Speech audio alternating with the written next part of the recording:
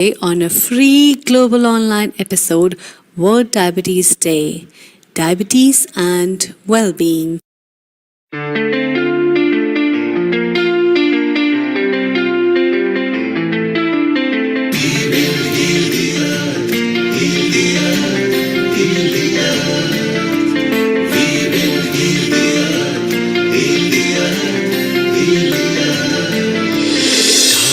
They can tell you stories which are brighter than yesterday.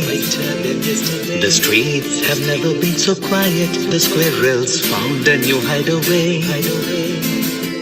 Tomorrow will never be the same. There is so much hope in our hearts.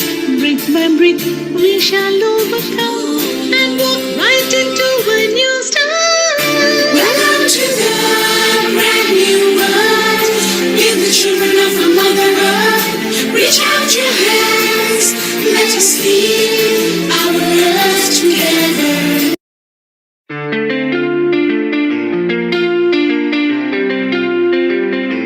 Global Namaste. Please join us this Sunday on a free global online episode, World Diabetes Day, Diabetes and Wellbeing.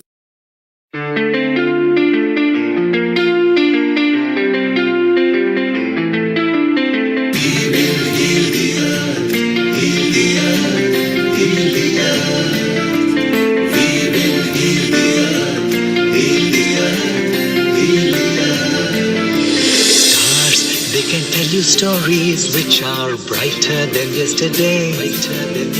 The streets have never been so quiet. The squirrels found a new hideaway.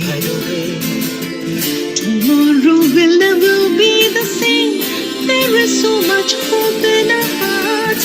Brick by brick we shall overcome and walk right into a new start. Welcome to the brand new world. We're the children of a mother earth. Reach out your hands. Let us lead our earth together.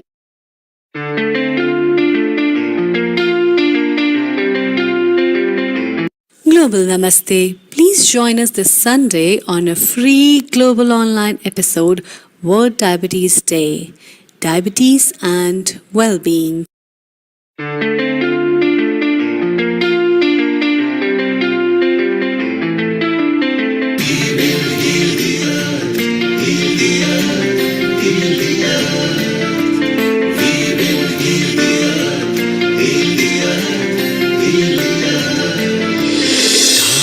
They can tell you stories which are brighter than yesterday.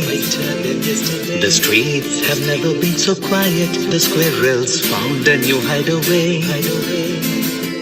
Tomorrow will never be the same. There is so much hope in our hearts. Brick by brick we shall overcome and walk right into a new start. Welcome to the brand new world. We're the children of a mother earth. Reach out your hands. Let us lead our earth together.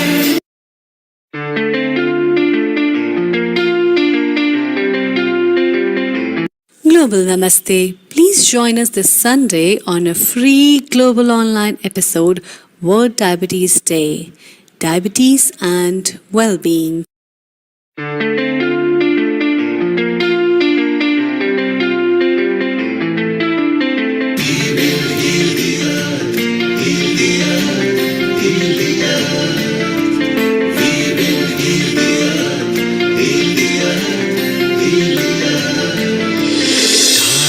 They can tell you stories which are brighter than yesterday. The streets have never been so quiet. The squirrels found a new hideaway. Tomorrow will never be the same. There is so much hope in our hearts. Brick by brick we shall overcome and walk right into a new start. Welcome to the brand new world. We're the children of a mother earth. Reach out your hands. Let us lead our earth together.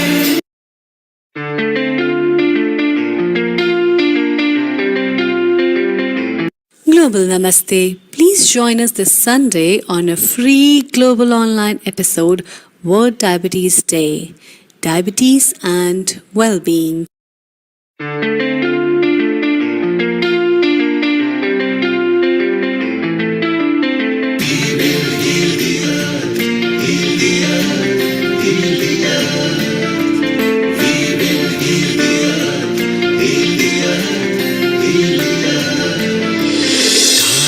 They can tell you stories which are brighter than yesterday.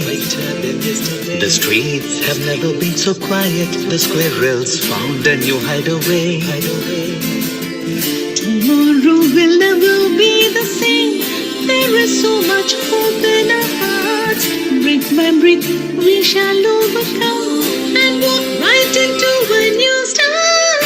Welcome to the brand new world. Give the children of the Mother Earth. Reach out your hands. Let us leave our earth together.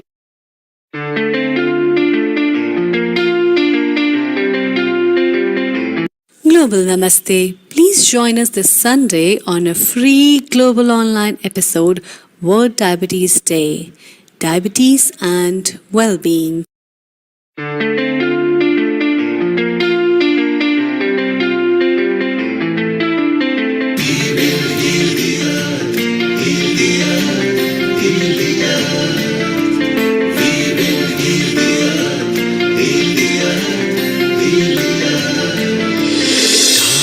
They can tell you stories which are brighter than yesterday.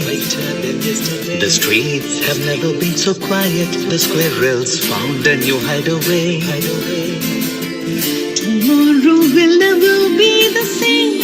There is so much hope in our hearts. Brick by brick, we shall overcome and walk right into a new start. Welcome to the brand new world. Give the children of the Mother Earth. Reach out your hands. Let us leave our earth together.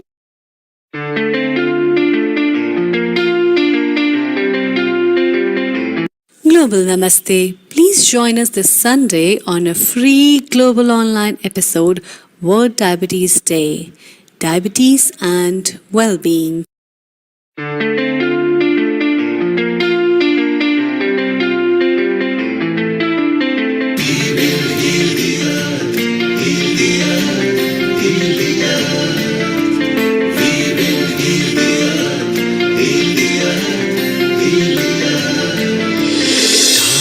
They can tell you stories which are brighter than yesterday.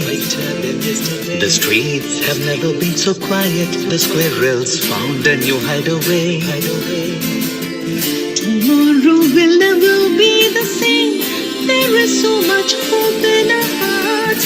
Brick by brick, we shall overcome and walk right into a new start. Welcome to the brand new world. Give the children of the Mother Earth. Reach out your hands.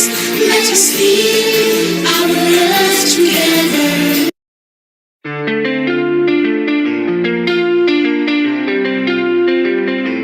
Global Namaste. Please join us this Sunday on a free global online episode, World Diabetes Day, Diabetes and Wellbeing.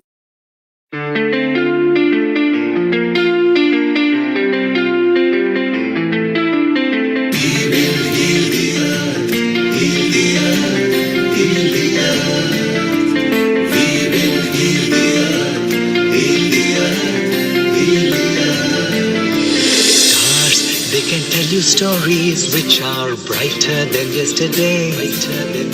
The streets have never been so quiet. The squirrels found a new hideaway.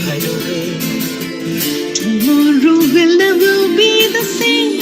There is so much hope in our hearts. Brick by brick, we shall overcome and walk right into a new start. Welcome to the brand new world.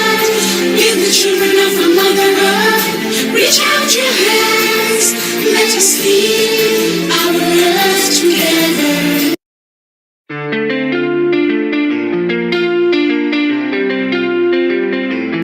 Global Namaste. Please join us this Sunday on a free global online episode, World Diabetes Day, Diabetes and Wellbeing.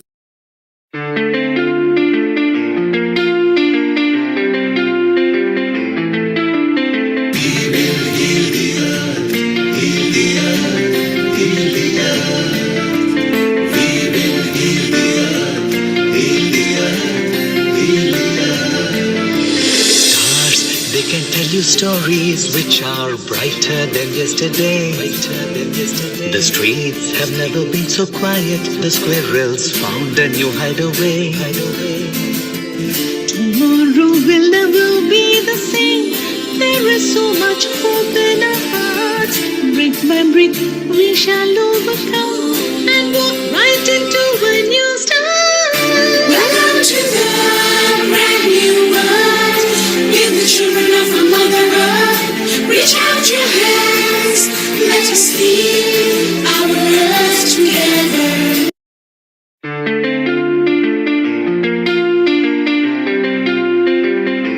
Global Namaste. Please join us this Sunday on a free global online episode, World Diabetes Day, Diabetes and Wellbeing.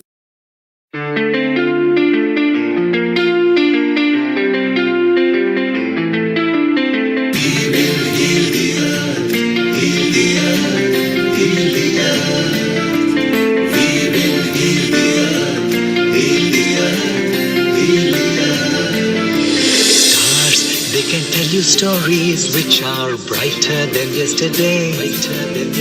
The streets have never been so quiet. The squirrels found a new hideaway. Tomorrow will never be the same. There is so much hope in our hearts. Brick by brick, we shall overcome and walk right into a new start. Welcome to the brand new world.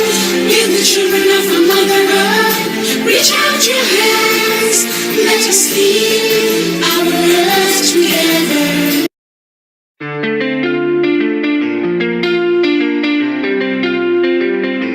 Global Namaste. Please join us this Sunday on a free global online episode, World Diabetes Day, Diabetes and Wellbeing.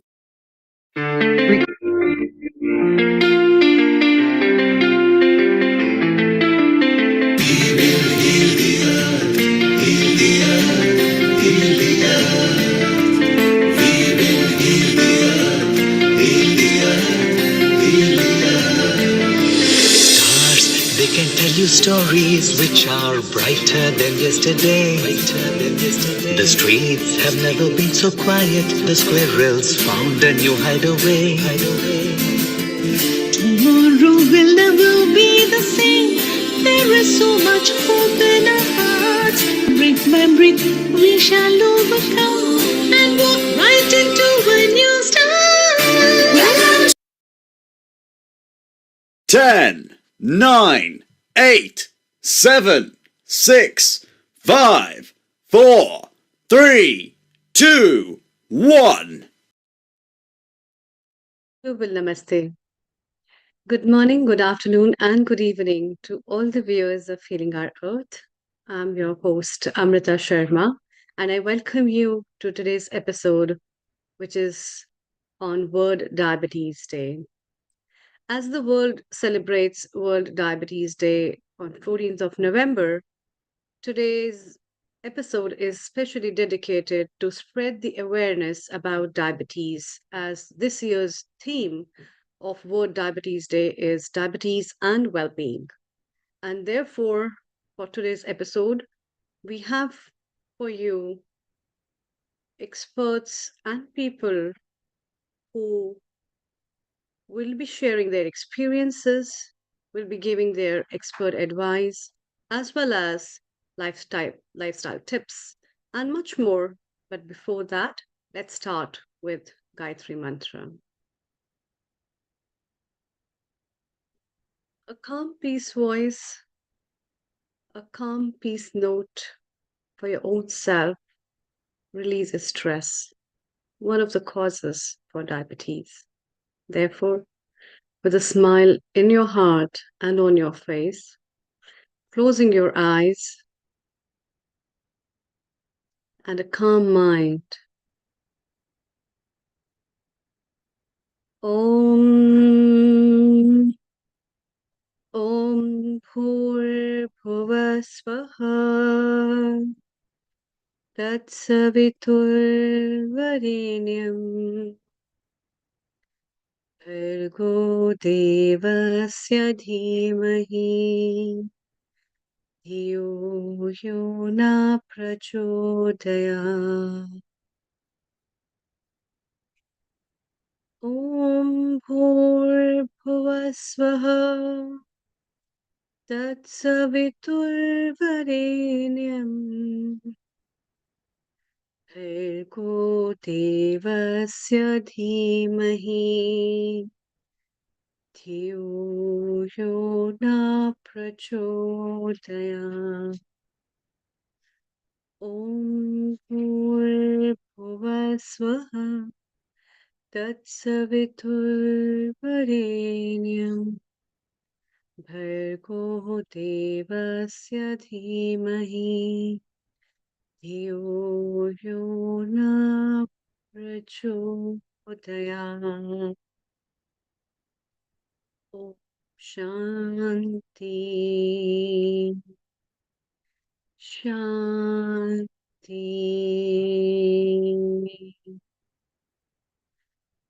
Shanti.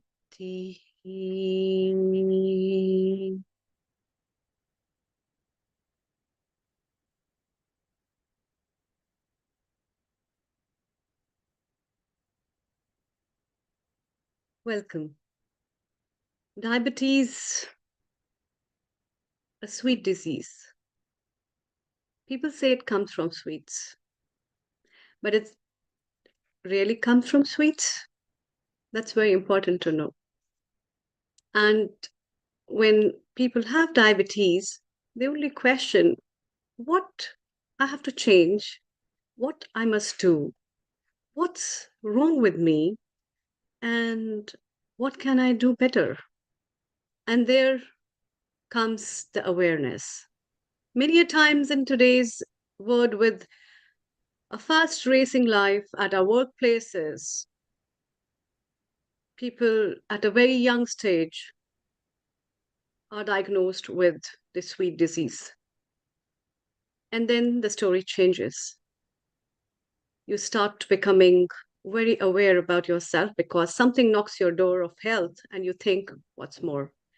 Therefore, to dive that and to know more and to also explore what better can be done and what all things can be made better for not only yourself, but for your family members and friends and everyone, I welcome the episode producer of today's episode, Kirit Mistry Ji. Global Namaste and a very warm welcome. Good afternoon. Global Namaste, good afternoon, Hamrisaji. Thank you for the kind words. So yes, this is a very topical and personal topic for myself. I'm a type 2 diabetic, been living with diabetes since 2010. And since then, have tried different ways to manage, and through diet, but also then eventually medication hits you. So then you've got to try other ways. So, and it's not just for me getting diabetes, it was from a family point of view. My mum had it, 40 years insulin dependent, and then slowly in the family, lots of siblings are now got diabetes. So it's a condition that people from our communities need to take seriously, because they think once you're a diabetic, popping a pill and that's going to sort of solve the solution. It's not. It's lifestyle changes. So you're going to hear from today from all of our experts who are going to give us some valuable tips on how to manage better. And again, apologies, I'm under the weather. I've got this really bad viral that's going around. So thank you for taking the hot seat as well with me today. So Thank you so much. And that's what the diabetes also brings your immunity down, and then catching up of cold cough sometimes just triggers you.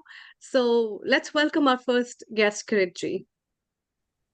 Yes, so our first guest is Tina. Tina is has a personal journey of her own health challenges and how she's overcome them through her own personal ways through meditation and through spirituality, but also she's gained some valuable tips through her grandmother who had diabetes. So again, what Hasina is not a diabetic, and she will be just sharing how she's managed to live with various conditions she's gone through in her life, but also her grandmother's tips. Hasina's originally from Canada, but now in the UK. So really glad to have met Hasina a few weeks ago, and thank you for joining us today. Global Namaste, Hasina. Global Global Namaste, Hasina. A very Global warm welcome Namaste. and a good afternoon. Thank you. Thank you all for having me today. Global Namaste to everybody. My name is Hasina Reshamwala. I am the CEO and co-founder of Veda Women's Club. And I want to welcome everyone today, wherever you're joining.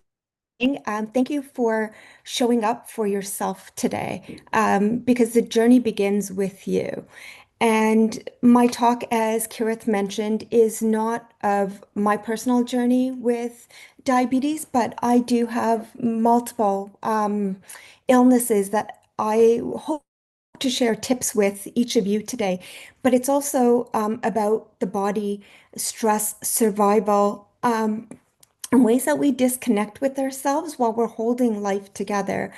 I'm going to share my lived experience of what I've gone through, but also why it was so important for me to even be here today, because I do have a mother, or did have a grandmother who was diabetic, and I have a very strong family history of diabetes as well. So some of you may know me from my talk on breast cancer, as I am a survivor, but my story actually started a lot earlier. I was 14 when I had my first cardiac arrest and multiple heart attacks. And by the time I was 19, I had a pacemaker. And then in 2000, in August of 2000, I was in a car accident where I had amnesia and multiple surgeries. By 2014, I was in a skiing accident and had been diagnosed with transverse myelitis, an illness that has no cure and affects the spinal cord and the neurological system. By 2017, I was diagnosed with breast cancer and many other illnesses, which I will go into. But all of this while being a single mother, caring for my daughter and my nanima who was dying that year. And so, like many of you, I kept pushing. I kept telling myself I don't have a choice, and we often do that. And it wasn't until I had breast cancer and I actually found the tumor through meditation that I really started to listen to my body. And life got overwhelming in 2017 during the diagnosis. And there was a point where I actually stopped listening because I went into survival mode, taking care of my daughter, taking care of my nanima. And at that point, things started to worsen. So I ended up with glaucoma, vestibular failure in my right ear, multiple transverse myelitis attacks. I also ended up with multiple other conditions such as mast cell activation syndrome and dermographism, which is also known as skin writing disease. But my pacemaker also stopped functioning. And that's when I realized that I needed to stop and listen because I ended up spending months in hospital that year. And that's when the permanent changes really started to come into effect. And it was the same thing for my nanima. So she was diabetic and a breast cancer survivor. And she was a 20-year survivor and managed to cure her diabetes. But it took a lifestyle change. See, she used to eat to please people, very common in our community, or eat in front of the TV, watching dramas, always having cookies and snacks at the table, just laying there, easy to reach. And then she realized that her toes were being affected and she struggled walking. And that's when her turning point happened. So she started waking up every morning drinking Kerala water. I think it's called bitter gourd, instead of tea. So simple little things that she started doing. And then she would start taking walks daily and she would go with friends. So she built this community and she moved her snacks from the table into cupboards. So it was more inaccessible and kept veggies on the table while she was watching her programs. And in her 80s, my Nanima had actually reversed her diabetes. Though she had damage to her feet, she avoided a lot more further damage and medications just by simple changes. So if she can do it in her 80s, all right, there is no excuse for any of us. And this is not to blame anybody, but it's about awareness. So I want you to take a moment, wherever you are in this world, and just take a moment to describe a word that you're feeling today. I know for a lot of us, we might say tired or calm or even overwhelmed, numb. But when we actually take a moment to sit and look back and reflect at how our body's feeling, we're already doing the mind body connection, and our body's already speaking to us. We just have to sit there and be silent and listen. And if you don't listen to that whisper, it may turn into a scream.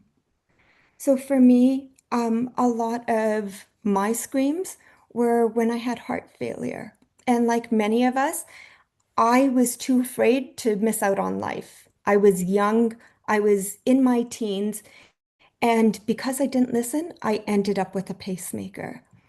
And then when I was paralyzed, I was a single mom. I didn't want, to have my daughter taken care of by anyone else, or worse, be taken by children's services. So I didn't go to the doctors, I didn't go to the hospital. And that turned into me being in hospital between 2014 and 2016, more times than most doctors have ever been in a hospital. And I ended up having to have care for my daughter. So when I didn't listen to my body, the universe reminded me that I did need to stop. And it was only then that I actually started the meditation. And I will go through a very easy meditation that you can do as well, simply at home. And because of this, I actually found my cancer through a meditation. I had no lumps, I had no screaming, changes in my body. But because I had become so in tune with listening to my body, I was able to diagnose my cancer. I did lose both my breasts to cancer 9 years ago.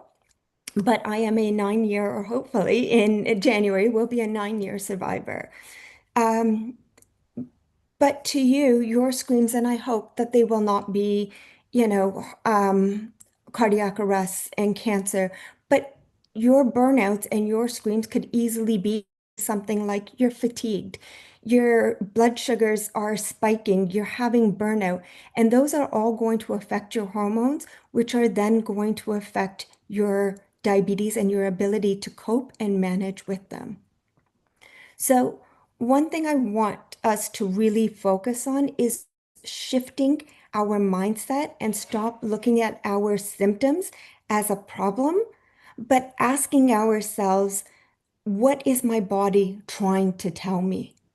Um, for me, I know that when I'm experiencing extreme fatigue, that's my body saying you're going to have another transverse myelitis flare up and I need to sleep it off, take that rest for myself. Because if I don't, I'm in hospital. And ignoring our body costs so much more than listening to it. Now, I'm going to, as I promised, teach you a little guided meditation. This is something that has worked for me, and has worked for many people that I know. So whether you're listening to this now or you take this off camera, just find a place to sit comfortably, lay down comfortably. You can close your eyes, or just soften your gaze. And I want you to start at bringing your attention to your feet. And then slowly start working up your body, bringing attention to your legs, then your stomach, your chest, your shoulders, your jaw. And just slowly inhale and ask your body, what do you need right now? Do not judge your body, just notice. What I have found, and what might have come up for many of you, is that you may need rest. You may need water. Some of us may just need love or silence. Your body is talking to you. Give it what it needs. Often we tell ourselves we don't have time. We don't have time to meditate. We're too old. Our body is broken. And our mindset is another thing that can actually affect our healing process. So something that I have started is working on changing that narrative. I'm not too old. I'm younger today than I'm going to be tomorrow. So I have the ability to start today. And my body may be hurting today, but if I do the right things today, I will be better tomorrow. And so using words like, my body is asking to take care of itself. I am learning to make time. I am rebuilding my strength. Those mind shifts are going to truly impact you. And another test that I like to do is to just show the power of the mind. Picture a lemon, a juicy numera, is that what you call it, I think, in Hindi? And just picture cutting this lemon. Now imagine lifting that slice to your mouth and biting it. Did anyone have a reaction in their mouth? Because I know I did. And that just tells you that is purely your mind. There was no lemon. Not one of us has had a lemon. But if you take your mind, if your mind can actually make your mouth water, imagine what your mind can do to stress hormones, tension, and also healing chemicals within our own body. Our thoughts are so powerful. And I believed in myself and I believed in my healing journey when I was going through cancer that I actually would tell myself, I'm not ready to go. And my daughter was she was in grade 8 when I got diagnosed with cancer. And I said, I have to be there to watch her graduate from elementary school. And then I said I needed to be there to watch her get into high school and finish high school. And she did. And now she's in university, and my journey's not over. And if we keep telling ourselves that we have something to look forward to, we keep that mindset of we need to keep going for ourselves, for our loved ones, we shift that mindset from I'm sick to I'm healing. And that in itself is so powerful. Now, if we actually think about us not having time, which I hear all the time, I used to say it, I don't have time to go to the gym. I don't have time for, doing these meditations. Hasina, I have so many commitments. We're already taking time out when we're in hospital. Guess what? We're taking time when we're having to take those medications, go to the pharmacy, go to these appointments. So prioritize yourself. All right. You cannot fill from an empty cup and you cannot support others when your body is collapsing. So remember that healing is an act of kindness to yourself. Okay. And you don't need gym memberships. You don't need expensive supplements or retreats or, to do any kind of green juicing. What you need is just 10 minutes of breathing exercises to reduce those stress hormones. Take a walk. If it's too cold, go into a shopping center and walk there. Change refined sweets for eating fruits and healthier options, and drink water before snacking. I found that that has really helped me. And ask your body, are you actually hungry or are you just eating because you're tired, bored, or lonely? These little changes can really affect us and can really shape our body moving forward. So, my final thoughts to everyone is, you know, take something from this conversation today to honor your body, and hold yourself accountable, whether that's drinking a bit more water, maybe it's, taking an extra 30 minutes to rest, or eating without the screens, right? Or listening to that fatigue. But you owe it to yourself to have that first act of embodying healing. And I pray that healing may be upon each and every one of you. I want you to know, as one of my final thoughts, that your body is not your enemy. It is your oldest ally.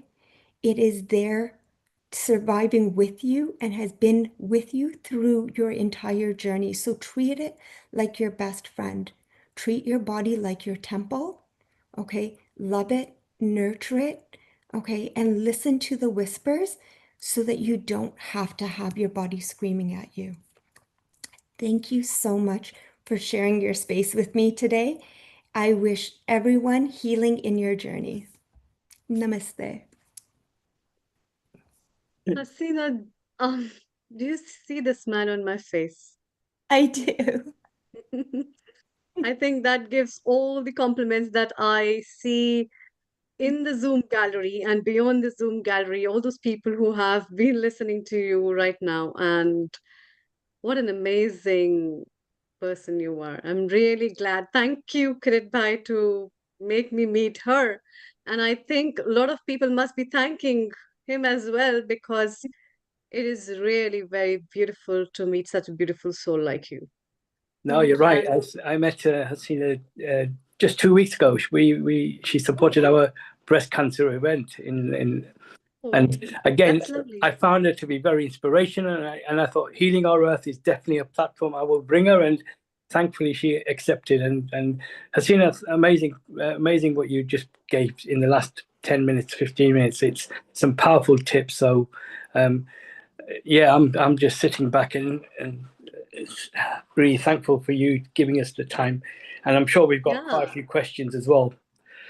definitely. I have a lot of things to ask and talk to as well. But before that, let us have comments from our founder and director, Neil Kumar. A very warm welcome, global namaste, and good afternoon, Neil Kumar. A global namaste and a good evening to you in India, and good afternoon, good morning, wherever you are connected to us from. Hasina, simple tips. Have water. You might think you are hungry, but you are thirsty. Yes. Or, as you said very simply, you complain that you don't have a time, and when you are diagnosed, you will have to go to the hospital and test and everything. So, why don't people realize that it's never too late? Start changing your diet now. If you keep your mind happy and don't have any hatred inside you, don't have any grudges inside you, your body can fight lots and lots of ailments. So, Asina, you are a living proof. Thank you. From being diagnosed from a breast cancer, which nowadays is very advanced, and there are so many studies, and if diagnosed early, there is a very good chance of almost 80% chance of remission. Mhm. Look at an example that you are, Thank, that there is a hope. Don't give up. thank you. Start early. So I really commend you for what you are and the simple tips. If we can just follow simple tips, life would be beautiful. Amrita, you got lots of questions, so let's go with you, and we'll bring in Anjali as well, Dr. Anjali Agarwal from Hyderabad. And let's chit chat before we go to Azmina, okay? Yeah, yeah, definitely. So, Hasina, what inference that I have drawn from your conversation that and your talk is that your life is precious. Sometimes people realize it very early, sometimes people realize it late. and it's just about style statements of your life.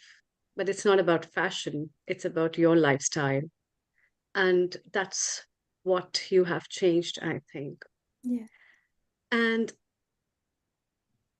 I think, has your daughter become a source of inspiration for you to live life? My daughter is my sole inspiration. She's actually on the call today. She is the reason I wake up every morning. She's the reason I fight so hard, and she is my greatest cheerleader. I suggest that everyone has someone like that in their corner. Um, it definitely motivates me to not just be in survival mode, but to be in thriving mode, and to not just live each day, coping, but being the best version and doing everything I can so that I could be there for her in the best capacity ever. Hmm, beautiful. Can you share your lifestyle routine the whole day, how you work, what do you do, so that people can have some more knowledge about it? Yeah, please go Sure. ahead.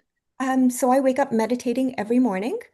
Um, I wake up around 4:30 in the morning and I meditate sometimes for 5 minutes. That's okay.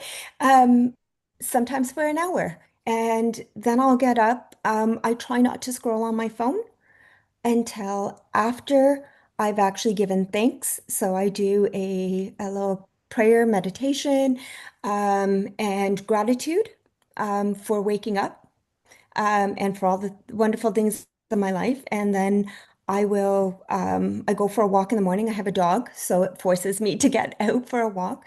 And then I'll go through my day, setting my intention.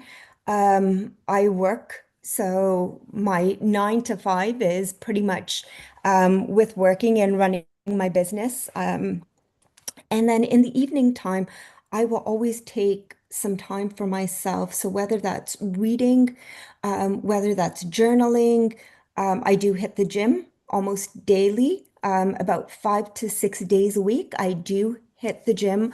I do yoga, Pilates.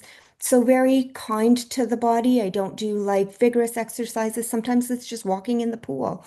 And then at nighttime, just before I'm going to bed, I give thanks again for my day. Even if things have gone wrong, I give thanks for the lessons that it has taught me. That's nice. And have you ever, so with all the diseases and recovering from all these things, is there some specific diet do you still follow, or there's some particular routine in your foods or things that you add? Because a lot of people have a lot of tendencies to hit the social medias and what the social media brings up as superfoods and Mm. anti-diabetic diets, and sometimes it says, oh, that's sugar free. What's your take on that? So I've actually tried to avoid sugar a lot in my life, because I'm so scared of diabetes. But even though it's not just about the sugars, right? It's about an entire lifestyle. But in our home, we use fruits to make desserts, right? And it's a Which great one is your alternative. favorite fruit? My favorite, I eat a banana every morning for potassium, and it's great for leg cramps. And then I do mangoes because it's great for the digestive system. And I have my berries, so either raspberries or strawberries, and I'll have that with a yogurt. But I don't follow a certain diet of like I have to keep these. I do keep away from the red meats, because it's not healthy for my heart, and I know this. So I've learned to listen to what my body needs. I love popcorn and potato chips, and my daughter's probably laughing right now. So I don't keep them in my house because I know that they're Okay. not healthy for me.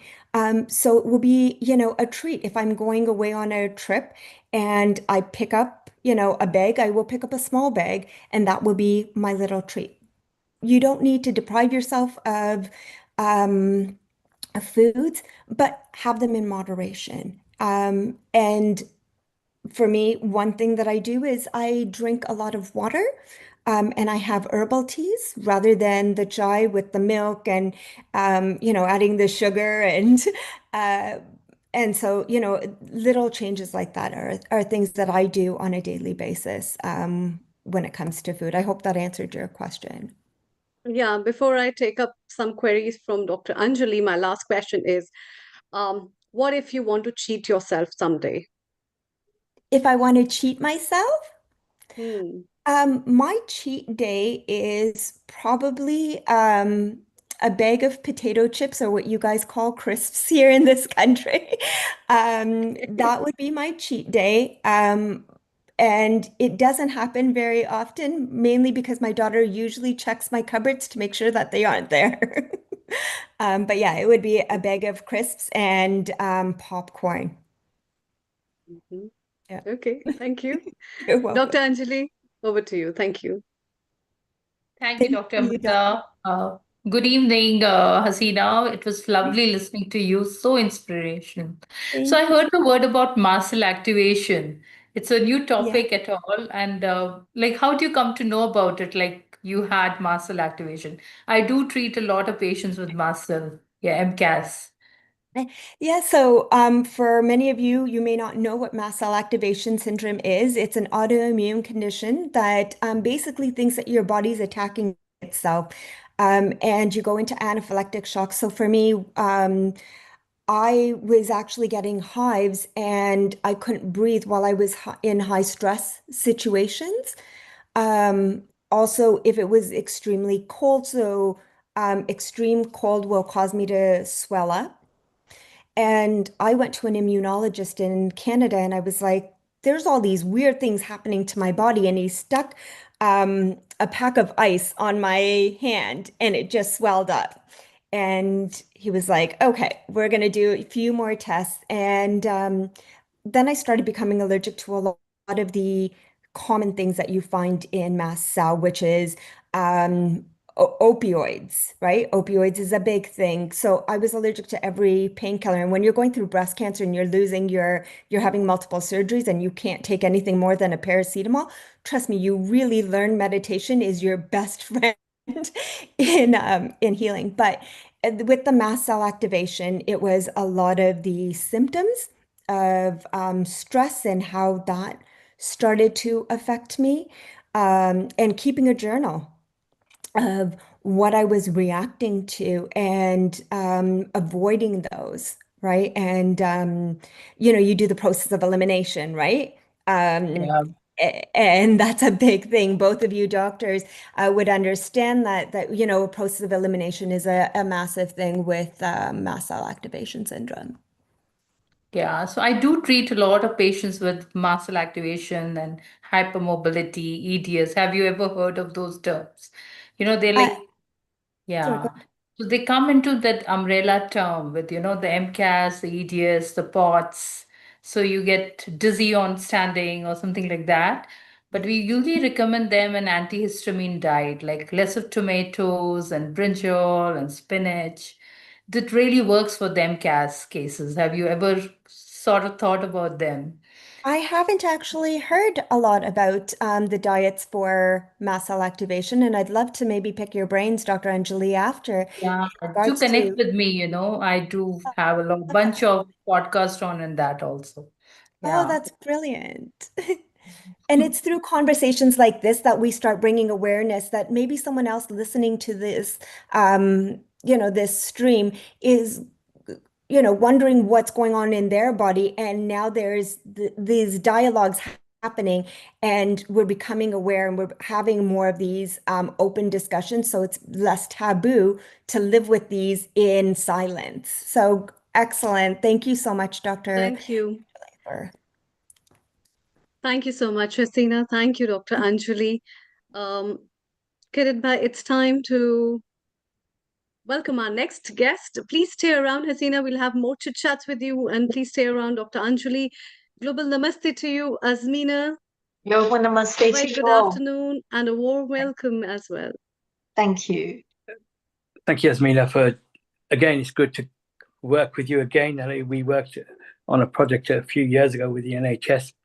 So it's glad to connect with you again. And, you're a very renowned nutritionist, but also, accolades in some of the work that you've done with, within the diabetes arena. So without further ado, I'm going to give you your presentation and also an opportunity to kind of share some of the excellent work you've done to help people with diabetes. Thank you. Thank you so much for inviting me. So yes, I'm going to talk to you about food. My background is I was chief dietitian to Diabetes UK, and I still specialize in diabetes and work with various large organizations to do with diabetes. But what I wanted to start with was food is for enjoyment, and food is part of who we are. It's our identity. It's our culture. We use food to be hospitable, to celebrate. We have lots of celebrations, and the food comes out, somebody knocks on your door. We've got the chevran, the gantian, the samosas all ready, and that's who we are. And it's an important part of the culture of the South Asian community. And if you have diabetes, it doesn't mean you can't do all those things. It just means being aware that the food choices you make will have a direct effect on your blood glucose, your blood sugar levels. And if your blood sugar levels stay high over a long period of time, you are more at risk of complications of diabetes, such as blindness, amputations, heart disease, kidney disease, etc. So although all foods are okay, and the diabetic diet, if you like, is just a healthy diet that we should all be eating, it does pay to be a little bit more aware of the sorts of foods that we are choosing.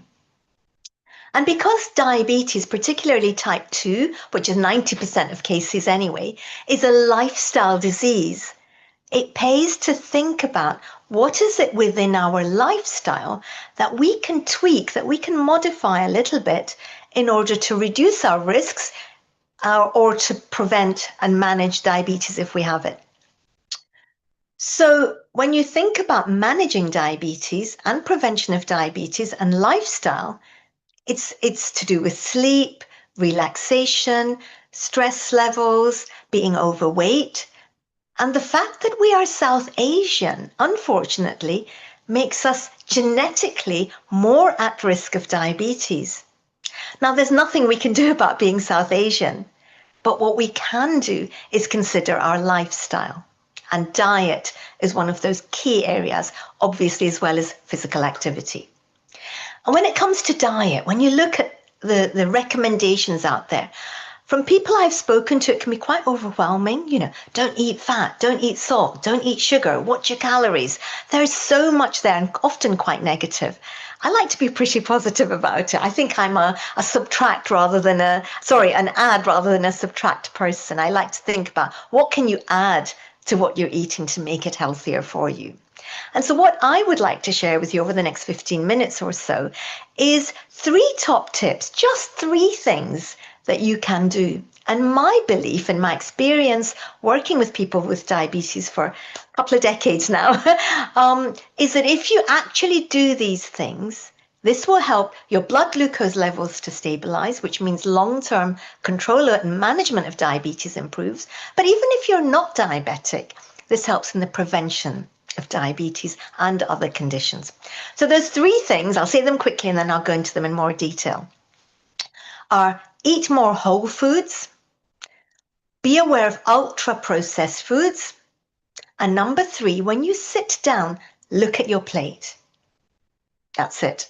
So the first one, eat more whole foods. Now by that, I mean foods such as brown rice, whole grain bread, whole grain atta for your roti, beans, lentils, cans even of chickpeas, kidney beans, etc., nuts and seeds. Now when I say to people, brown rice, they sort of say, not doing that one. Tried it, takes too long, I don't know how to make brown rice. Once you get used to it, you won't want to go back. It's like if you've ever tried to move to whole grain bread or wholemeal bread, and then you try some ordinary white sliced bread, it just doesn't taste good, does it?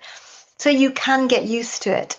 And on my Instagram channel, you will see recipes for making brown rice in the microwave.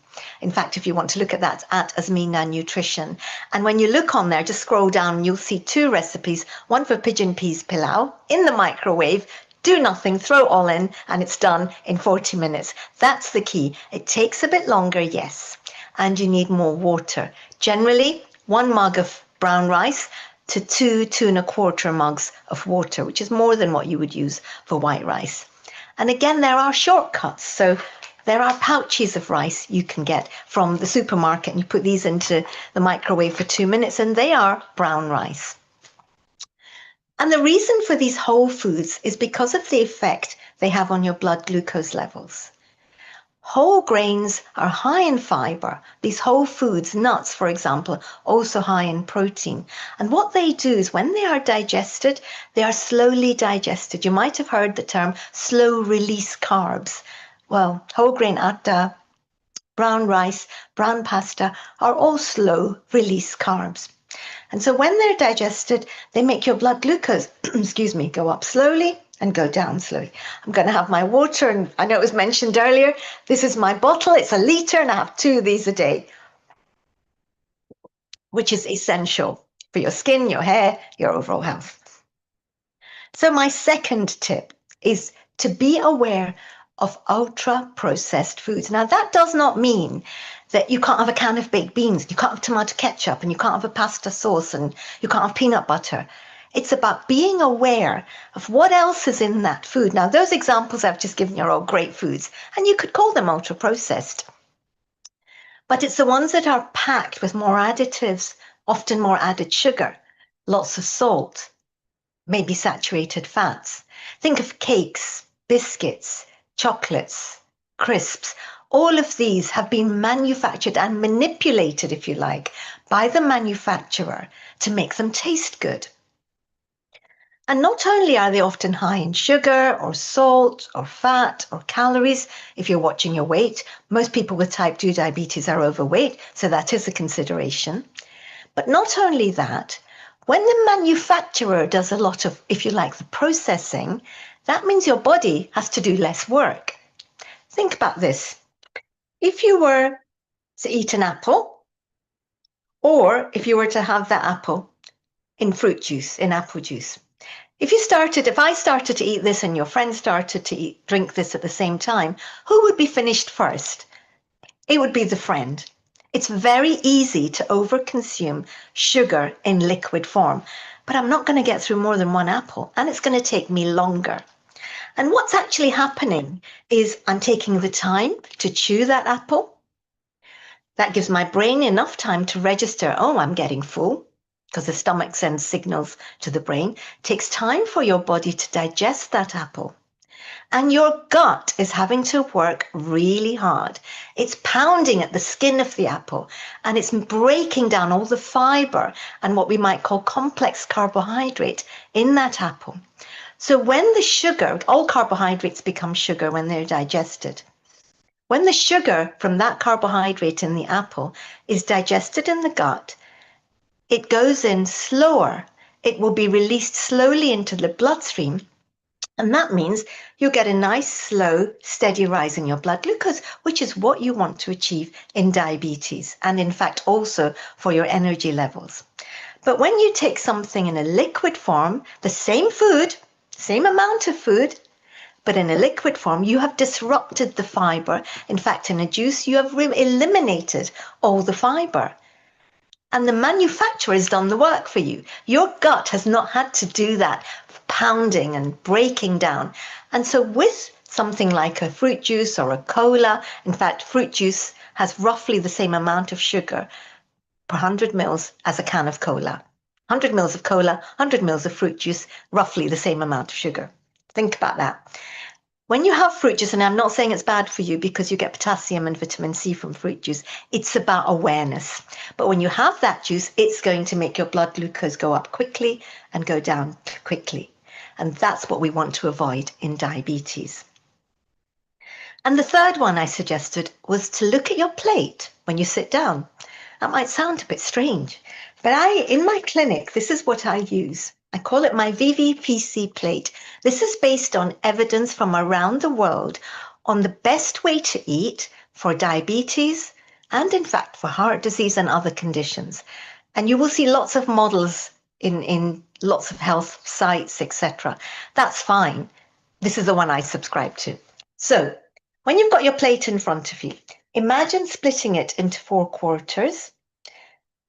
2 quarters with veggie, 1 quarter with lean protein, and 1 quarter with those slow release carbs. Veggie, protein, carbs. If you do this, let's think about what happens. Firstly, all this vegetable, which could be salad, it could be some veg, it could even be an apple after your meal or an orange after your meal. It still sort of fits mentally in there. Might not be on your plate, but you get the story. These foods are rich in potassium, and potassium helps to regulate your blood pressure. These foods are also rich in fiber, healthy gut, reduction in constipation, good for your gut microbiome, good for your blood glucose. So filling half your plate with those foods is a great way to start your meal. Then the proteins, think about choosing lean proteins. Now, if you're vegetarian or vegan, excuse me, cheers, then you want to make sure you're having your dals, your beans, your chickpeas, your tofu. All of those foods are great foods.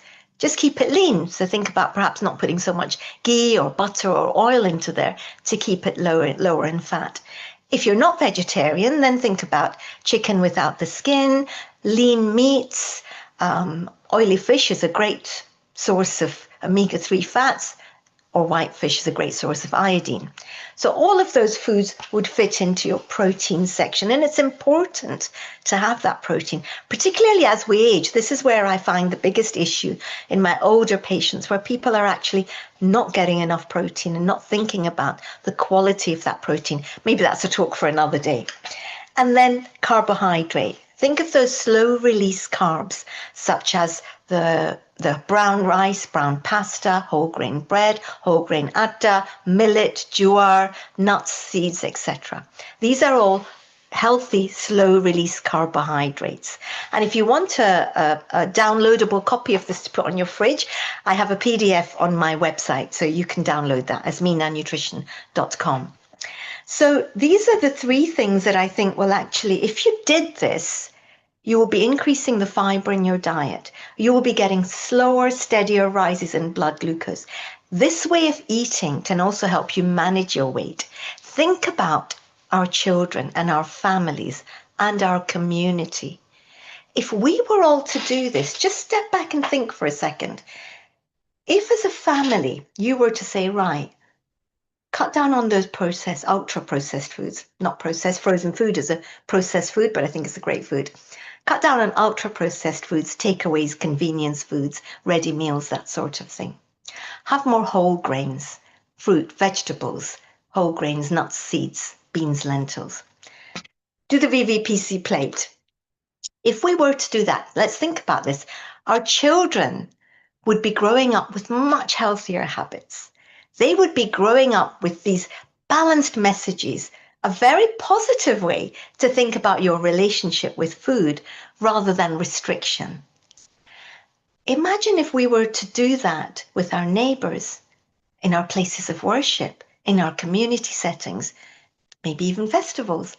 If we were to do that, we could, within the whole community globally, reduce our risks of something that we are so much more at risk of.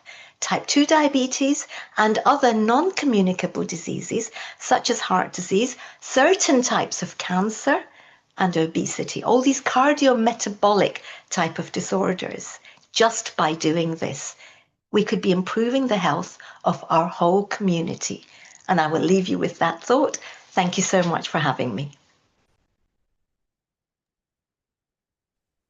Thank you. It's your expertise, your knowledge, and the way you present things, it always amazes me, and it's great too how simply you make things and the tips you gave as well. So I'm sure that we'll share your website link so people can download. One question really I have is this: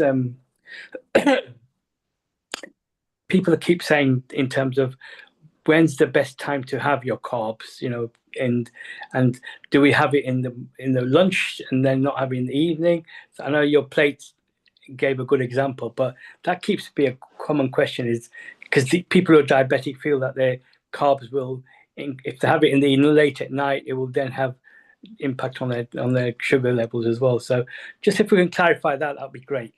Sure, and that's a good question. So remember, carbohydrate is what makes your blood glucose go up. And it is the type of carbohydrate that's really important, the ones that we spoke about, the whole grains, etc. So having them regularly actually helps your blood glucose to go up and down regularly, helping you to be stable. So it doesn't mean that you have to actually avoid carbohydrates at any meal. What it means is that you have to consider the type of carbohydrate whenever you're eating and the amount of carbohydrate that you're eating. So this is really important. When you're taking carbohydrate, remember the plate, you've got VVPC. I'll give you the link that actually gets to that plate. It's under Projects Vegan Savvy. And you'll be able to see that actually by eating this way, the carbohydrate content is already limited. So this way, you are actually managing to eat well by eating the right carbohydrates. And if you scroll down, actually, on there, you will. This is my website, and down there, if you go down a bit more, I think you might see the link. No, well, I'll have to send you the link for the VVPC. It's under Vegan Savvy, which you can click there and have more information where it says find out more. But I think you need to be mindful of your own blood glucose levels. So people who find that they are having high blood glucose after eating carbohydrate in their evening meal, and if they're waking up with high blood glucose levels, yes, if you just scroll down there, you ought to be able to see the downloadable plate. If you're waking up, there you are, and you can download from there. If you are waking up with high blood glucose levels, think about, what did I eat the night before? And you are your best doctor, I often say. So actually consider, oh my God, I had a big plate of pasta, didn't I? But it was brown pasta. Why did that happen? Even brown pasta, if you have a lot of it, it's called the glycemic load, then that is going to make your blood glucose shoot up. And that's why only having that portion of your plate with those even healthy carbohydrates will help your blood glucose to be stable. So I hope I've clarified that carbs are not bad for you. Just think about the type and the amount and have them regularly throughout the day. Thank you. That's great. Amrita, have we got any other questions from any of our other panelists? Yeah, we can have some questions, but before that, I have a question. Yeah, Dr. Anukul, please go ahead before I take up. And we also have some other questions and comments from other. Yes, this is Yes, for please. Hasina. I just wanted to say what a beautiful set of information. But for Hasina, there's been written down a whole lot of statements from her, which are absolutely fantastic, because it really tells how the universe is talking to us. I just want to ask one question, that is about, what do you think of the sequence of eating with the carbohydrate placed at the very end, and that reduces the absorption of carbohydrates, which has obviously an anti-glycemic effect? So there is some evidence on, if you start your meal with, let's say, a salad, then it allows the meal to be more slowly digested and absorbed. So you could try that. I mean, I feel that making sure half of your plate is filled with salad or vegetables actually helps you to do that. But you could try it. I think what's important is monitor your own blood glucose. We're actually now encouraging even people with type 2 diabetes to think about getting a blood glucose monitor. It can really help you to see, how does food affect my blood glucose levels? And some people do find that having those salad vegetables first, or maybe a soup, vegetable soup first, then having their meal, does help them. My personal view is that if you're sitting at a table for half an hour and eating your meal, generally your food is all going to be mixed up in your gut anyway. And I'm not for someone trying to use too much thinking. I think our emotional relationship with food is really important. And food is for enjoyment. That was my first line, I think. So for me, it's about enjoy everything that's on offer, but just be that little bit mindful of how you're positioning foods and the quantities and the types that you're having. Thank you. Thank you. And Kailash has got a question that replacing brown sugar instead of white sugar is advisable. A lovely question. So just because it's brown, eh? Well, brown sugar is not going to give you any benefits. It is still going to do that, as is treacle and molasses and gur and all of these sugars, these unrefined sugars, are still going to make your blood glucose rise quickly and go down quickly, which is what you want to avoid. And there are lots of hype and lots of marketing tools around brown sugar and even things that are around salt, like pink salt and coarse salt and Himalayan salt. In terms of nutrition, they're not going to do you any significant difference. It's about cutting down on all of them. And Hasina is asking, what about salad dressing? Because we need to make it look tasty, but should we indulge in salad dressing or low-calorie ones? She wants to know. Yeah.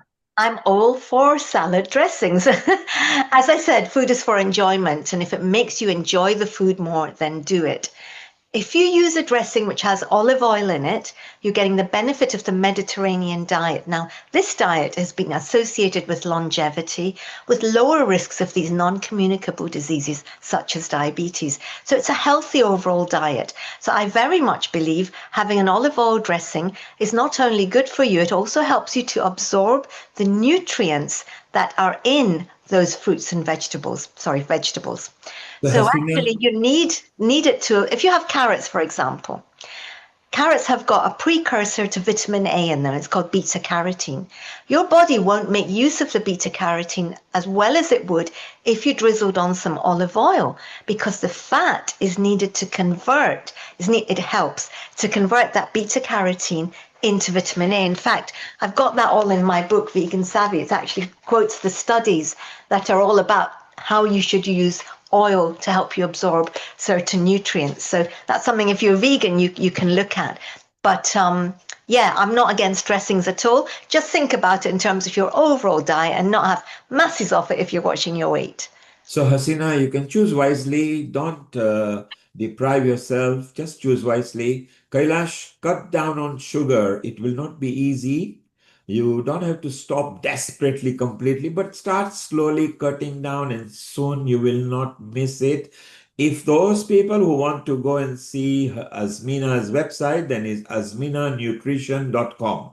It is full of information. It guides you. It even got pictorial guides, so it's very beautiful. Azmina, stay around. There are a lot of questions, but we have got short time. Karit, let's go to Neetu, another nutritionist here. So it's beautiful that we are now talking about changing lifestyle, making sure we select good diet, because there is a good diet which is also exciting, fulfilling, and lovely to have. So let's welcome Neetu and Azmina. Stay around. Thank you. Global Namaste, Nitu. Thank you for joining us. Thank you for Global joining. Namaste, everybody. Thank you for having me, and thank you for joining us, especially on a Sunday afternoon or evening. We truly appreciate that. Thank you. I'll let you do your quick intro of who. I know you've set up your own company, but I'll let you tell us more about that and then tell us about your presentation today. Sure. So my name is Neetu Pasricha. I am AFN registered nutrition and lifestyle consultant. My background is community health services. So I worked for NHS England for quite a while, more than 15 years, before I decided to go and get a Master's of Science degree in global public health nutrition. What inspired me was, of course, professionally, because I was observing how much nutrition and lifestyle can make a difference. And there are so many diseases that we can prevent if we can make these nutrition and lifestyle changes. And then, of course, coming from South Asian background with a family history of diabetes, cardiovascular disease, Even cancer was another reason that inspired me to go and dig deeper into nutrition and lifestyle. So after completing my degree, I have worked on a couple of projects with NHS. So main was diabetes prevention program, which is called Healthier You. And alongside few more projects, right now I am freelancing. I founded my company Holistic Health Nutrition straight after graduating. So I'm freelancing as a full-time nutritionist right now. So today I'm going to dig deeper into lifestyle-related factors of diabetes. So I'm just going to give you a couple of minutes to an idea of the risk factors related with type 2 diabetes. I mean, Asmina has also mentioned amazing stuff, and so do Hasina. As we are now starting to understand, there are some factors linked to diabetes that we cannot change, as we call them non-modifiable factors. And these are our age, family history, ethnicity. Some women have gestational diabetes, so they're at higher risk, or certain medications such as steroids. However, the good news is there are lots of factors which are lifestyle-related factors that we can certainly change. And changing these lifestyle factors can help us prevent diabetes. And these are being overweight, inactivity, smoking, alcohol, nutrition we have already spoken about, sleep, and stress. So I'm going to dig more deeper into all of these lifestyle-related factors, and we can look into what and how we can change. So talking about alcohol and smoking, of course, alcohol and smoking does not give us any health benefits.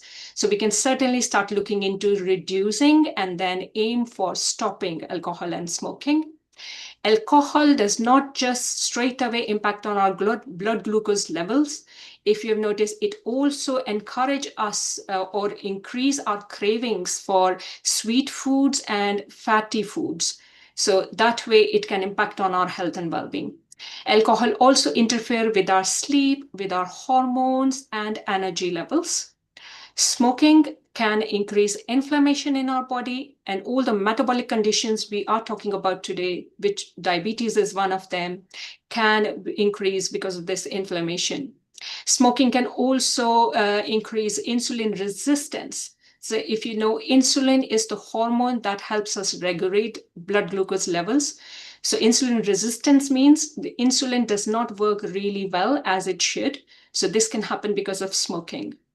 Smoking can also increase our risk of developing belly fat. So that's fat around the middle part of our body, which is also known as visceral fat, which means our organs are getting wrapped up in this fat, which increases our risk for cardiovascular disease, diabetes, and many other diseases as well. Then we look into physical exercise. So another lifestyle factor that we can change is our activity. So there are two ways we look into it. It's movement, which is any kind of movement, which can be cleaning our home, hoovering, dusting, cleaning, clearing, or organizing our home, or just simply standing or moving while you're sitting around. So that's what we classify as movement. And then there is exercise, which is structured activity, where you plan and structure that this is what I'm going to do because this is what I want to achieve. Whether it's weight management, whether it's, general health and well-being. Lots of studies have highlighted that regular movement and exercise can help us reduce many diseases. So talking about type 2 diabetes today, regular movement or exercise can help us reduce the risk of type 2 diabetes by 50%. Same with high blood pressure. Coronary heart disease can be reduced to 40%, cardiovascular disease can be reduced to 35%, stroke to 30%, and obesity to 10%. So even if we can give 5 to 10 minutes regularly throughout the day, choosing to do whichever movement or exercise, it can make a huge difference to your health and well-being. Talking about exercises more structured, general recommendation is mixing different type of exercises. So these are aerobics that are good for our heart health. So exercises that help you raise your heart rate, strength building exercises, and exercises that can help us with balancing. So general recommendation is once in a week, you can choose either these exercises on a moderate level for 150 minutes roughly, or vigorous intensity level for 75 minutes. Now, I give you the easy way to distinguish between moderate and vigorous. How can you make out which intensity are you moving about with? So we call something called a talking test.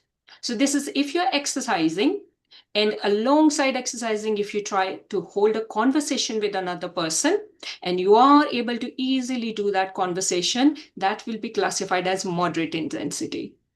However, if while you are exercising, you're trying to hold a conversation with another person and you're not able to because you're going breathless, your heart rate is really high, you're moving about really fast, that will be classified as vigorous intensity. So strength exercises are like body weight bearing exercises. So when you bear weight on your muscles on your body, those would be classified as strength exercises, such as weightlifting, even carrying shopping or carrying our own body weight. When we walk up and down the stairs, we are carrying our body weight. So this will be classified as strength building exercises. Or lifting our children up, if you're playing with children, lifting them up, because that's all putting strength on your muscles and bones. Balancing exercises, which is yoga, is absolutely amazing, or where you are trying to stand in a certain posture or trying to balance yourself on any equipment, those will be classified as balancing exercises. So mix of all these exercises can be really helpful, and we can spread it out throughout the week, throughout the day as well. So top tips I suggest for physical activity or movement are try to keep physical activity or movement regular. So throughout the day, as I mentioned, spreading it out rather than choosing to be very active in the morning hours and then start to slow down. And by the evening, where we don't feel like moving at all and we just want to sit in front of telly and enjoy our meals and go to bed straight away. So keeping it regular offer us many health benefits than just choosing one time during the day and being active there. Then another very important thing to consider is choosing something small, something simple, so you can sustain it or keep it doing for longer term. Because choosing something that is really too much, which your body and your mind feel, oh, it's a big task, and it just feels too much, is not going to be sustainable. So it's really important to choose something that you enjoy, that is something simple, and that you can keep doing for longer. Because only then it will help you to build these healthier habits. So we are not competing with anybody. Everybody is different. Everybody's circumstances are different. There can be lots of limitations, lot of boundaries to exercise. So such as, if you work full time, then you come home and there are lots of things you need to do. So it can be really difficult if you try and think about going to the gym afterwards. So there, what I suggest is maybe try and bring these activities that you enjoy doing as part of your daily routine. So it could be maybe thinking about how can I be more active while traveling to work or traveling back from work to home. And if you are working from home or you're at home and that stage of your life, then maybe thinking about how I can stay active regularly throughout my day while I'm at home. Can I maybe leave my things that I really need time to time at another area at home so I can walk a little bit, take few steps to get there? Can I maybe put my laundry somewhere so I can go and get it upstairs, let's say, for example? So things, small changes like this can encourage you to stay active and more regularly. And also need to remember, if you haven't been very active for very long for any reason, whether it's injury, whether it's illness, or whether you've never ever thought about, doing something really big, which is exercise, then it's important to take small steps and go slow. So there's something we call perceived rate of exertion. So PRE in short. So this is where your mind pick up, okay, how far do I do activity or exercise before I start feeling exertion? And PRE takes time. It takes time to build up PRE. So taking small steps, not putting too much pressure on our heart and our other organs can be a good idea. And then another point to remember is frequency rather than intensity. So as I'm already mentioning, it's not important to do vigorous intensity exercises. It's rather important to keep it frequent. So we need to remember, we are not competing. Everybody is different. Every day is different. You might have a day where you don't feel very well in yourself to do some very vigorous intensity exercise, or even getting up and moving about much. So maybe breaking it down that day, maybe sitting on the chair and doing some chair-based exercises can be a good idea. Like Hasina very rightly said, it's about mindset. Sometimes we need to think about. So rather than having that, keeping that all or nothing mindset, breaking our tasks down, making them simpler and more doable. So that motivate us and encourage us to keep going can be helpful. And then it's about thinking about progression, keeping progressing, as I said, slowly building up on your perceived rate of exertion rather than perfection. Because in this world, there is nothing as such perfection. We all try our best. Every day is different. Every event is different. So if we keep in our mind to keep going, keep progressing, keep building up on these things, that can be really, really helpful for us. So this is movement and activity. Another area that we can start changing is sleep. There are lots and lots of research highlighting now that restorative sleep or good quality sleep is really, really beneficial for health and well-being. So good night's sleep helps us balance our hormones. Talking about diabetes, we know insulin is very highly involved in diabetes management, and so do other hormones as well. So when we talk about eating or our appetite or hunger, there are hormones called ghrelin, which is hunger hormone, and then there is satisfaction hormone, which is leptin. So when we have good night's sleep, our hormones, hunger hormones and satisfaction hormones are regulated and balanced. And so are our insulin and other hormones as well, which are very essential for health and well-being. Good night's sleep also help us reducing inflammation. And we know many diseases are related to inflammation, so it's really important. It improves our focus, energy, mood, because all the emotional regulation happens while we are in deep sleep as well. It consolidates our memory, support our gut health, immunity, our heart health, brain health. So lots of health benefits of sleep as well. So top tips for sleep management are to, again, try and be consistent with your schedule. So if, say, for example, you go to bed at 9 o'clock, try and keep that consistency as much possible. Try and keep the environment comfortable. So the temperature in the room, the lighting in the room, noise in the background. So ensuring you give yourself time to pause, take a break from your daily routine, take a pause and wind down before you actually hit the bed.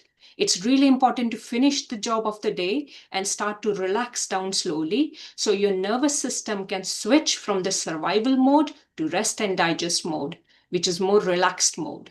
So your brain is not still thinking about what's happened in the day and what you're going to do tomorrow. So it's finding that mindful movement before you actually go to sleep can be really helpful.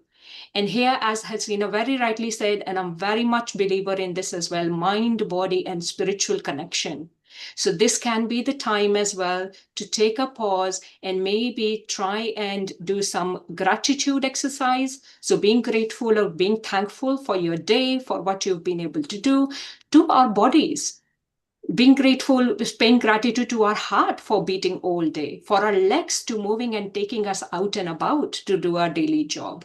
So simple gratitude, simple self-reflection or self-care rituals, skincare, hair care, all of these self-compassion, self-care rituals can be very helpful for sleep routine. And talking about nutrition before sleep routine, so general idea is, of course, to keep it balanced throughout the day and try and go for light evening meals. So it's digested before you hit your bed, rather than having full stomach and while you're trying to sleep can be really helpful as well. And technology, we all know, it keeps our mind active, curious. And while you have your curious mind on, it's really difficult for your mind to relax and, take a break from your daily routine and go to sleep. So really important to prevent that. Next is social connections. So again, Hasina has already touched on this subject, and so does Meena as well. So with regards to our health and well-being, our community, our social connections are really, really important.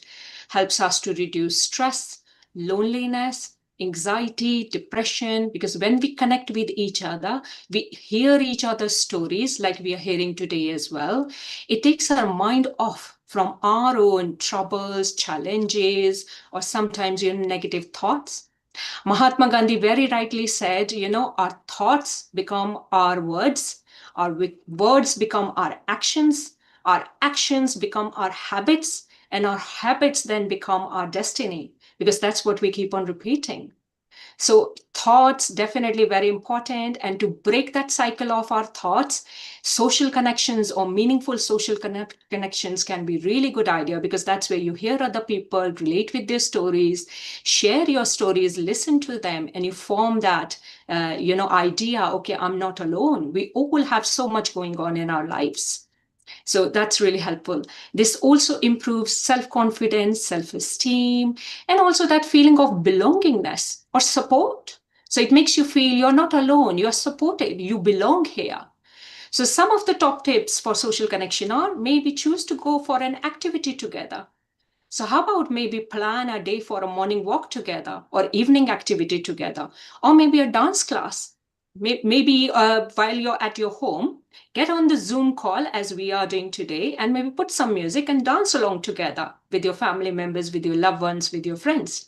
You can also join a community group. If there's something good happening in the community that you're interested in, you can join that. You can volunteer with an organization. You can connect with friends or family over a cup of tea or coffee, or you can learn things together. So maybe join a class together, and it can be any class. So all of these ideas can help us with social connections and help us stay in that rest and digest mode. Then Beautiful. mindfulness. Hasina has already shared amazing ideas, so I'm going to keep it really short. So yes, mindfulness activities or self-care activities such as gratitude, affirmations, journaling, prayer, meditation, breath work, all of this creative art, everything is very, very helpful. Something as simple as nature walk, even 5 to 10 minutes, can make such a huge difference in our mood, in our energy levels, and we know it's all interconnected. So it can, in the long run, help us with our diabetes or any disease management.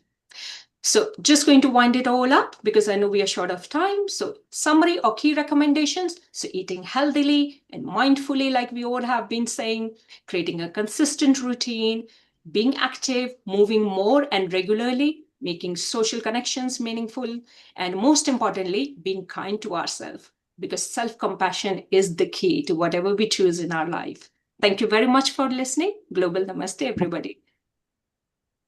Thank you very much for the excellent presentation. So all three of our presenters have all complemented each other, and you finished off with some excellent tips. So have we got questions? Just, I know because of time, we're going to be going to India soon. So Mr. G, Neil G, are there any questions that we want to ask that we've got?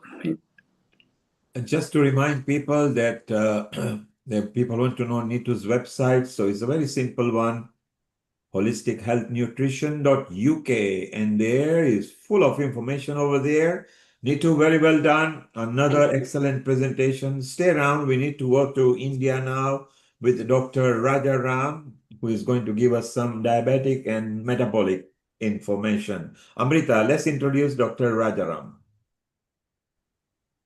Thank you, Neetu. It was really lovely to have this presentation and viewpoint, and also lovely guests and a great connectivity. Thank you, Kirit Bhai. Global Namaste, Dr. Rajaram Mahatoji. Very good evening to you, and a very warm welcome to this episode of the Diabetes Awareness. You have been working as a professor and a diabetic specialist at All India Institute of Ayurveda. You are a professor of Ayurveda, and Ayurveda as a traditional science has lots and lots to talk about diabetes. And in today's episode, I would like to have you for the conversation and awareness about what Ayurveda has to talk about diabetes and how can we cure it through herbs, treatments, modalities, lifestyle changes, and a lot more. So over to you for next 15 minutes. Thank you so much. Thank you.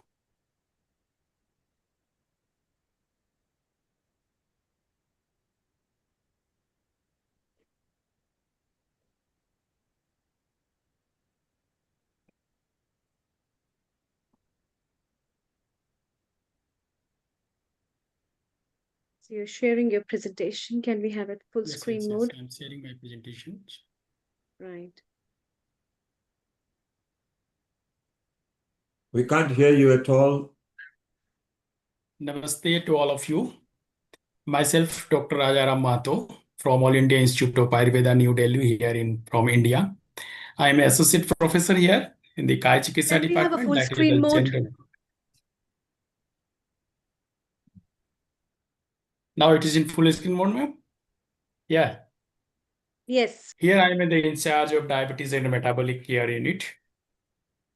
Today, we will talk about the holistic management of diabetes. As we all know that diabetes is a metabolic disorder. It is characterized by chronic hyperglycemia. Yes, we see that the today's scenario, more than 589 million people are now diabetic, and it will increase day by day to 853 millions by 2015, and 3.4 million deaths it was held in the 2024 due to the diabetes, and every 9 seconds one person's getting death by diabetes. So today we will discuss about this deadly disease, diabetes.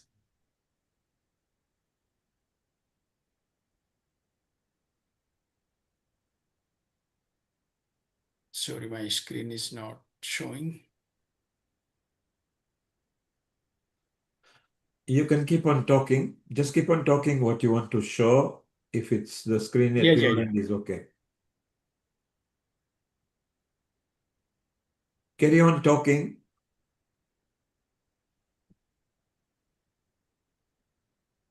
Can you hear us? Yes, I'm hearing. Yeah, As so we know that, yeah, you can hear me? yeah, we can hear you now. Just keep on talking. Okay. As you know that in Ayurveda, diabetes is called as a prameha. Prameha is the disease which is characterized by the changes in the urine. So if we see the color of urine, consistency of urine, that's called the Prabhu Tabil Mutrada in the terminology of the Sanskrit. That means the haziness of urine and the increase the frequency of urine, that indicating that the person have a diabetes. Now we in the All India Institute of Ayurveda, we prepare a protocol for the diagnosis of diabetes, that if a person has increased frequency of urine, hazy urine, and along with this letharginess and sweetness of mouth, these symptoms along with the raised blood sugar level as per the WHO criteria, fasting blood sugar more than 125 milligram per deciliter, and postprandial more than 200 milligram per deciliter, and we see the HbA1c level more than 6.5 milligram percentage, then we can say that the person is diabetes.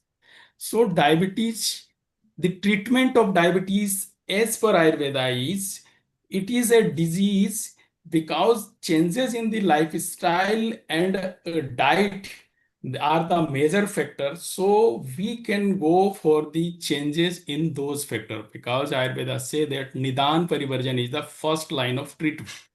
That means the first line of treatment, we avoid the causative factor, that is in Ayurveda said that Asya Sukham Swapna Sukham. That means a person who is in the habit of sitting and is indulging the high calorie food, then they then go towards the diabetes. So in that condition, we can give the person some diet and lifestyle modifications. in Ayurveda, there is some reversal process. Like one sloka is there, Pramehina jada mutram apichilam anavilam visadam tikta katukam jada arogyam. That means when the urine of diabetic patient is clear, transparent, odorless, bitter, and pungent, then it is considered healthy. Because the common symptom according to Ayurveda is the excessive urination and hazy urine. So our goal is to achieve the standard diagnosis according to Ayurveda and management. If we follow the diabetic protocol of Ayurveda, we can diagnose early, we can prevent the progression of the disease, and we can delay the onset of complications, because we know that the diabetic neuropathy, nephropathy, these are the major factors affected earlier stage. In the later stage, that the cardiopathy and CVA, etc. And we can manage these by Ayurveda in the chronic stage. So as per Ayurveda, we can adopt changes in lifestyle, avoid the causative factor, early screening, and holistic approach for diet, lifestyle, and yoga. Along with this, we have a treatment modality called Panchakarma, that is the purificatory method. If we use this purificatory method, we can detoxify the body so that the diabetic like deadly disease can't affect our vital organs.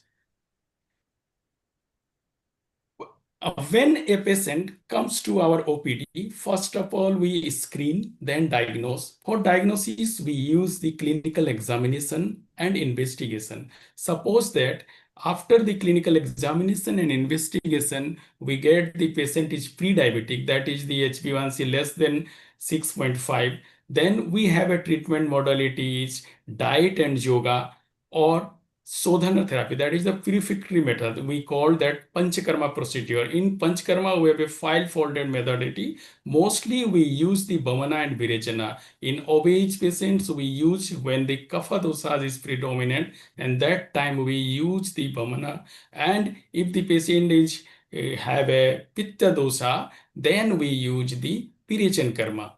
Suppose that patient diagnosed as a fully diabetic, that means the blood sugar level raised, some frank diabetic symptoms as a polyphagia, polyuria, polydipsia is present. Then we subdivided the patients into two groups. It may be obese or it may be lean and thin. If the person is obese, then we have a type of treatment modality. One is the purificatory method, that is the Panchkarma procedure. And if the patient, and other way, we have a Samandraga, that is the medicines we use for the blood sugar level and the other symptoms. Suppose that patient diagnosed as a lean and thin, then we can say that is the Krish Pramehi, and in that condition, we can't do the Panchkarma procedure, that is the purificatory method, where we use only the herbal and herbo-mineral medicines for that person. We know in diagnosis that we have a diagnostic or screening criteria HbA1c more than 6.5, but when during treating the patients, we considering the fasting blood sugar level. If fasting blood sugar level is within the control range or less than 130 milligram per deciliter, but more than 110 milligram per deciliter, we only considering within diet and lifestyle modification. If blood sugar level raised from 130 milligram per deciliter to more, then we use the herbal and herbo-mineral medicines, or we continuing that medicines for 1 month. Then again we check the fasting blood sugar level. If we get the goal met, then we continue the same treatment. Otherwise, we go for the herbo-mineral preparations. And after 1 month, again we recheck if the blood sugar level is normal, then we continue the same medicine. Otherwise, if we not get our goal, that is the fasting blood sugar level less than 130 milligram per deciliter, then we add the herbo-mineral preparation. In the conditions when the patient's blood sugar level is more than 150 and it is not controlling a fasting blood sugar level, then we add to the help of modern medicine, and they added the OHA. Suppose that the patients comes to us and we divided it in three categories: mild, moderate, and severe. Mild category, when the blood sugar level is fasting blood sugar less than 130 milligram per deciliter, and HbA1c less than 7.5 milligram per deciliter. In that condition, also we use the diet and lifestyle modification along with herbal medicines. But sometimes patients comes with us with the OHA, like oral hypoglycemic medicine, some person taking the metformin, glimepiride, or the gliclazide. Then we add our herbomineral medicines along with that to achieve the goal, that is the lowering the blood sugar level and getting the quality of life improved. We have used some herbal medicines like Gymnema sylvestre, Cyzicium commoni, Tinospora cordifolia, Curcuma longa, Phyllanthus symbolica, and our name is called Triphala, Nagrodadichun, etc. Just like a herbal medicine. In severe conditions or the raised blood sugar level fasting more than 150, and we are adding with OHA, in that time we use the some Kwatha form medicine like Vijay Saradi Kwath, Phalatrikadikvata, Katakadikradikvata. These are the names written in the Ayurveda as a combined herbal formulation. Along with, we added some herbomineral medicines like Chandraprabhavati, Siva Gutika, Kopshuradi Gugul. These are the medicines we added in that conditions when the patient already taking OHA. And if suppose that a person comes with us, he is already induced with insulin and taking the insulin regimen, and you want to take the some Ayurvedic medicines along with the diet and lifestyle modification, in that conditions, we use this herbal and herbomineral medicines. Mostly herbomineral medicine we prefer in that condition. Many times patients comes with us with some complications like neuropathy, and in neuropathy conditions, we use the abhyangas and along with some medicine like Dashmula, Rasna, Bala, Aranda. These are the medicines prescribed in the Ayurvedic formulary, and we using these in neuropathy condition, diabetic neuropathy conditions. Sometimes some patients have some issues like retinopathies, where we use the Saptamritlo, Triflagrit, Madhujashti, Pathyadikvat. These drugs are used in retinopathy conditions along with the drugs who are lowering the blood sugar level. In many patients comes us with loss of libido. This is the burning problem. When patient comes to our OPD, many patients who have more than 5 years of history of diabetic, they complain loss of libido in the male patient. That time we have used the only herbomineral medicines like Vasant Kusumaka Ras, Mushli Pak, Ashwagandha, Kapikachu. These are drugs, they help us along with the blood sugar lowering agent like Gudmarg, Jamun, etc. Some drugs, Nisamal ki, nowadays we are using frequently. Now we are, and it is work very beautifully in the early stage of the diabetic patient. As earlier told that the lifestyle modification, which kind of diet and lifestyle modification we should do, as per Ayurveda, we use here in the All India Institute of Ayurveda is they avoid the sedentary lifestyle. Don't stay long time in a one positions. Please do some movement. Excessive sleeping or sleeping in daytime is avoid.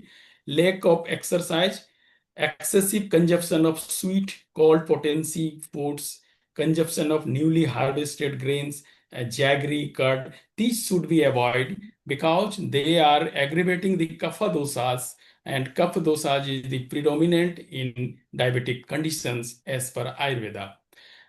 So which kind of lifestyle we should follow? As per us, what we followed here, that is in the we say the patient that wake up early morning around 5 to 5:30, and Dr. Rajaram Mohataji, yes. can you please quickly conclude also? Yeah. Yes. Can you please quickly go? Yes, please. Thank you. Abhyangas and some Panchkarma procedure we should do, like in the autumn woman and in the winter season Virachan. These are the very much beneficial for us. In the diet, like barley, green gram, bengal gram, and cabbage, radish, bitter gourd, these are very much helpful for the patient in diabetic conditions. Some tests should be done in the frequent interval, like HbA1c once in 3 months, blood urea nitrogen and creatinine once in the 6 months, urine microalbumin in the once a year, ECG in if the chest problem complain the patients.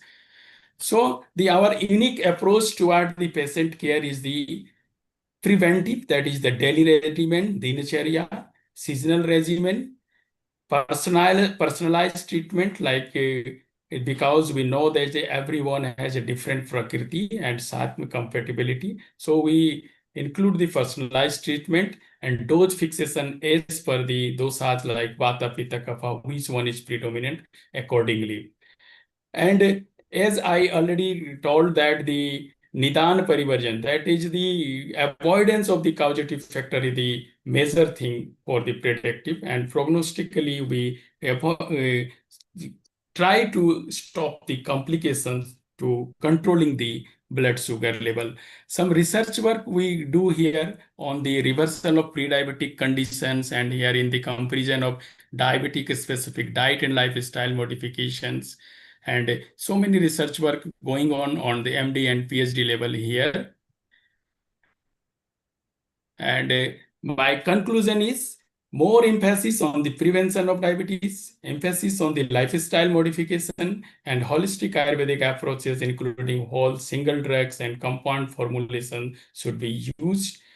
Making patient aware of Ayurvedic mind-body constitution type, conventional and traditional biomedicine integration for better management of diabetes, cooperation of integrative healthcare system along with the government bodies, so that we can give the better patient care.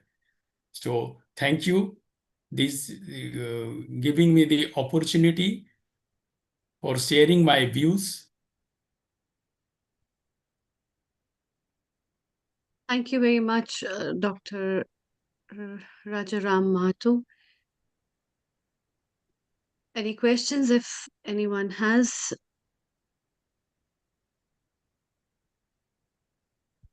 Let's Thank you move on very to much. Dr. Lal Goyal. He's already here and we are running late. Yes. And thank you, Dr. Rajaram. And Thank you very much for joining Thank us. you. Please stay around.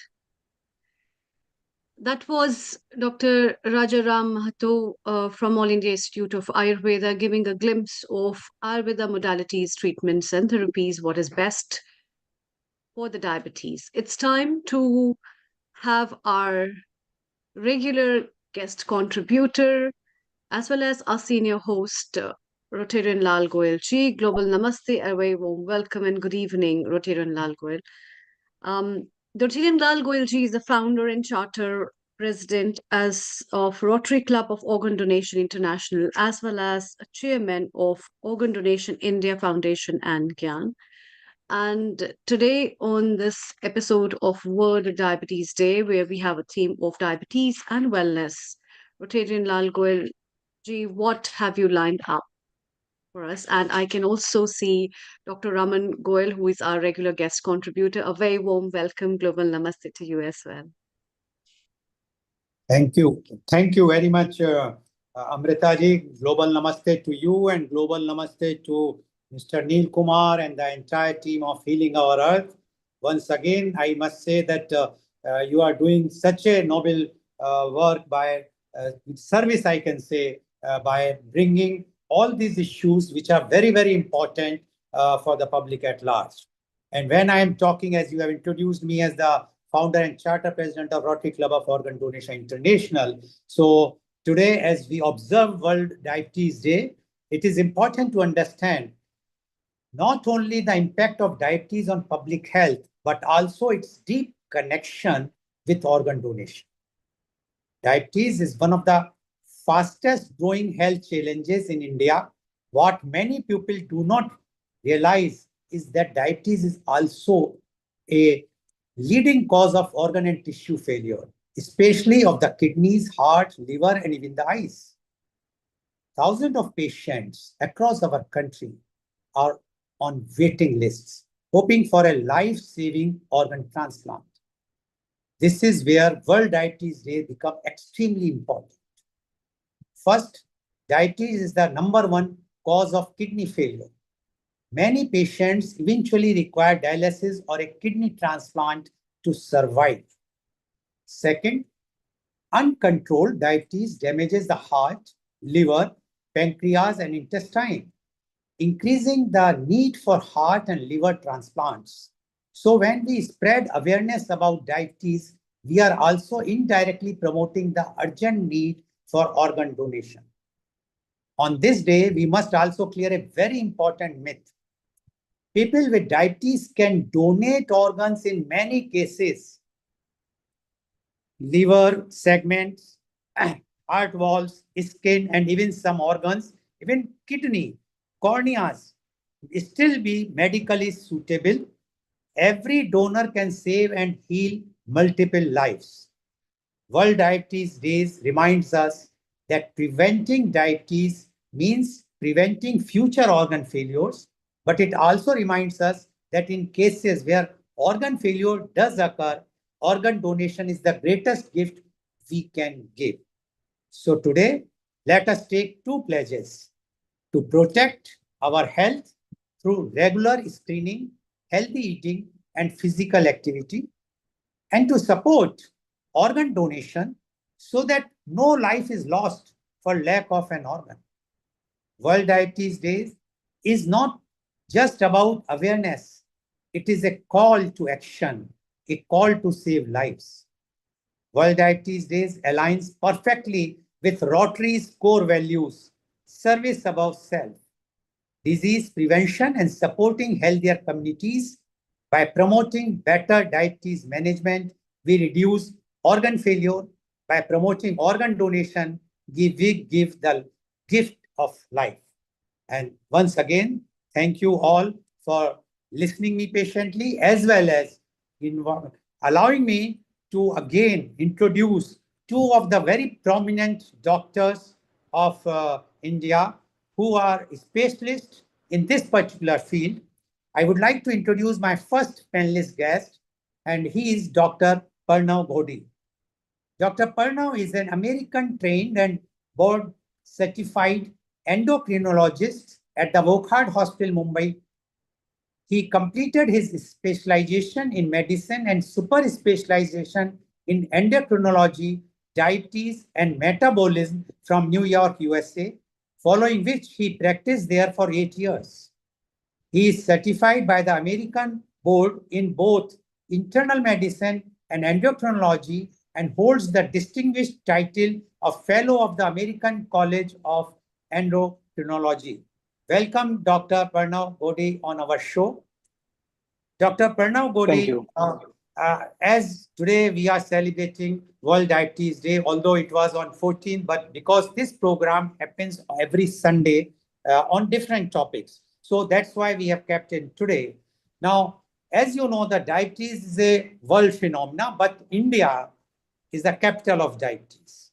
And India, everywhere in India, we are having this type of diabetes, which are prevailing all across the country. Now, you being a specialist, we would like to know your views about the diabetes and how you are going to prevent or how you can cure this very, very deadly disease. Because as I told that I am from Organ Donation International, Rotary Club of Organ Donation International, my worry is because people are not aware that the diabetes is one of the main, either in many cases, main factor for organ failures. So we want that this should be cured so that the root cause, if it will be cured, then definitely we don't require so many organs. So over to you, Dr. Pranav Ghodhi. Thank you, Mr. Lal, for the kind introduction. Let me just start sharing my screen.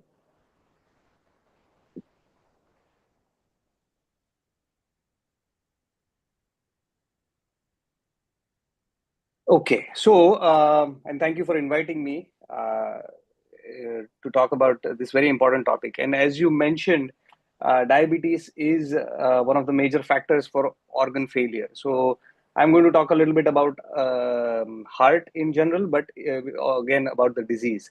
So can you hear me? Yes, please go ahead. Yeah. So obviously, one of the biggest reasons we are talking about diabetes is World Diabetes Day just happened recently. But when we talk about our country specifically, we are going through an epidemic of diabetes, and we can see that pictorially. So this is a map of urban India showing the prevalence of diabetes. In 1966. So the states with green have a prevalence of diabetes between 0 to 4%, and those states in yellow have a prevalence of diabetes between 4 to 7%.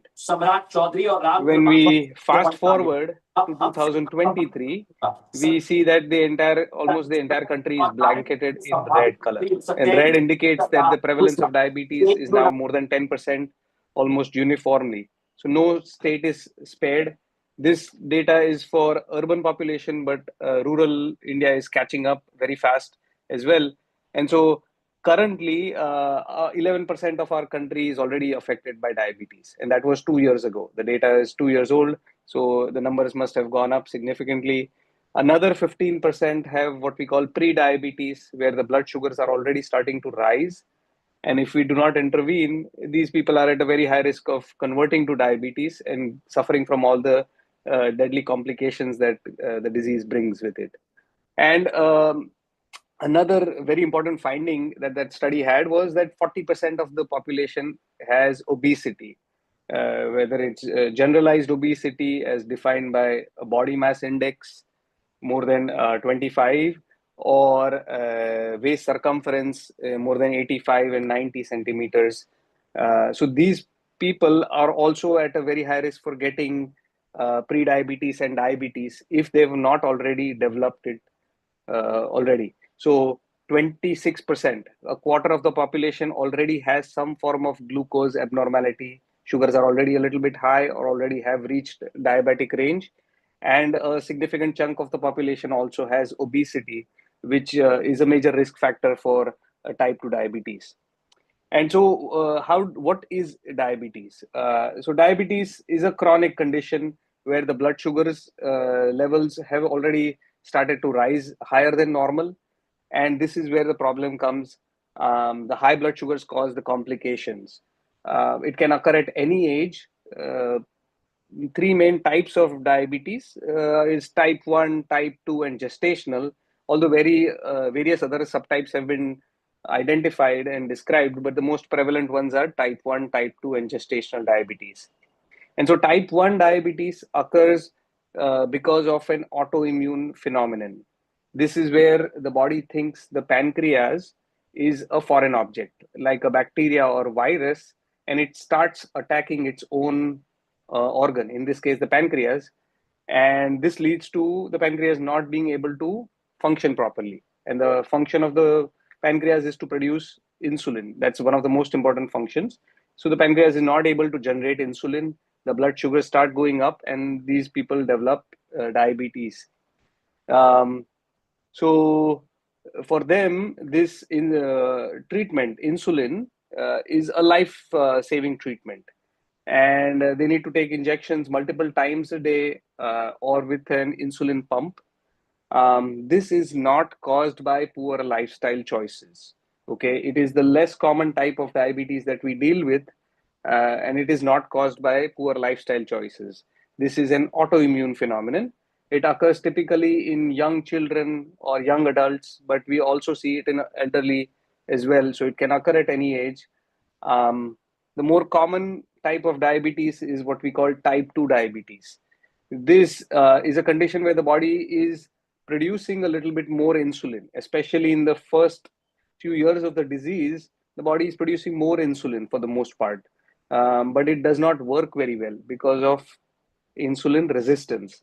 As the years go by, a lot of these people also become insulinopenic, meaning their pancreas produce less and less insulin. But initially, there is a lot of insulin.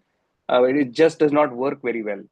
And there are multiple risk factors for this, genetics being the most important one, and then sedentary lifestyle, poor diet, obesity contributes a lot to it.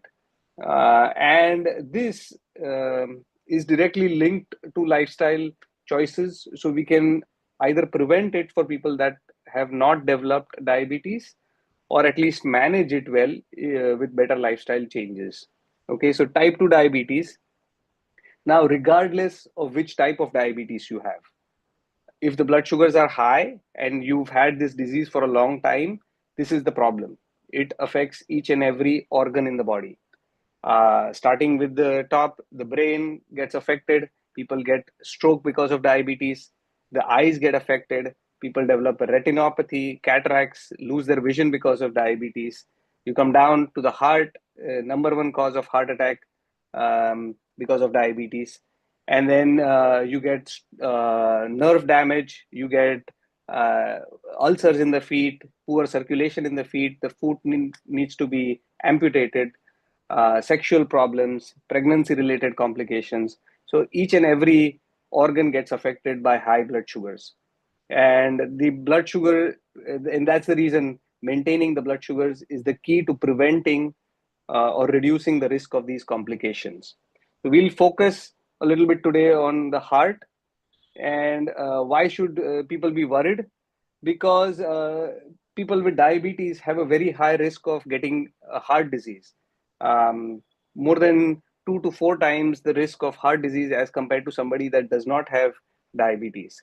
And what forms of heart disease occur is usually heart attack, sudden cardiac death, heart failure, vascular blockages, meaning the blood flow to the legs and other organs gets compromised, stroke. So these are all complications because of diabetes, and occurring at a much higher frequency in people with diabetes as compared to somebody that does not have diabetes. And unfortunately, half of the people with diabetes eventually die from heart related issues. So this is a big burden to the society. And it can be reduced, not fully prevented, but at least can be reduced to a large extent. So diabetes occurs, think of it like a sandpaper. It slowly rubs against your blood vessels, constantly eroding the blood vessel surface and causing problems to the heart. So when we look at it globally, people with diabetes, number one cause of death is heart disease, heart attacks, heart failure, and sudden cardiac deaths. And that's about 20 million cases, 20 million deaths a year. Okay, a staggering number. And then 50% of people, as I had mentioned, die from heart disease that already have diabetes. So the good thing is we can at least reduce them to a large extent by recognizing the signs of diabetes in somebody that does not have diabetes. And so those symptoms are typically frequent urination, frequent thirst, sudden weight loss, wounds that are typically not healing very well, or an infection. Often an infection can be the first symptom of diabetes, or sexual symptoms. So recognizing the symptoms of diabetes is crucial. And a lot of the population, especially in India, do not have, and across the globe also, do not know that they have diabetes. So screening is very important. Rather than just waiting for symptoms to develop, we should be proactive, encouraging family members, friends. So people above the age of 35, 40, they should really be testing their blood sugars at least once a year to ensure that they do not have pre-diabetes or diabetes. So screening is the key. And how can we prevent heart disease in people that already have diabetes? So it comes down to going down to the basics, controlling the risk factors. So risk factors are genetics, lifestyle, but genetics is something that we cannot change.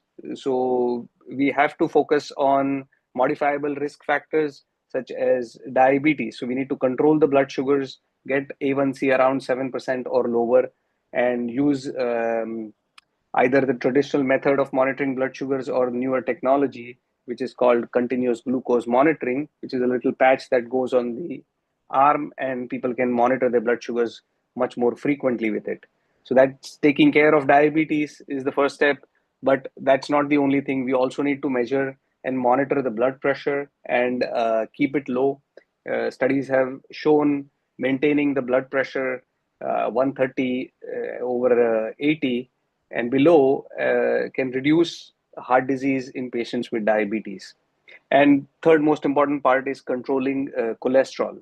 So cholesterol particles over time start sticking in the blood vessels and forming clots and blockages. In taking most people with diabetes require cholesterol lowering medications, even if their cholesterol levels appear normal in the blood. Especially Asian Indians tend to have what we call small LDL particles, which are very dense, but they tend to stick around and they cause more damage to the blood vessels. So even if the blood cholesterol profile appears normal, if you are a diabetic, cholesterol lowering medication is strongly recommended. So taking care of blood pressure, blood sugar, cholesterol, and then common sense things, eating better, maintaining a healthier lifestyle. And so no single diet has been shown to be superior to another in terms of managing the blood sugars in long term. So my suggestion is usually maintaining a healthy plate where half of the plate is filled with vegetables, quarter plate is filled with protein, and protein deficiency is very common in our population. So having a protein for every meal is recommended. So protein can be dal, soya bean, paneer, tofu. For people, sprouts for the people that eat non-vegetarian food, eggs, chicken, lean meat are all sources of protein, with basically one protein for every meal and smallest portion of carbohydrates. These are the foods that bring up the blood sugar. So that's rice, pasta, potatoes, corn, roti, paratha. All of these need to be kept in lowest portion as possible. The other thing, exercise, and any kind of exercise is good for people with diabetes. You can start slow. If somebody has not done exercise for a while, you can start with light exercise such as yoga or going for a walk, and then you can slowly graduate to a moderate intensity exercise, something like swimming, playing tennis.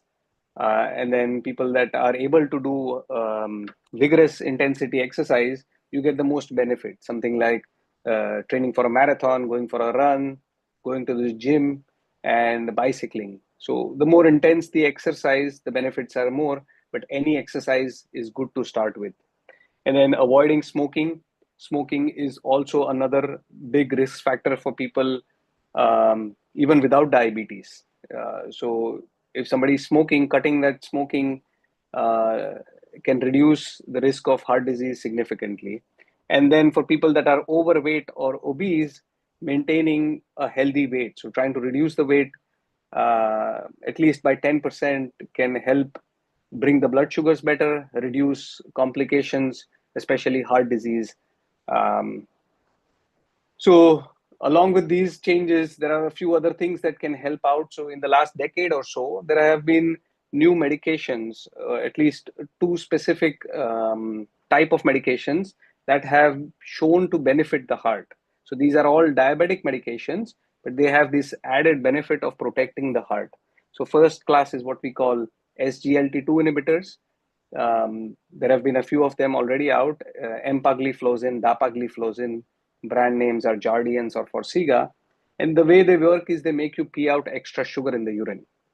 So they are obviously going to lower the blood sugars, but studies have consistently demonstrated that they protect the heart and kidneys. So that's an extra bonus.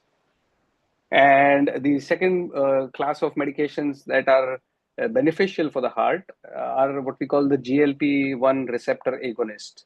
So semaglutide, which is brand name Ozempic, Ribelsis, liraglutide, Victoza, or tirzepatide, Mounjaro. So even though they are in the news for obesity related things lately, but they are originally diabetic medications. And there are multiple ways that they work. One of the most important ways is they help your pancreas produce more insulin. They also work on the appetite center in the brain, and that's how they regulate the appetite and help people lose weight. But again, studies have shown that they protect the heart, along with obviously causing some degree of weight loss. So, consistent benefits, the SGLT2 inhibitors, 30% reduction in heart failure. So, if you're somebody who keeps on going to the hospital because of fluid in your lungs, because of heart failure, these medications can reduce that by about 30%. And the GLP-1 agonist, mostly injections, they also reduce the risk of heart attack and strokes and help you achieve 10 to 15% of weight loss, which comes with additional benefits such as improvements in blood pressure and cholesterol. And so these medications are now recommended as standard of care for most people with diabetes, and this is globally, including India. Most of the medical organizations recommend them first line, second line for patients with diabetes. So medicines obviously help, but lifestyle, as I mentioned, they need to be followed. So reducing the weight, walking more, better eating, cutting out sugar and sugary drinks. Those caffeinated sugary drinks really can help get the blood sugars under control. And most importantly, getting regular blood screening done, checkups done to screen for diabetes. So I'm going to conclude here. So diabetes is very common. Almost everybody in the audience knows somebody that has diabetes and may have seen some devastating complications that unfortunately come with the disease. So, but the disease is manageable, especially if started from the beginning when diagnosis is done. We can protect the heart with lifestyle changes, which I mentioned, and using the right kind of medications that have an additional benefit on top of that. And controlling the risk factors, which is blood sugar, blood pressure, cholesterol, weight, and avoiding smoking. And most important for people that do not get screenings done, we really need to encourage everybody to get tested for diabetes at least once a year after the age of 35, 40, even earlier if they have risk factors. And I'm going to end here. And if anybody has any questions.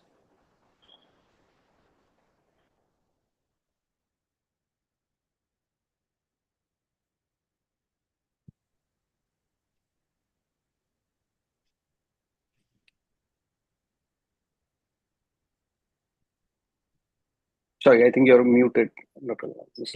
Yeah, sorry. Thank you very much, Dr. Pranam, for giving your views in a very proper way. One question somebody has asked, I've just seen on the screen, whether these medicines which you have mentioned, Ozempic or the Mounjaro, etc., are available over the counter or it's been prescribed by the doctor?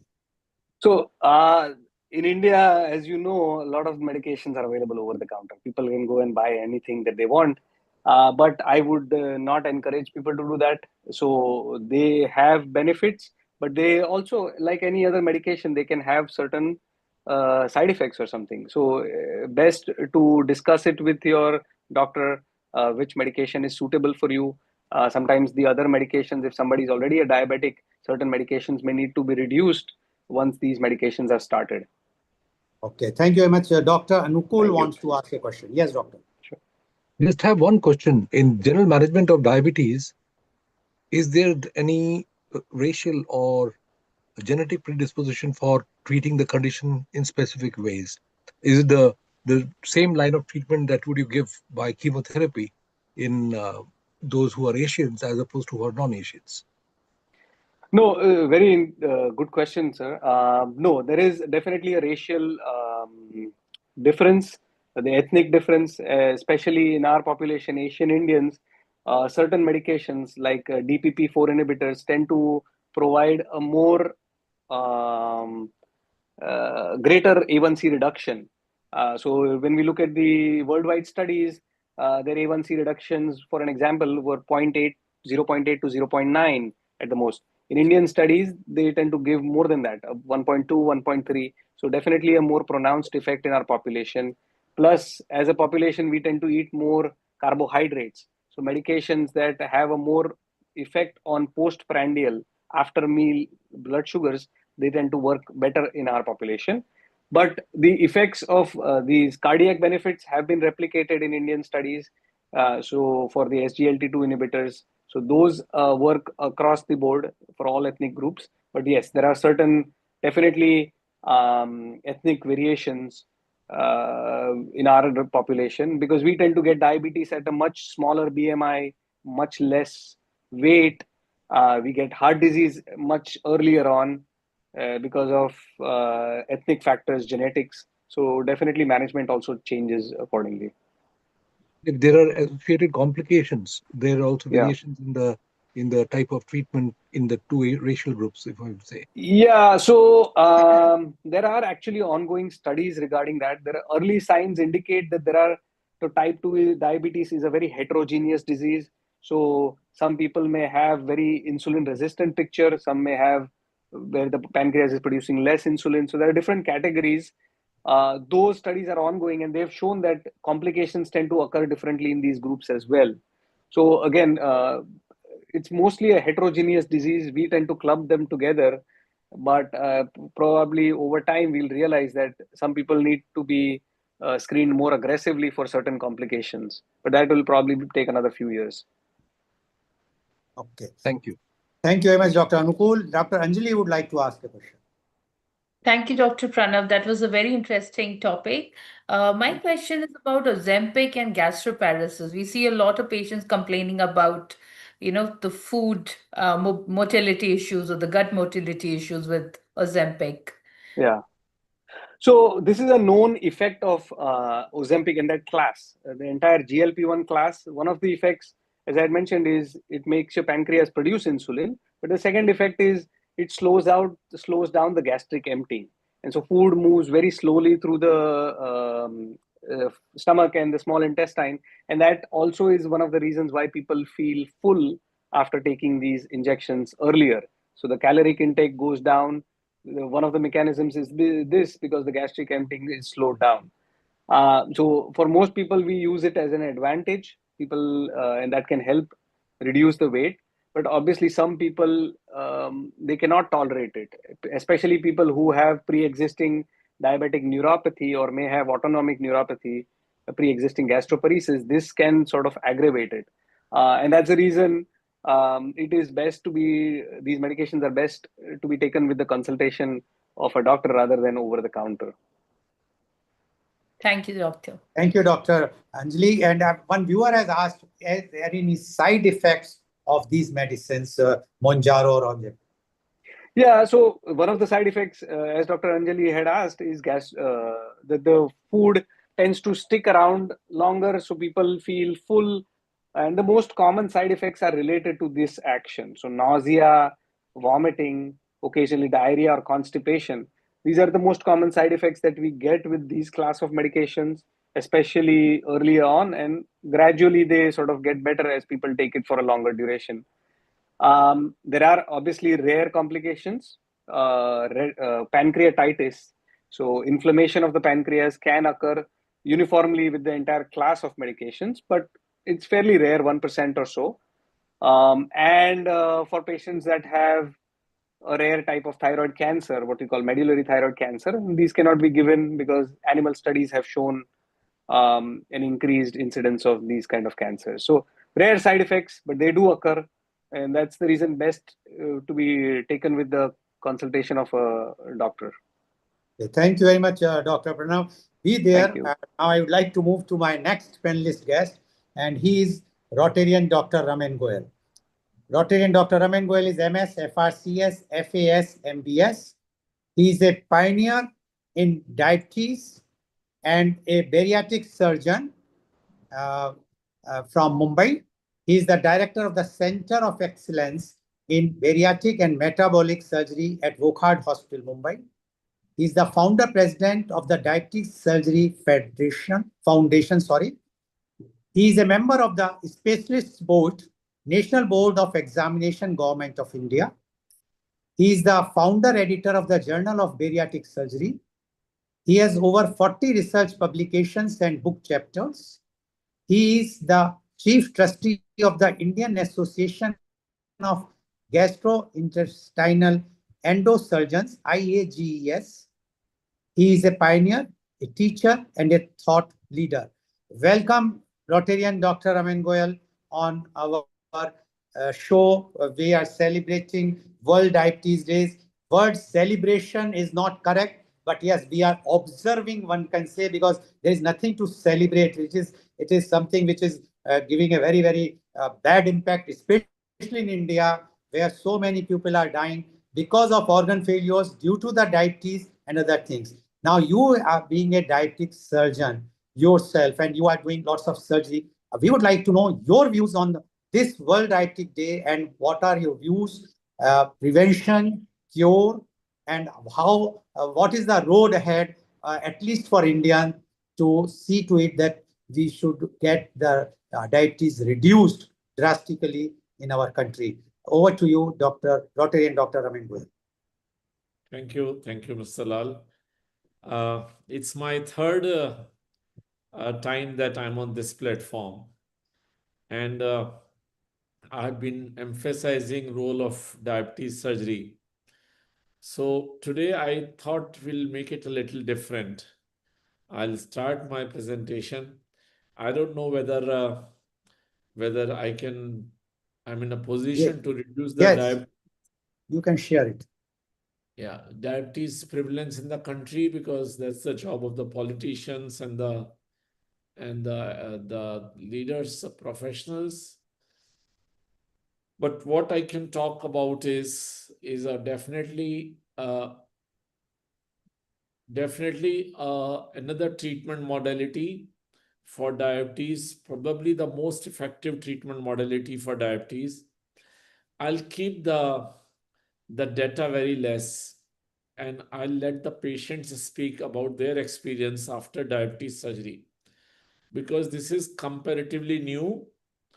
Just in 2022 December, we started doing this, so there are hardly 3 years, and there's a lot of skepticism.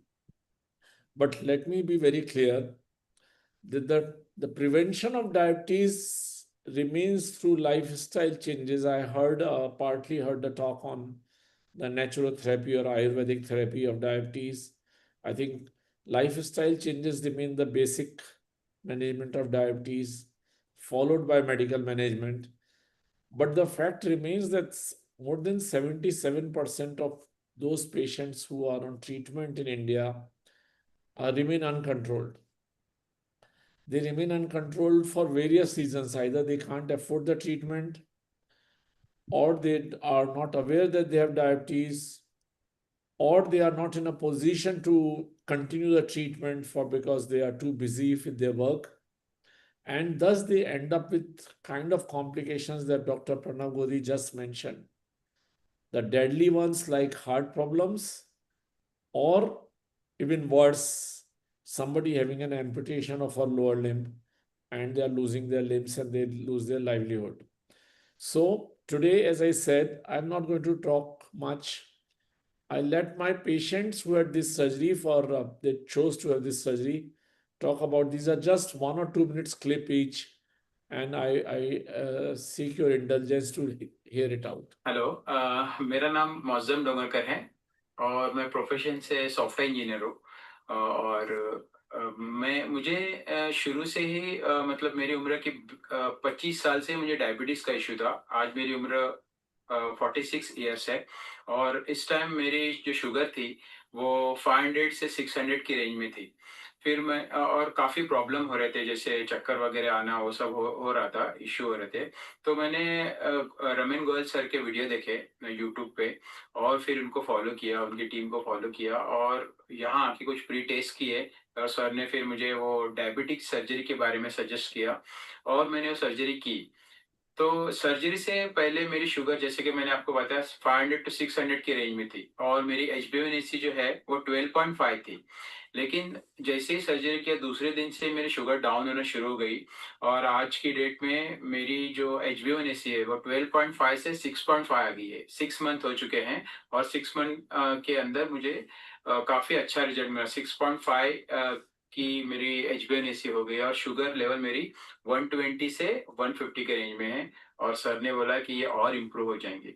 तो और मैं जो बाकी जो issues है diabetes की वजह से वो भी मेरे ऑलमोस्ट सॉल्व हो गए हैं और अच्छी इम्प्रूवमेंट है। तो मुझे यहाँ आके बहुत ही अच्छे रिजल्ट मिले सर्जरी के। So basically, the very highly educated people, he works in United Arab Emirates.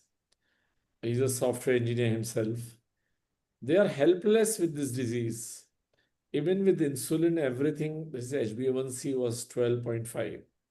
Dr. Pranav Godi just mentioned of the most effective therapy that has come in the form of Ozempic or Mounjaro. That also reduces HbA1c by 2 to 2.5. Here we are talking of reduction of HbA1c by 6 within 6 months. And this is likely to remain like this for rest of his life without insulin.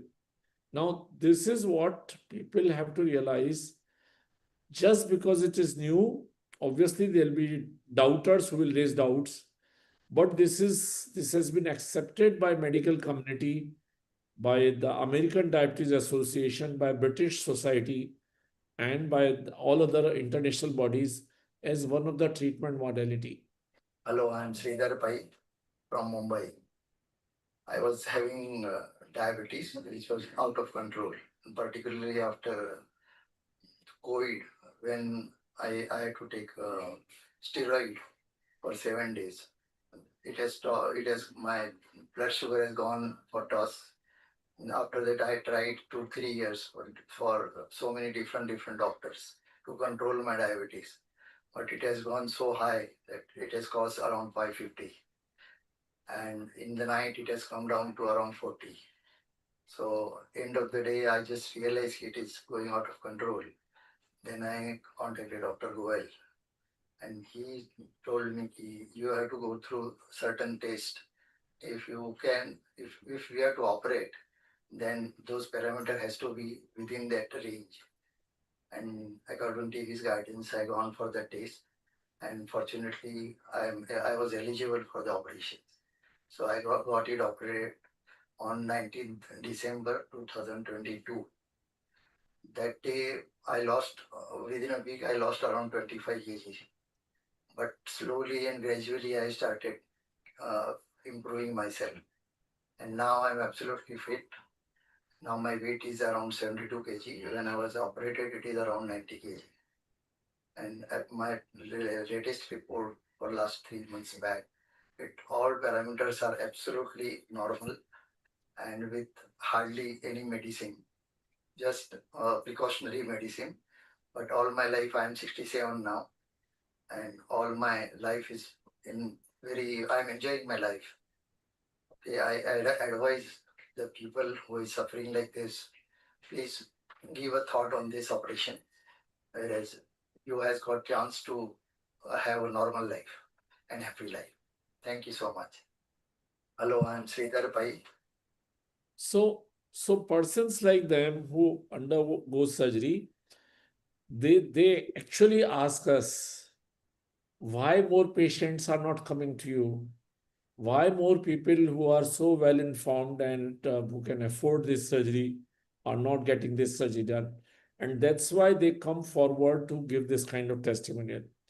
There are many very well-known, let's call them celebrities, people who have undergone this surgery, but they are scared to come in open to talk about their treatment and how it has changed their lives.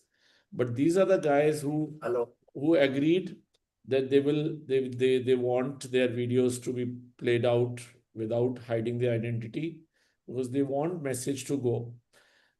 This lady from north, from Uttar Pradesh, came with her son, who is a pharmacist, and listen to them. It's very interesting. मैं उत्तर प्रदेश से हूँ, district संत रविदास नगर भदोही से, और औराई में मेरा मकान है। मैं हमारी माता जी हैं। हमारे माता जी को पिछले नियर अबाउट 10 वर्षों से डायबिटीज था, और हमें किसी तरह से नेट के जरिए पता चला, फेसबुक के जरिए, कि शायद वकार्ड हॉस्पिटल मुंबई में doctor Raman Goyal sir sugar के लिए बैरियाट्रिक सर्जरी वगैरह करते हैं। तो पता लगाते लगाते मैंने यहाँ पे आया, और शुगर के लिए सर जी ने मेटाबॉलिक बाईपास सर्जरी कर दिया, और सर्जरी करने के पहले दिन से ही मेरी माता जी का इंसुलिन बंद हो गया, जो कि इनको डेली जो है 40 से 50 यूनिट इंसुलिन लगता था, और 3-4 ग्राम जो है 3-4 mg का इनको गिल्मी फ्राइड टेबलेट खाना पड़ता था। वो सब सारी दवाइयाँ बंद हो चुकी है। शुगर इनका एकदम नॉर्मल हो गया है। ऑपरेशन कराने से मैं बहुत संतुष्ट और खुश हूँ। डॉक्टर साहब को तहे दिल से धन्यवाद देना चाहता हूँ कि इन्होंने ऑपरेशन करके मेरी माता जी का लाइफ में काफी जो है सुधार किया। मैम, हम बहुत खुश हैं। हमको दवाई बहुत ज्यादा खाना पड़ता था, और इंसुलिन और सुई दोनों इधर लगाना पड़ता था, मतलब पेट में। सब कुछ बंद है। हम बहुत खुश हैं मैम। आप लोग हमारा इलाज करके हमको संतुष्ट कर दिए। हम बहुत खुश हैं। हम बहुत दूर से आए हैं मैम। अब ऐसा हमको लगता है कि हमको कुछ हुआ ही नहीं है।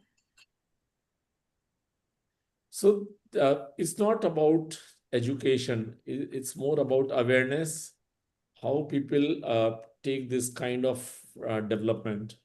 We have people who have come all the way from Brazil, the CEOs of companies, big companies, uh, uh, who have come all the way only for diabetes control and have benefited from it. Obviously, they don't want to come and out in picture. They are known people, because this surgery, almost 80% patients will have normal fasting glucose without medicine within a year's time.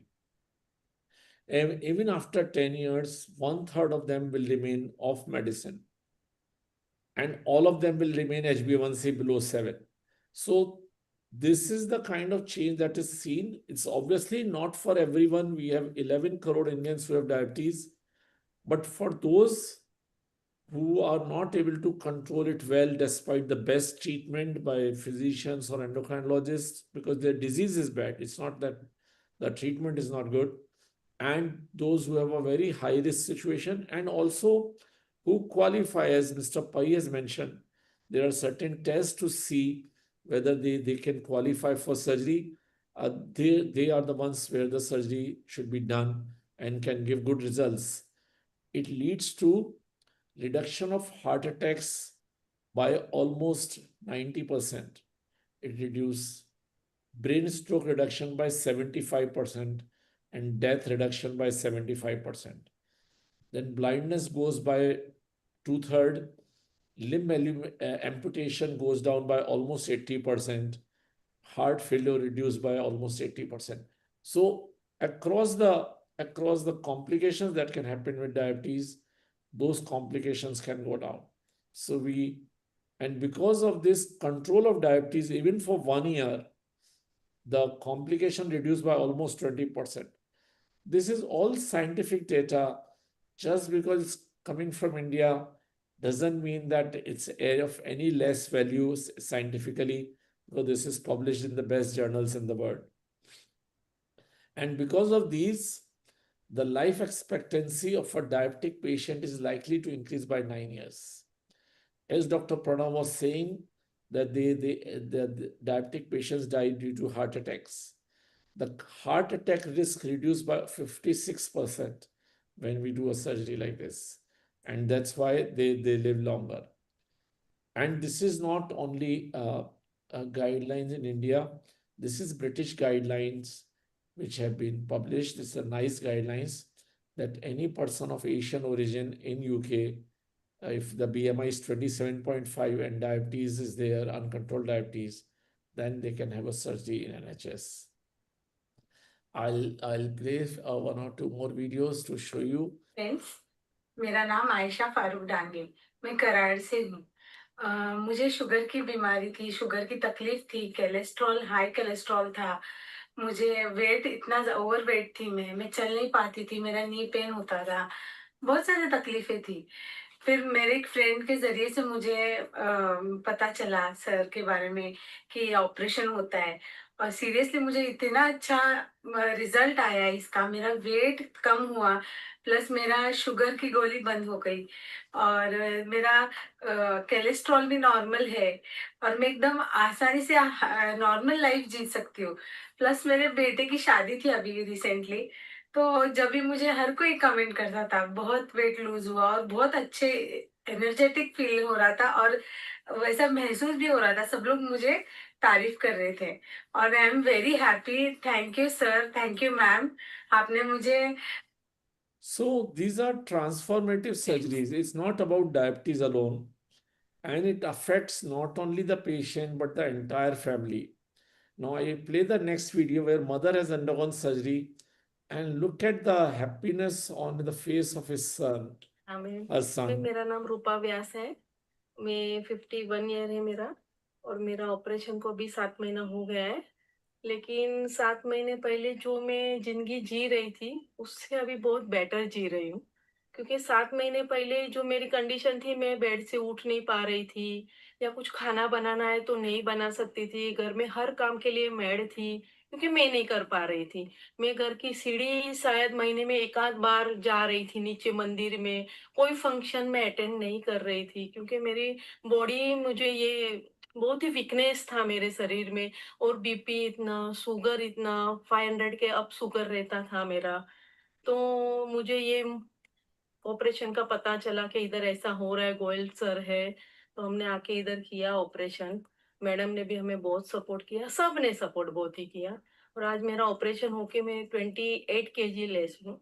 तो मुझे उसके बाद इतना अच्छा लग रहा है कि चलो मेरी जिंदगी पूरी चेंज हो गई। आज मैंने मेड निकाल दिए घर से, मैं खुद खाना बना रही हूँ, दिन में 2-4 बार तो नीचे जाती हूँ, दिन में 1-2 घंटा मैं चलती हूँ। अगर कोई चीज घर में नहीं है तो पहला मैं ही भागती हूँ लेने के लिए कि चलो चलो मुझे जाना है, यानी मुझे कोई कंटाला नहीं है, आलस नहीं है शरीर में, और मेरा रिपोर्ट भी सब नॉर्मल है। तो मैं तो सर का और मैम का सबका बहुत शुक्रिया अदा और करती हूँ। पहले तो कैसे होता था ना कि मतलब मम्मी उठो 9-10 बज गए फिर भी उठेंगे नहीं, क्योंकि शुगर के चल रहा था वैसे, तो उसकी वजह से डिस्टर्ब रहते थे, फैमिली पूरी डिस्टर्ब रहती थी, क्योंकि कोई मम्मी है ही नहीं, ऐसे हम लोग रहते थे, क्योंकि वो कभी किसी प्रोग्राम में नहीं, किसी कोई फंक्शन में अटेंड नहीं, कुछ नहीं। अभी तो पकड़ना पड़ता है, अरे यार रुक जाओ, नहीं जाना है, देखते कल जाएंगे, नहीं नहीं चलो जाना है। अभी भी हम लोग हॉस्पिटल आए हुए हैं, इवनिंग में एक प्रोग्राम है, she is ready for that, चलो जाएंगे। और पहले कभी नहीं। अब जब हमारा बॉर्न हुआ था, हम शायद मुझे लगता है 93 मेरा बॉर्न, उसके पहले एक बार गांव आए थे, विलेज गुजरात, उसके बाद कभी नहीं गए थे, और लास्ट 2 ईयर से मैं खुद लेके जा रहा हूँ। मीन्स वो रेडी है कि चलो जाना है, मैं आ रही हूँ। यानी ऑपरेशन के बाद में फर्स्ट टाइम गई गाँव? फर्स्ट टाइम गाँव गए इतने साल के बाद, आफ्टर 30 ईयर्स। सो ये इम्प्रूवमेंट दिख गई, तो हम लोग अभी खुश है, अच्छा लग रहा है थोड़ा। Thank you. So, friends, I just want to conclude today because it's very important that it's not necessary कि हमें, we need to hear it from patients. We must learn to believe in science. The word may not have spread to many places I mean, it has not spread to many places in India, in UK and other places, maybe a little slower to pick up, because the surgeries have started from India now on for diabetes, but it's just a matter of time. The benefit of this surgery is so substantial that if anybody has diabetes which is uncontrolled in the family, one should not have a second thought. Obviously, surgery is surgery. Nobody can say that surgery will be 100% safe, but it is much better than managing that person for next 20 years on diabetes and end up with multiple complications. It's better to have one-time treatment It's just about 1.5 hour surgery and about 2 days of hospitalization, and can transform the life of patient for very long time. So thank you so much for giving this opportunity. Since this platform has been kind enough to allow me to come here third time, I thought I must put it out. This is first time I'm showing my patient's video on any platform, because I have realized the impact of patients' happiness is much more than just the cold statistics on a slide. Thank you very much, Rotarian Dr. Raman Goyal, for giving information, and special thanks that you have shown the videos of the patients' testimonies, which are really very impressive. There is a question from some viewer has asked the question whether this surgery can be done for two types diabetes or not. This is for type 2 diabetes. This is definitely not for type 1 diabetes. In type 1 diabetes, as Dr. Pranav was saying, is very different. There are antibodies against pancreas, so that there the surgery will not work. But the majority of patients have type 2 diabetes. Almost 90% of them have type 2 diabetes. So for them, this is a good option. Okay, thank you very much. Dr. Ankul would like to ask a question. Yes. A slightly technical question over here. How do you make the decision about what type of bariatric surgery you would like to go for? Is it a restrictive type or malabsorptive type, or is a combination type? I know it's a bit technical, but one of the things that I have come across with some of the patients who say, my appetite has gone down, I cannot eat much, and there are a lot of psychological changes which may also appear, but they undergo lots of psychological assessment as well. Yeah, excellent question, Dr. Anukul, because this is something that one gradually learns over a period of time. Scientifically, sleeve or bypass, these are two types of procedures. Both have similar results for diabetes control. All right. In long-term studies, some surgeon may quote otherwise, but all long-term studies says that sleeve gives equally good control of blood sugar as a bypass. But there are other considerations. So if somebody has acidity or reflux disease, then I would not do a sleeve. Then I would do a bypass. But if that is not there, but if somebody is a smoker, then I will not do a bypass. Or if somebody is an alcoholic, then I will not do a bypass. So there are multiple issues. If somebody has an irritable bowel disease, then I will not do a bypass. So these are more individualized consideration based on assessment, and also assessment of their pancreatic function. This is what Mr. Pai was mentioning in his testimonial, that we do certain assessments. So we do certain assessment to see the before surgery pancreatic function, because we know that by the time diabetes is diagnosed, 50% of pancreatic function is gone. And we can only do this surgery if pancreas is functioning. So we assess those tests and only the pancreatic function, and only then we say that we can offer this surgery. So multiple things, and then based on that, we also decide which procedure to do. So if the pancreatic function is good, then I can do sleeve or bypass, either one of them. But if pancreatic function is bad, then I will prefer to do a bypass. Thank you. Thank you. Thank you, about Dr. the psychological issues and other issues about appetite, obviously that is one of the reason, because this is primarily a bariatric surgery. So appetite does go down because these are gut hormones, the same which are used in Ozempic. So appetite does go down, but it's a very small compromise for a patient or the family, where they are seeing their mother gradually going down, suffering from taking insulin injection 3 times a day, getting poked to check blood sugar another 3 times a day. This is a very small side effect or compromise they have to make, but generally they overcome with our psychologist support. Within a month's time, they are positive again. Thank you. Thank you very much, Rotarian Dr. Raman Goyal, for giving all your views as well as the answers of Dr. Anukul. So that's all from my side. You have any question, Amrita, you can ask. Thank you, Rotarian Lal Goyal ji. That was a good talk, Dr. Raman. I wanted to ask you, what's your take on today's time of foods for sugar-free diet Coke, sugar-free ice creams? I think it has a lot of sugar, but what's your take on that? Like, is it Yeah, recommended, commercial, beneficial? everything together, if you have to consume something sweet, then obviously you should avoid sugar.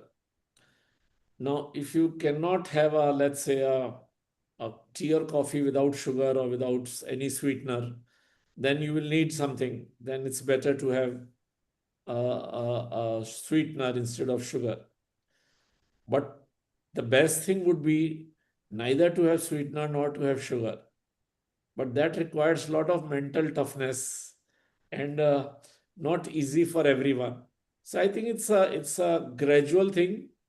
People can start using safe sweeteners initially, reduce the quantity of those gradually, and maybe over 1 or 2 or 3 years, completely go off sweeteners, because some of the sweeteners have the same impact because they attach to the same receptors in the intestine, which so though you don't get calories, but the impact of sweetener is the same like sugar. So it's not really the best solution. Best solution is to avoid sugar and sweeteners both. Thank you. Another question, which sugar do you suggest people to take? Palm sugar, date sugar. There's so many kinds of sugars which are derived from plant sources. I think this What's is your more of recommendation? our own mental satisfaction, because there is not much of a difference except little bit of fiber in it. The calories are the same. So I know of people who prefer palm sugar, some people prefer date sugar. They are more natural because if you're using dates in a milkshake or something, it's much better because it seems natural. But ultimately, the amount of calories they release is the same. So whether it's fructose or sucrose, they are the same. So I think again, coming back, avoid any kind of sweetener or sugar is the best way. You seem to be amused, but this is the way to be it, because most of the most of the products which are saying no sugar have some alternative sugar in it. So when you read a label, you realize they are using other names, products which are almost having the same amount of calories through the carbohydrates or sugar that they use. So I am very particular, not for myself, but to say that we must gradually, and nobody can suddenly stop in a day. So it's a gradual work in process type of thing.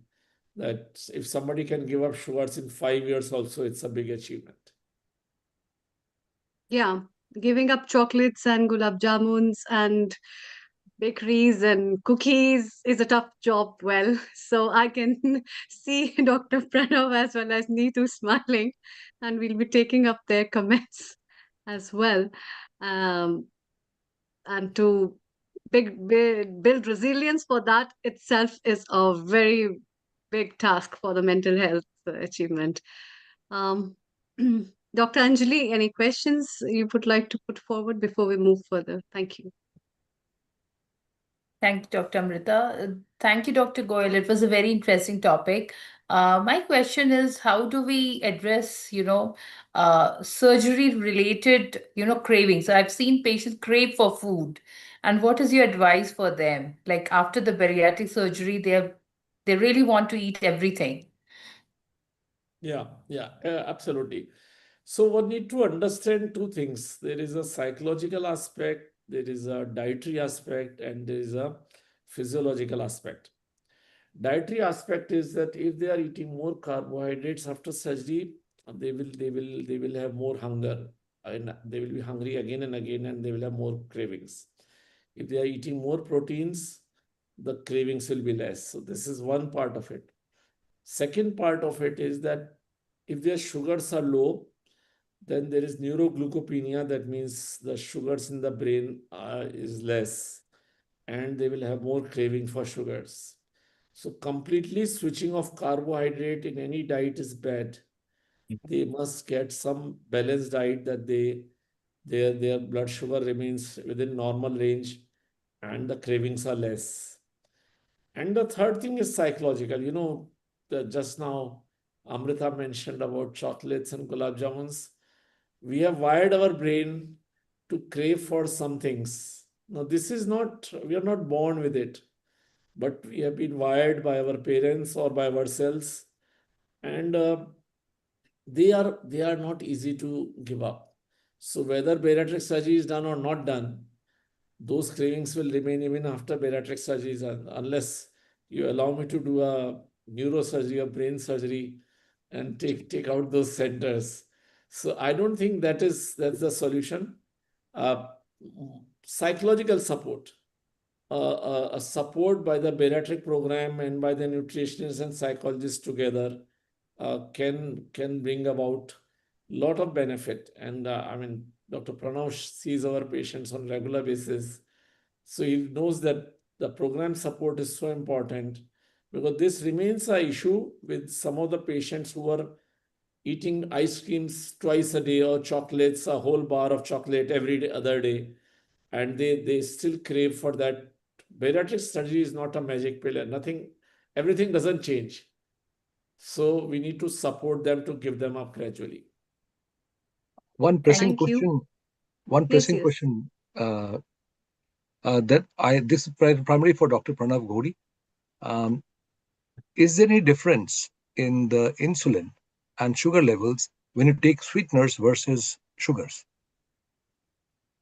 There is slight, mostly this is animal data. So there is a slight difference in terms of you will get a bigger spike in blood sugars with the natural, the sugar itself as compared to the artificial sweeteners. And that's the reason a lot of these companies switch to artificial sweeteners. But that is just one part of the equation. As Dr. Raman had mentioned, insulin response is just one thing. We are looking at a lot of other effects that come with these, and there are signals in these studies that long-term consuming these artificial sweeteners can have consequences to the other organs. So yeah, there is a difference. Sugar obviously produces a bigger spike in the insulin response as compared to these artificial sweeteners. Thank you. Thank you, Dr. Pranav. I also have a question before we move to Dr. Venkat Joshiji and his guests, and we'll have a quick comment from Neetu as well. Dr. Pranav, I wanted to ask you, what's your take on visceral signaling? And do you believe that gut-brain axis plays a big role in this? Because Dr. Raman also mentioned about psychology, and there's a lot of work in relation to gut-brain axis. What's your take? Thank you. Yeah, it definitely there is a big role there. The science is evolving. So the microbiome, the gut microbiome, has a major role in diabetes itself, the disease, as well as probably the data is indicating that a lot of other diseases, lifestyle diseases, are caused by changes in the gut microbiome. So definitely it's a second nervous system in our body, and but I think we don't have the entire story yet. Science evolves over time, so in a few years we'll get a little better picture as to what can we do about it. So right now the role of prebiotics, probiotics, that's all altering the gut microbiome. There is some benefit to it using those, but it's not going to fully replace standard medical therapy. But yeah, it can be useful as an adjunct therapy in certain cases. But so yeah, science gradually will have, but it is a major role. Thank you. Thank you very much. Neetu, your comment from what you said and what you have heard before we move to Dr. Venkat Joshi. Over to you. Thank you. Oh, thank you very much. Yeah, the question about biscuits has come up yesterday as well in our talk on Nagricha Radio around diabetes. So when I delivered a diabetes prevention program with NHS, which was very holistic again, We all came up with a plan to make small sustainable changes. So slowly cutting down on biscuit intake. And because biscuit and tea marries very well, isn't it? They go along together. So the idea was to slowly cut down on both of them together from, let's say, for example, from 4 biscuits to 3 and so on, so that we give our body and mind that time, that pause to adapt with this new routine, because changes can be stressful, isn't it? And we all know with regards to taste buds as well, it can take time to develop new taste buds. And I completely agree with Dr. Raman as well. It's about, psychological support. So I do offer a lot of support in mindful eating, and we look into gut-brain axis, gut microbiome, and what sort of strategies, psychological strategies we can put in place. One of the very popular one, which is evidence-based strategy that I usually use and my clients find very helpful, is called the RAIN strategy. So it's the acronym RAIN, which is recognizing cravings or hunger, acknowledging or allowing, just let those cravings to be around, take them as a wave that is coming and going away. Then investigate. So why these cravings might be lingering around, How am I eating during the day? Where are they coming from? And then nurturing. So rather than trying to push them back and get into that to and fro, juggling there, rather than that, nourish them with healthy, balanced meal can really help. So this is something that has helped many clients. Yeah. With regards to chocolates as well, slowly taking small steps to maybe moving from, in regards to the amount of cocoa in the chocolate. So slowly going up on the percentages from 30% to 40 to 70 and so on, because we do have lots of studies highlighting there are some good health benefits as well when we come to darker chocolate. So good for gut microbiome. So again, small sustainable changes, I guess, can be helpful. Thank you. That's amazing. So Neetu's advice is to cut down the size of the cookies before you buy on your plate, and also the size of the gulab jamuns and the mithais that we also take. So do you think, these... Amrita, the size of gulab jamun can be cut? The size of gulab jamun will remain same. Maybe what we can do is we can bring them as part of our healthy balanced diet to begin with, rather than having them separately as snacks. Because yesterday, again, we touched on this, the right balance between snacks and meals. So the snacks, if we try and choose balanced snacks rather than only sweet as a snack, and we bring in our sweet foods to our meal. So do you know in olden time, we used to have 2 course, 3 course. With modern busy lifestyle, we are now cut down onto 1 course. And that 1 course is getting bigger and bigger. So how about balancing it, bringing our sweets or desserts as part of our main meal, so we don't have the same blood glucose spike as we have if we consume them separately. And then for snacking, we can choose balanced snack, which still have healthy carbs, proteins, and healthy fats. Thank you. Global Namaste, Dr. Venkat Joshi ji, your final comments with the conversation before we move on to you. Thank you. Namaste. Thank you, Dr. Amrita ji, Neil ji, and the wonderful team. As usual, global namaste to you all. Yes, when I'm hearing about this burning issues day by day, the problems are increasing of this health. And we have to understand from Ayurveda's point of view, because it is an approach which is completely holistic, and the complexity of our body and our body functions.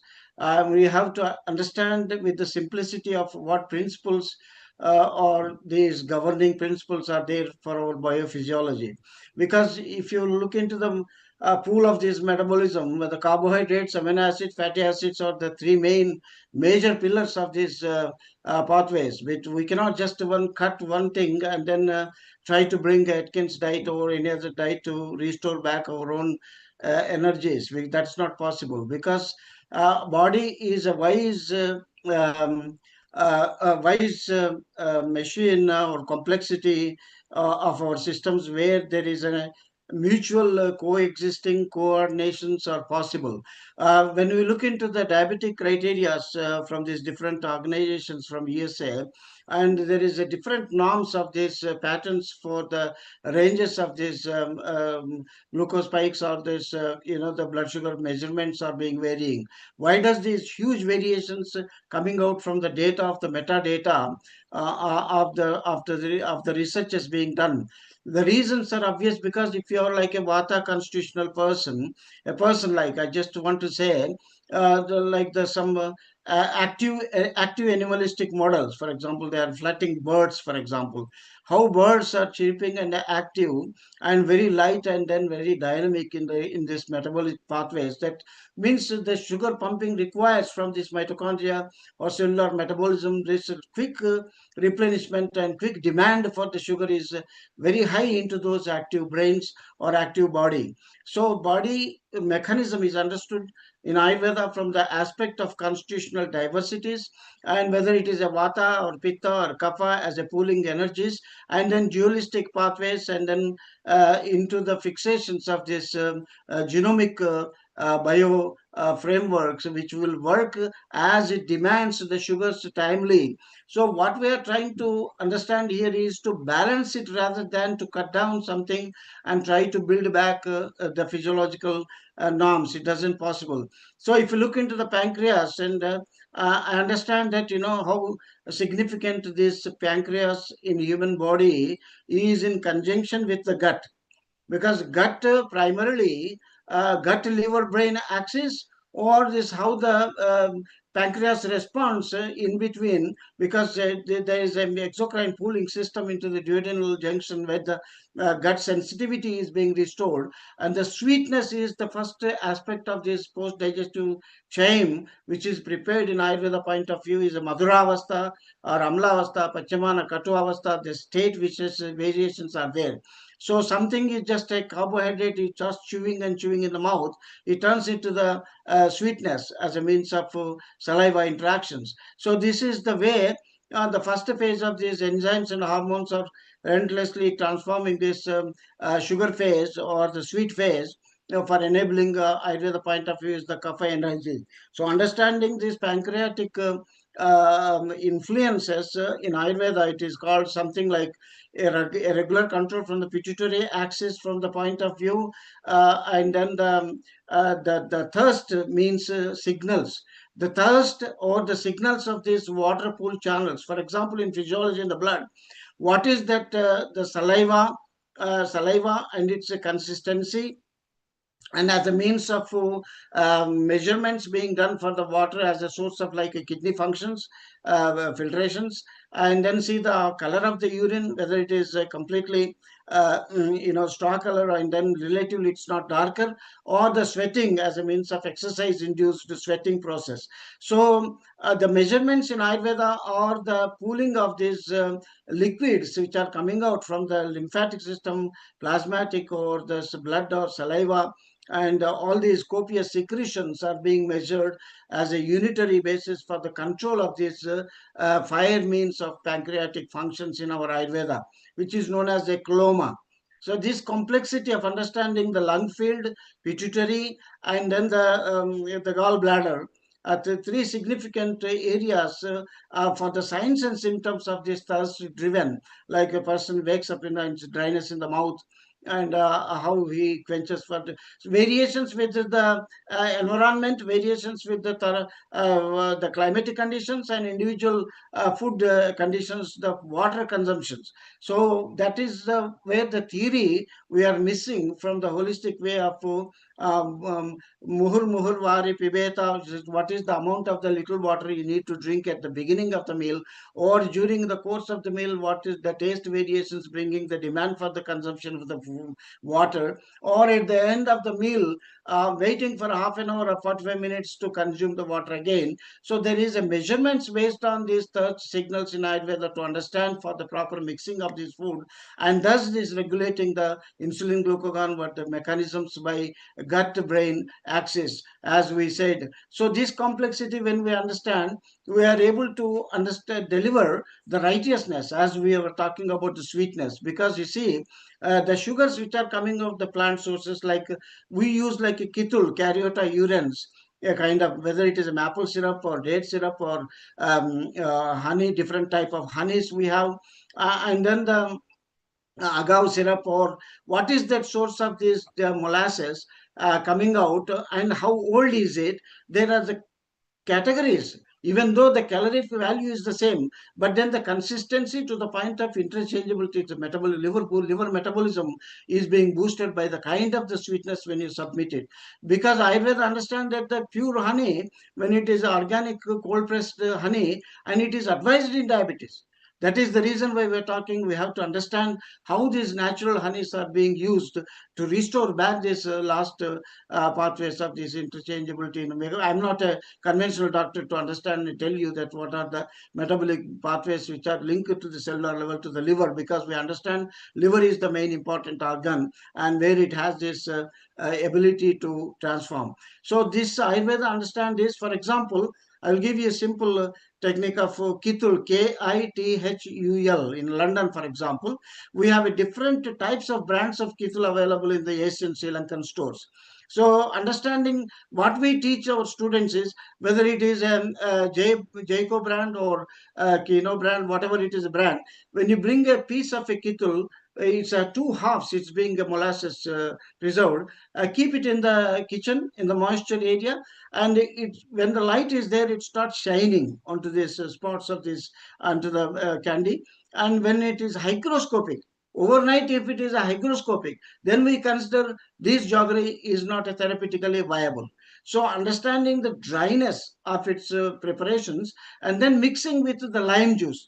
So once you kittle, you bring it at home, just to mix it with the pure lime juice, nothing else you do. Just concentrate, stir it. There is no heating process. But the heat, what we use in Ayurveda is the sunlight. As a source of sunlight transformations of this sour taste into this kettle sweetness, as a saturated liquid forms. The saturation is what is the amount of this kettle dissolved in the lime juice makes into thick honey-like consistency. So anybody can try this, and there is variations in that because of this ultraviolet or the radiations control, like a blue glass preparations in the sunlight. There's a variations are there, of course. But then simply if you start making this simple combination, kittul and fresh lime juice, believe me, make it as a saturated by just stirring, not heating, and that is being consumed on empty stomach in the morning with the pure water. So you have a dilutions. For example, the increasing manner, Ayurveda's understanding about this biomechanics working through from the gut is as a gut, because gut expansions are different from constitutional variations. So if it's a vata gut is a shorter one, and pitta guts facilitate a larger quantity. So irrespective of this understanding, we start giving like a dilutions, 10%, 20%, 30%, 40%. What is the dilutions? We start with understanding the principle. Say, for example, the parameter threshold for an individual based on the constitution is on empty stomach, when you start drinking this kitul water along with this, and then you start getting nausea. To the point of the nausea is your individual capacity, that's the threshold for consumption of the time. So we have a time limit specifications. For example, 15 minutes to half an hour is a maximum course of that consumption. How much do you consume with this warm water, this kettle saturated liquid, make your stomach getting a nauseating point. And that is an experiment I will understand how this quick absorption of this honey water or the kettle water with this lime combinations. There are so many combinations. But then what does it mean? It has an ability to reach into the microcapillary level to flush out, because it is the blockages by means of inflammatory process. So that is what Ayurveda's understanding is all about, this acidic changes in the body, the acid base imbalances which are occurring, more blood getting into acidity is a point for triggering it inflammatory, and inflammatory process puts up into over a period of time autoimmune disorders. But of course, that is a triggering point. We are not able to reverse into this juvenile diabetes, which I am supposed to talk about it. But then we have the more preventative aspects of it.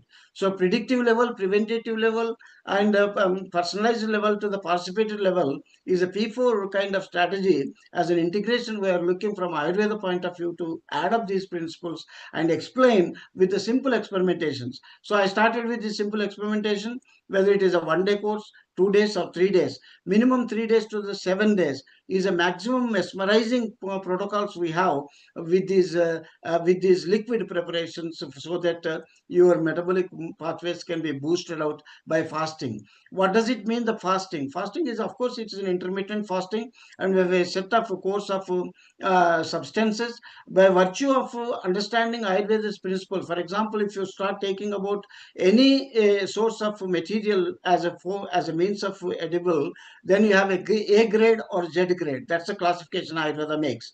For example, fatty acids, when it comes to the cow's ghee, and that cow's ghee we are not talking about any other ghee. We are talking about the A2 ghee, which is prepared like a gir cow. Girnar cow, how it is being fed with the Arjuna leaves, how it is being Mashaparna Prabhrutiyam, Arjuna Prabhrutiyam, Mudgaparna Prabhrutiyam. All these herbs are being fed to this classic cow, because these cows are also standardized in Ayurveda by means of the hump, or by means of the solar plexus, or by means of the tail with the 3 twisters, or by means of the horns and positions. So many things are there to understand the mother's calf and the cow's color variation matching. And that is where Ayurveda standardization about natural substances, how it can yield the best milk and the best source of the ghee, and that will be the most metabolic restorative as a means of therapeutic medicated ghees prepared and consumed. So whether it is fatty acid based, amino acid based, when you start amino acid based, and you see the being healthy or being diseased, if the proteins required for being illness or deceased, it is the mung beans which we go through, or the other kind of the beans, like of course the red beans, or masoor dal is there, and then tur dal will be high, black gram will be high proteinous. So there is a gradations, which one will take, which form do you prepare, liquid preparations, and then the semi-solid preparations. And that way Ayurveda standardized with the qualitative substances being given into the formulations or the proportions with the hunger reflexes by the constitutional variations. That way it will trigger into the personalized level of dietary food as a medicine, which controls the gut functions, and gut microbiome is restored. So they are added to the value. There is so much of interventions from therapeutics and as well as severe medications, and that is where we are looking. Even I have a person who is 75-year-old in London. I would say that his name is Dr. Avtar Singh, and he has reversed these conditions. I did not do it. Even though I am a postgraduate and PhD in Ayurveda, I didn't do it, because he says pancreas and the brain, and two considerations is that they never die. You need to reactivate it, you can reboot it, you can revive it, and that is what he has shown with his formulations. And there are so many cases are there in Dubai Ayush Expo in February. He is going to present those cases, and that is the way the Ayurveda can do. And in the Alzheimer's disease, autoimmune disorders, and artistic disorders, and in several conditions, that is how the gut care is the biggest care, where you can reverse things, is being shown by the evidences and the practice-based evidences. So that is the way Ayurveda's juvenile diabetics, and how we are standardizing, understanding, and making them to experience. Because you see, in the children, from 0 to 1 year, 1 to 3 years, 3 to 7 years, these are the three crucial periods of developmental changes Ayurveda recognize and recommend the kind of the therapeutic interventions by means of food as a medicine. And that way we have a means. And then we have like a maternal screening the both the partners who would like to conceive, That is the biggest part Ayurveda is adding now into the lifestyle modifications or the lifestyle medicine. And these people are being screened properly with the therapeutic interventions and who are going to ready to conceive. And that is the way we are standardizing, not to develop these genetic predisposition conditions or autoimmune disorders in the children or the future generations. So a lot is there, and that is where we can fit into as an integrative model, and that is where we are working through. And Ayurveda is now a BAMS as a means of curriculum from Ayush Ministry is going to be outsourced right back into the UK. We have permissions, of course, from the state government, Rajasthan, Dr. Sarvepalli Radhakrishna University, Ayurveda University, and then central ministry approval were seeking in it. And there should be lack of awareness, and then the awareness will start with the educational activities. I'm pretty sure in UK, pre-clinical subjects are being well taught, and the clinical exposures are being done in India. That way, the integration model we are trying to enrich, and there are so many doctors from Namaste and Ayurveda, Namaste London, and we are integrated with. Thank you, Amritaji, for giving me a short time for me to express my views. But we are looking for this positive integration. Inclusiveness is the time of need now. And Dr. Namdar Sharma has got the biggest hospital in Delhi, and Premadar Ayurveda Research Center, and Dr. Raghunandan Sharma, my junior colleague, and he is also a good practitioner in London. So we are united here now. Yesterday was a meetings in Nehru Center, and that is where we are talking about these integration models. And I'm pretty sure that conventional medicine and non-conventional approach is the two parallel lines where the health trend should move, and where possible to junctions to integrate, and then the change the direction as required for the health to be maintained and as a preservative. So it is a predictive level to the preventative, personalized to the participatory, is that the P4 medicine we are looking into. Thank you, one and all. Thank you very much. Namaste. Thank you, Dr. Venkat Joshi ji. Before we take up the talks and comments from other doctors from Ayurveda, Dr. Anukul ji, your comment, and we follow by Neetu. Yes, over to you. I think Dr. Venkata Joshi's opinion was fantastic, because he's talking now of integrating the things. At one end, you have got, in the very first few topics, we talked about our mental state and how we can, and body and mind can get connected. And then we talked about conventional systems of treatment, including surgery. Then we talked about diet, and we talk of integrated care using Ayurveda system. They might be looking at very different pots, but in reality, they're all combined. And I think that is where there has to be very, very serious involvement in all these particular traditions. I think I have got some very awkward comment. And the comment is, I think the biggest problem starts with the fact that when we are kids, we are given toffees and sweets to make us feel happy. And I think that is where most of the problems start from. If we are hardwired to say sweets are not a good thing, and if something should not be encouraged from the early childhood, that might serve some of the purpose. But I'm not very sure. I think Dr. Neetu, she'll be able to tell us a little better about this. But I would certainly like to contact Dr. Venkata Joshi for his research on Ayurveda. Thank you, sir. Thank you. Thank you. Thank you, Dr. Nukul. Neetu, what are your comments coming from the cookies and the chocolates to this? Over to you. Thank you very much. Thank you. Amazing question. I have this question asked many times. So my background is maternal and child health. I very strongly believe habits are formed while we are very young, and it's really important to offer a family approach. So like we've been talking about family history of diabetes, isn't it? So if we want to change that narrative, it's important that we make these new habits as family habits rather than personal habits. And definitely habits can be changed over the period of time as well. So whatever age and stage of life we are at, if we already start embedding these healthy eating and healthy lifestyle habits, we can make a difference. I talk a lot about mindful eating as well, and that's also very inclusive, integrative style of food, taking food as medicine and gut-brain axis. I'm actually doing a webinar on Thursday, the 27th of November, 12 to 1 o'clock GMT. And anybody who's interested, they're welcome to join me. It's mostly advertised on my Instagram account and also on my website under public health link. So people can access from there and book that. But yeah, absolutely. Whether it's childhood, adulthood or older age, we can certainly make changes for the whole family. Like as Meena said earlier on, I completely agree with that. So it's like giving it a positive approach rather than thinking into what do we need to cut down. If we start looking into what do we need to prioritize or add in our healthy lifestyle. So are we missing on proteins? Maybe we focus on that. Do we need to bring healthy fats? Then we focus on that. Because the way our mind and bodies work is something that we start fighting off with, we actually crave or go more after that. So something, if we focus our attention on what do we need to prioritize for health, specific health benefits we are trying to achieve, that can be a helpful way forward, I feel. And yeah, absolutely. And I think somebody also mentioned about going back a little bit when we talk about healthy eating is healthy food shopping. We now have researches suggesting how can we do healthier food shopping. So something that very common is not to go food shopping when we are hungry, because it can influence our food choices. So when I talk about healthy eating, I start all the way back from healthy food shopping. So variety, colors in our food basket, and filling our kitchen cupboards, our fridges and freezers with healthy alternatives.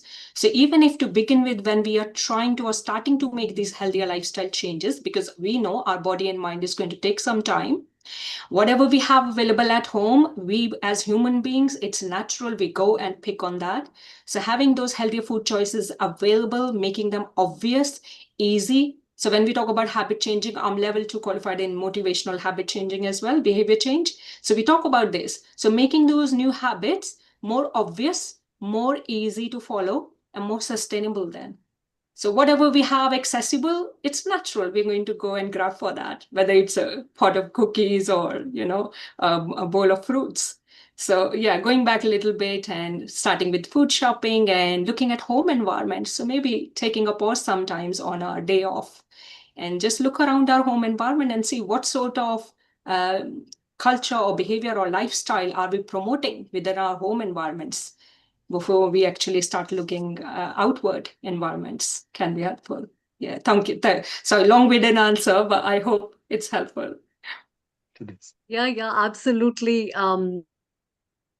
Neetu, I totally agree with you. And I also align with what Dr. Venkat Joshi has said. In fact, I had contributed a chapter completely on food choices at the time of COVID, running about the kind of food choices, running out of foods, what kind of things you want in your bucket list for your kitchen is also very important.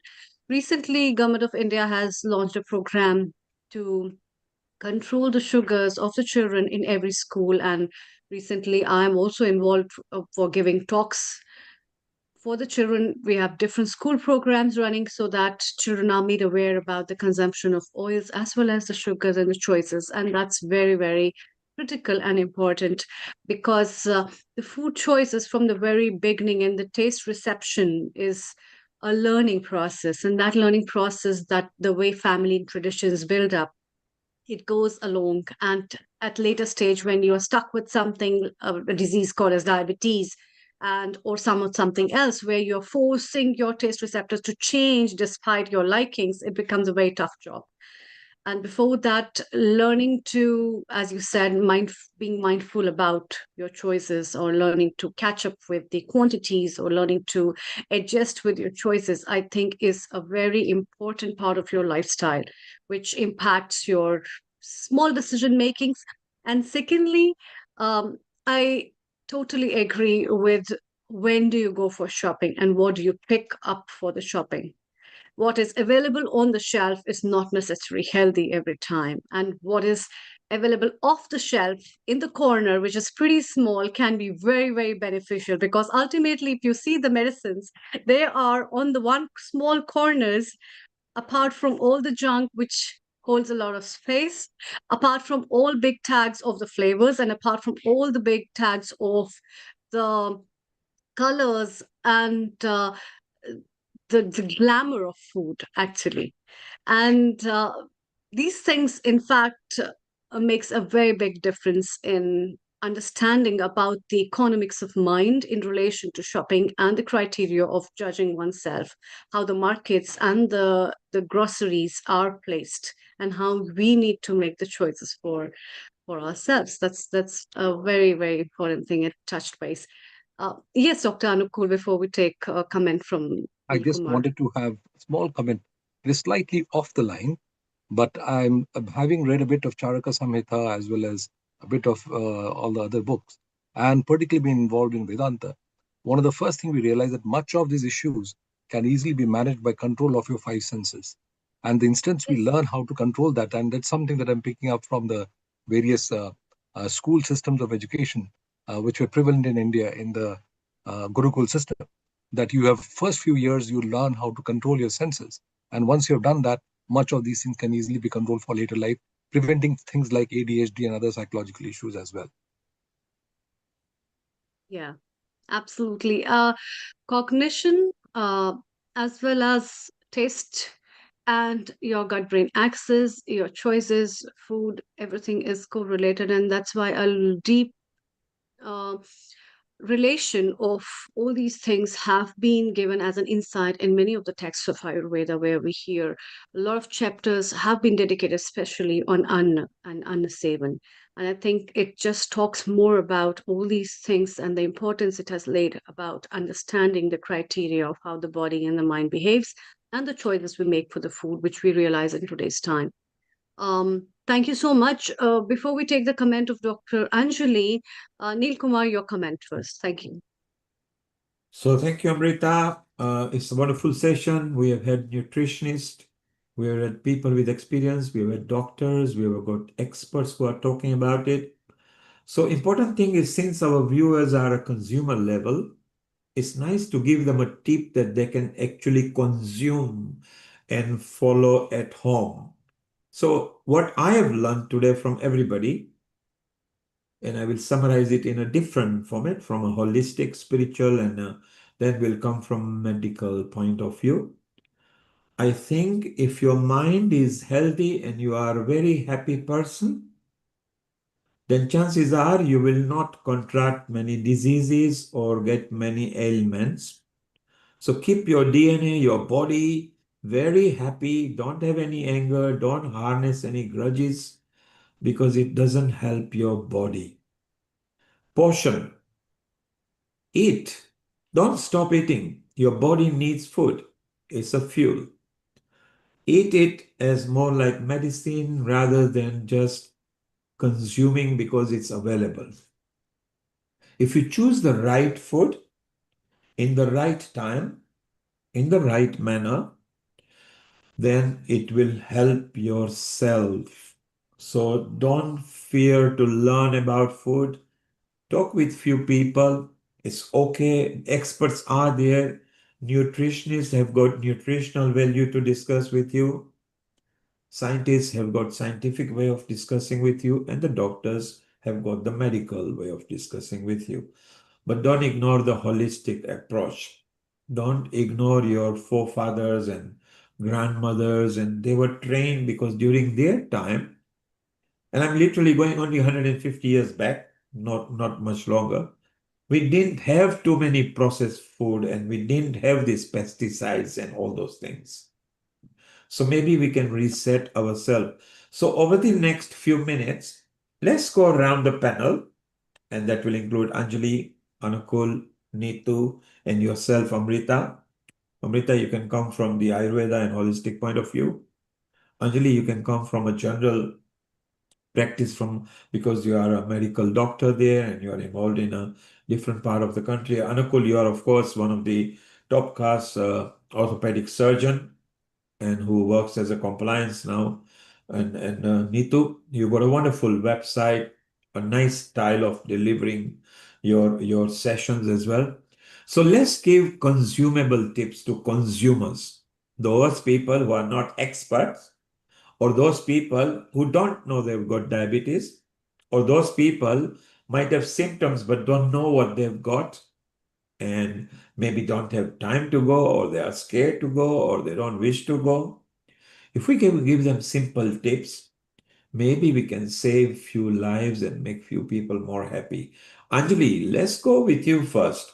What have you learned today, and what tips can you give to our listeners who are tapped into us on a YouTube Instagram, website, and Facebook. Over to you, Anjali, in India, and a good evening to you. Good evening, Anil Kumarji. Global Namaste. Uh, I think a very good panel of Neetu and Ashmi, Ashmina, and everyone who talked about different varieties of diet and how you can manage your food and your flavors.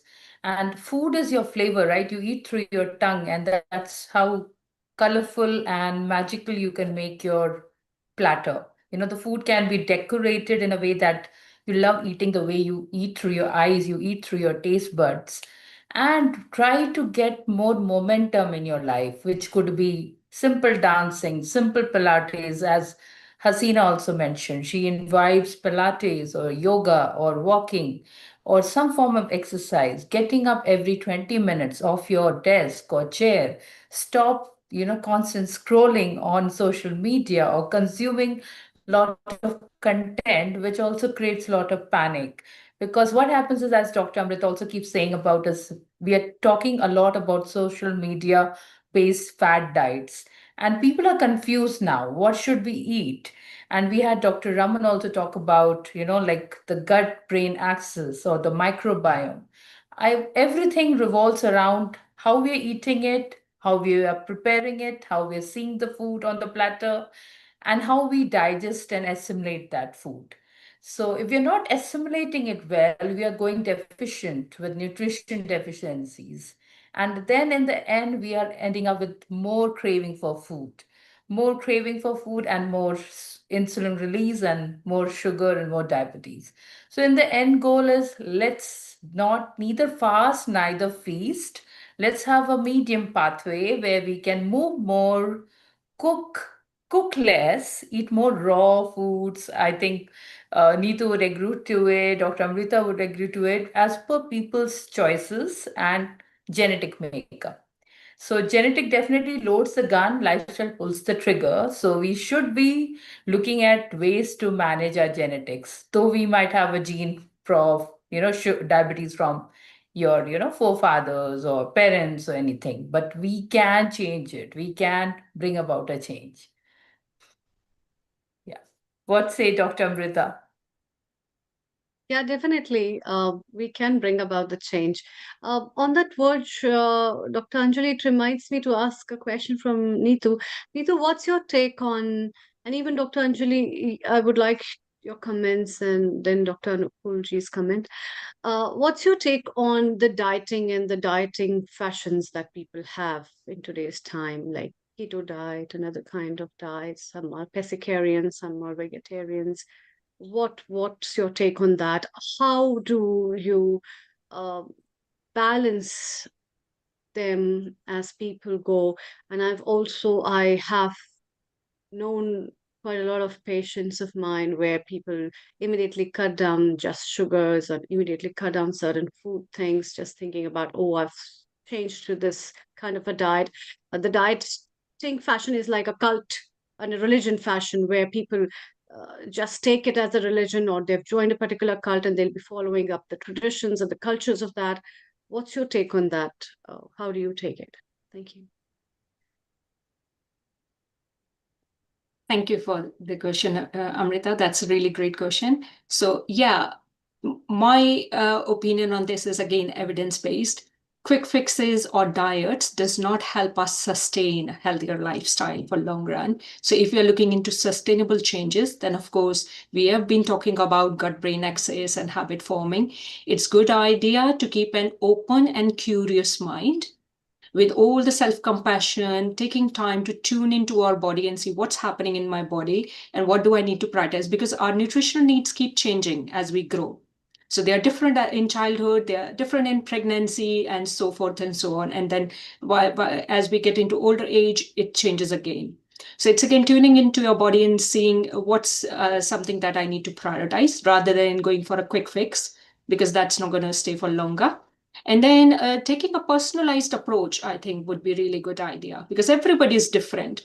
We might have diabetes, but then still our symptoms, our energy levels, our mood levels can be different, our medication, lots of things. So personalized approach can be helpful there as well. With regards to religious-based limitations or dietary changes, of course, people choose to do that. Again, keeping in mind, are there any essential nutrients that I might be missing on? And what can I do about it? Sometimes some people choose to go off or limit certain foods because of religious choices. But if they are aware of how it can then change their life or risk of disease, I think that can help them to make sure that they are not missing on those. With regards to modern day diets, vegan diet and keto diet, and so many more, especially with so much hype on social media platforms, it can be really difficult. My advice there is to keep in mind how much do we need to absorb or consume on all this information out there. Do I really need to know? So need to know basis. Because if you know your body, if you're listening to your body and everything is going well, do we need to know then all of this information? Because it's generic information, it's not personalized. So why not go for a personalized consultation, adapt what your lifestyle, your routine, and take it from there. And that's it. After that, don't worry too much about keep making these changes, because if something is working well, we should not have to, or we should not change it because it is working well. We only change when things are not working well. But nowadays, with so much information out there, so much competition and comparison, people are taking themselves as experimentation. They're experimenting on themselves and they keep changing it. And all these changes, without allowing our body and mind to adapt with change, we're just confusing our system in general, our whole body, our whole mind. Yeah. Sorry, have I answered all the parts of your question? Yeah, absolutely. I agree with that. That the human body is not just for experimentations, just based on social media, and what fits you the best can be very unique for yourself and might not apply in many of the situation conditions. And also, I agree with you that with every situation and the part of life where you climb the ladder of how many years, with the happy birthdays in your life, you keep changing the requirements of your plate as well. So, absolutely. Dr. Anjali, your comment. Absolutely, Neetu, this was, I think, important. Like, we can't have social media govern our daily practices. Our body, our choices, our circumstances, all are so different, and we cannot copy and copy paste what social media diets are doing for people. So, thank you so much, and it was quite an interesting day today, learning so much from all of you. Thank you so much. So, Dr. Anukulji, your comment. Yeah. Anukul, before you go, what is very important, let's give tips that people can memorize and remember. So, diet is very important. Happiness is important. Sleep is important. Consuming water. Remember, when you think you are hungry, you might be thirsty. If by drinking water, preferably room temperature or even warmer, actually sit down and sip it, enjoy it, so the water molecules and the water itself is mixing with your saliva before you drown it into your body. For those who are beer drinkers, assume that you are drinking beer, but drink water. So just enjoy it as much. Those who like milkshake, assume you are having a milkshake, enjoy it similarly. Now I'm going to go and be brusque about things. Let's actually talk about food. So it depends whether you are vegetarian or vegan. At least consume 20 nuts. So maybe almonds, walnuts, cashew nuts. Preferably if you have soaked them for 6 hours, it might be better for you. Eat broccoli if you can. In the countries where broccoli is available, just to tell you, 1 kilogram of broccoli is just 350 calories. So those who are calorie conscious, and it's beautiful vegetable to eat. If you can consume about 300 grams of spinach a day, do that. If you can consume some protein, now you may be a vegetarian person, so maybe tofu, tempeh, or paneer, okay? Do consume them. But most beautiful part is that if you can stuff yourself with lettuce, avocado, carrot, beetroot, cabbage, or something as a salad, sprinkle it with black pepper and minutely salt and squeeze it with lemon. Stuff yourself even if you don't like it. Just think that you've been forced to medically eat that. First thing, then you can maybe consume fruits and yogurt so you don't get a sugar spice. Then, if you are still hungry because you got vast appetite, then at least you will not binge on other food. Now, don't forget protein is very important. Bit of carbohydrate is very important. So rather than making it complex, can each one of you say which are your favorite foods that can be consumed without any criminal guilt, medical guilt, psychological guilt, holistic guilt, or spiritual guilt? Anakul, let's go with you first. Well, I obviously ask you an exciting question that before you do a surgery, do you get food craving or do you wonder that the tummy is rumbling of your patient? But tell me about your foods that are safely available in many countries that one can daily consume or maybe in the order in which they consume. Over to you, Anakul. Thank you. the favorite food that I enjoy over here is avocado. But otherwise, if I am anywhere at any time hungry, I just take roasted chana, black chana. That's my favorite food. It's always there beside me. That's what I have. But as far as eating is concerned, I've got no problems about eating any quantity at any time or no quantity at all for several days. The longest I have stayed without eating even a smallest bit of food is for 5 days, and nothing the whole day except for some water in between. But I have some very interesting comments. When I did quite a bit of studying for about 3-4 months, which is unusual for me to do, only about food, and I came across few things which are very, very important, and I wrote down 7 points, and it's here right in front of me. First of all, focus whenever eating, and that's very interesting that I took up all these from our traditions and culture. You never talk to anybody. When you're eating, nothing else. And it's a specific time you sat down, and the food was always served in a sequence.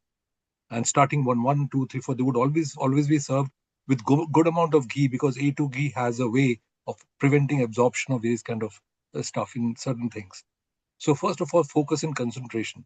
And before that, whenever you're eating food, at any given time, ask whether my tongue is wanting it or my body is wanting it. It is not a question of just craving just for the heck of it. If at all it is, you think that you're craving too much, I stick to my chana. Then second thing is you're eating food for a specific purpose. So I always ask, where is the prana in it? In other words, prana concept is very, very central to my whole process of eating. Then the number 3 comes the type of food and the choice of food. Again, it's a question of prana related. It's the right type of vegetarian versus non-vegetarian. It's a very complex process. But sequence number 4 is sequence of eating. I was going to ask Neetuji about the use of apple cider vinegar about half an hour before eating meals, which does reduce your intake of all these carbohydrates, etc. Then fifth is microbiome, and the microbiome has a massive thing, a huge amount of things about various axes, etc. Sixth is a hugely I've benefited from is use of millets, and in replacing other kind of carbohydrates. And lastly, frequency of eating. I don't realize that you actually don't need more than, there was a famous saying which was, Jo ek baar khaye, one person who eats once in a day is a yogi, who eats twice a day is a bhogi, and who eats 3 times a day is a rogi.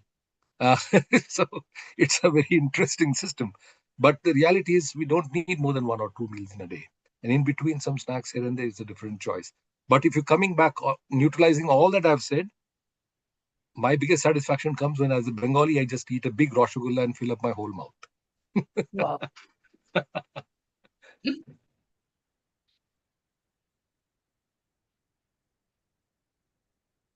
Amazing comments, Dr. Anukulji.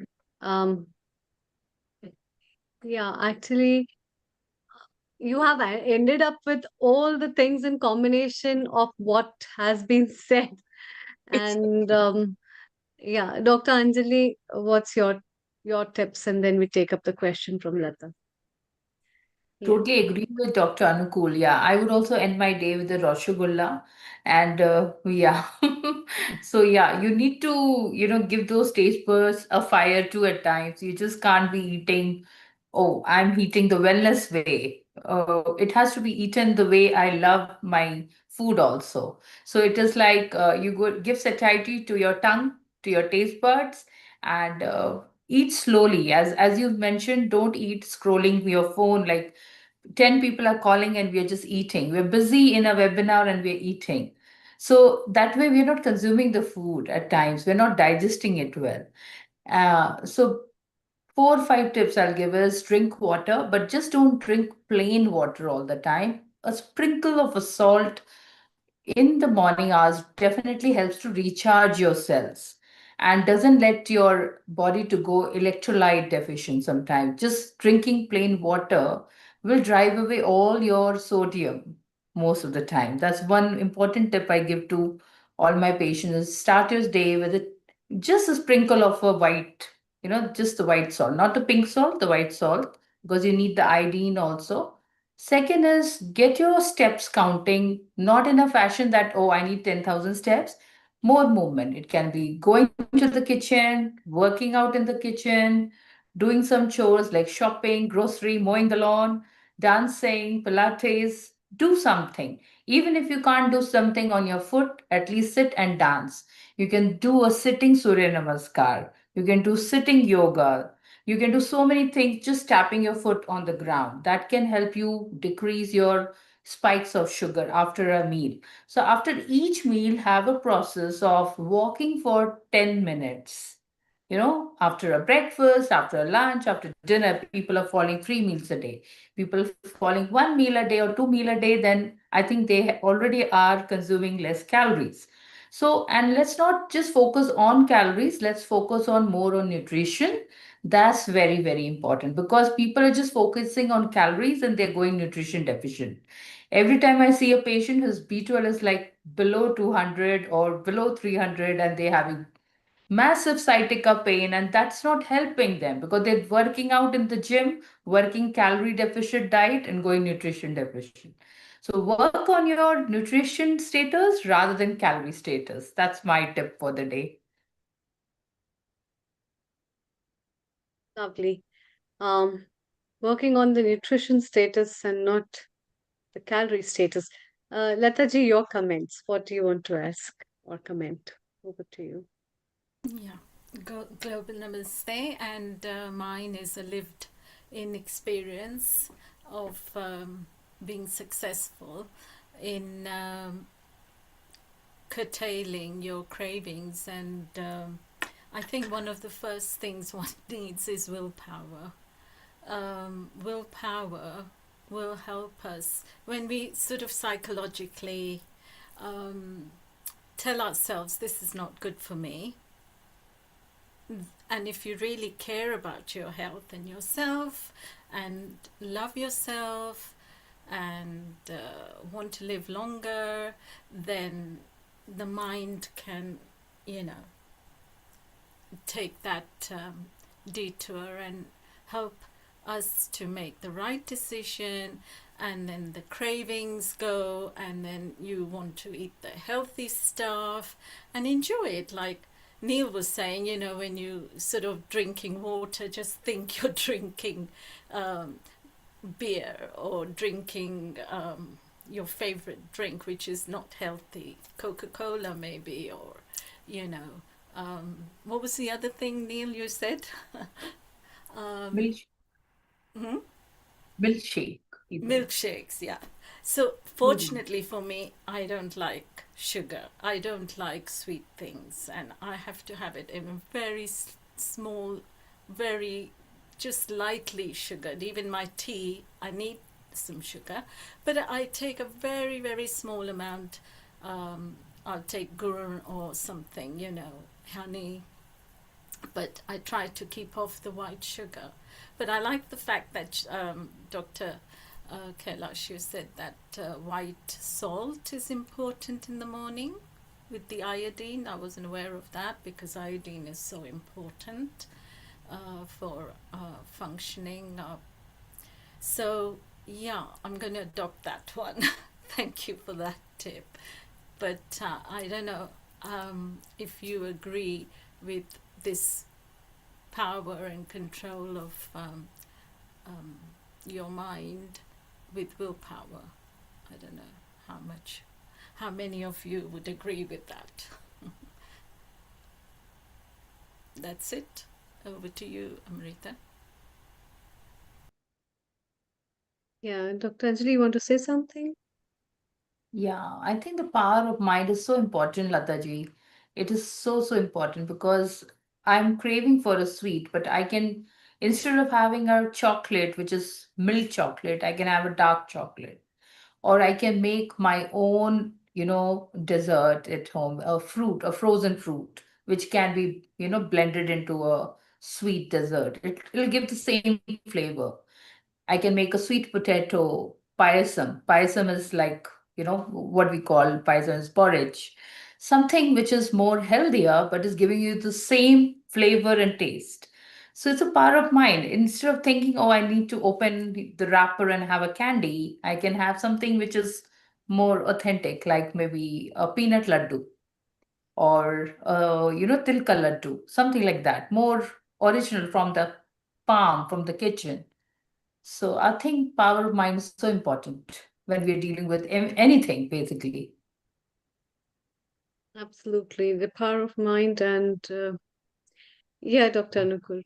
One point to add in terms of sweets, I found, I mean, I really love sweets otherwise, but hardwiring does a very fantastic work. There's a time when I literally can be completely cut off and dislike sweets. There are times when I say, I don't like the looks of those sweets. And it can come to me at this, I don't want to see it. And one of the things that I do enjoy sweets with is I simply have dates. They are very nice and sweet anyway. And they're also good for fiber and a whole lot of other stuff. But I also make sweets, by the way, my own self by using what you call my favorite thing. What do you call that? This millets. Millets. I use millet flour and use what do you call these dates to make sweet dish out of that. And I can make burfis out of it and keep that whenever I feel like I have it after meals. But my question is not to have more than one meal in a day, but usually 1 or 2 meals at most. That's how I stayed on. But I want to ask Neetuji about one thing very important.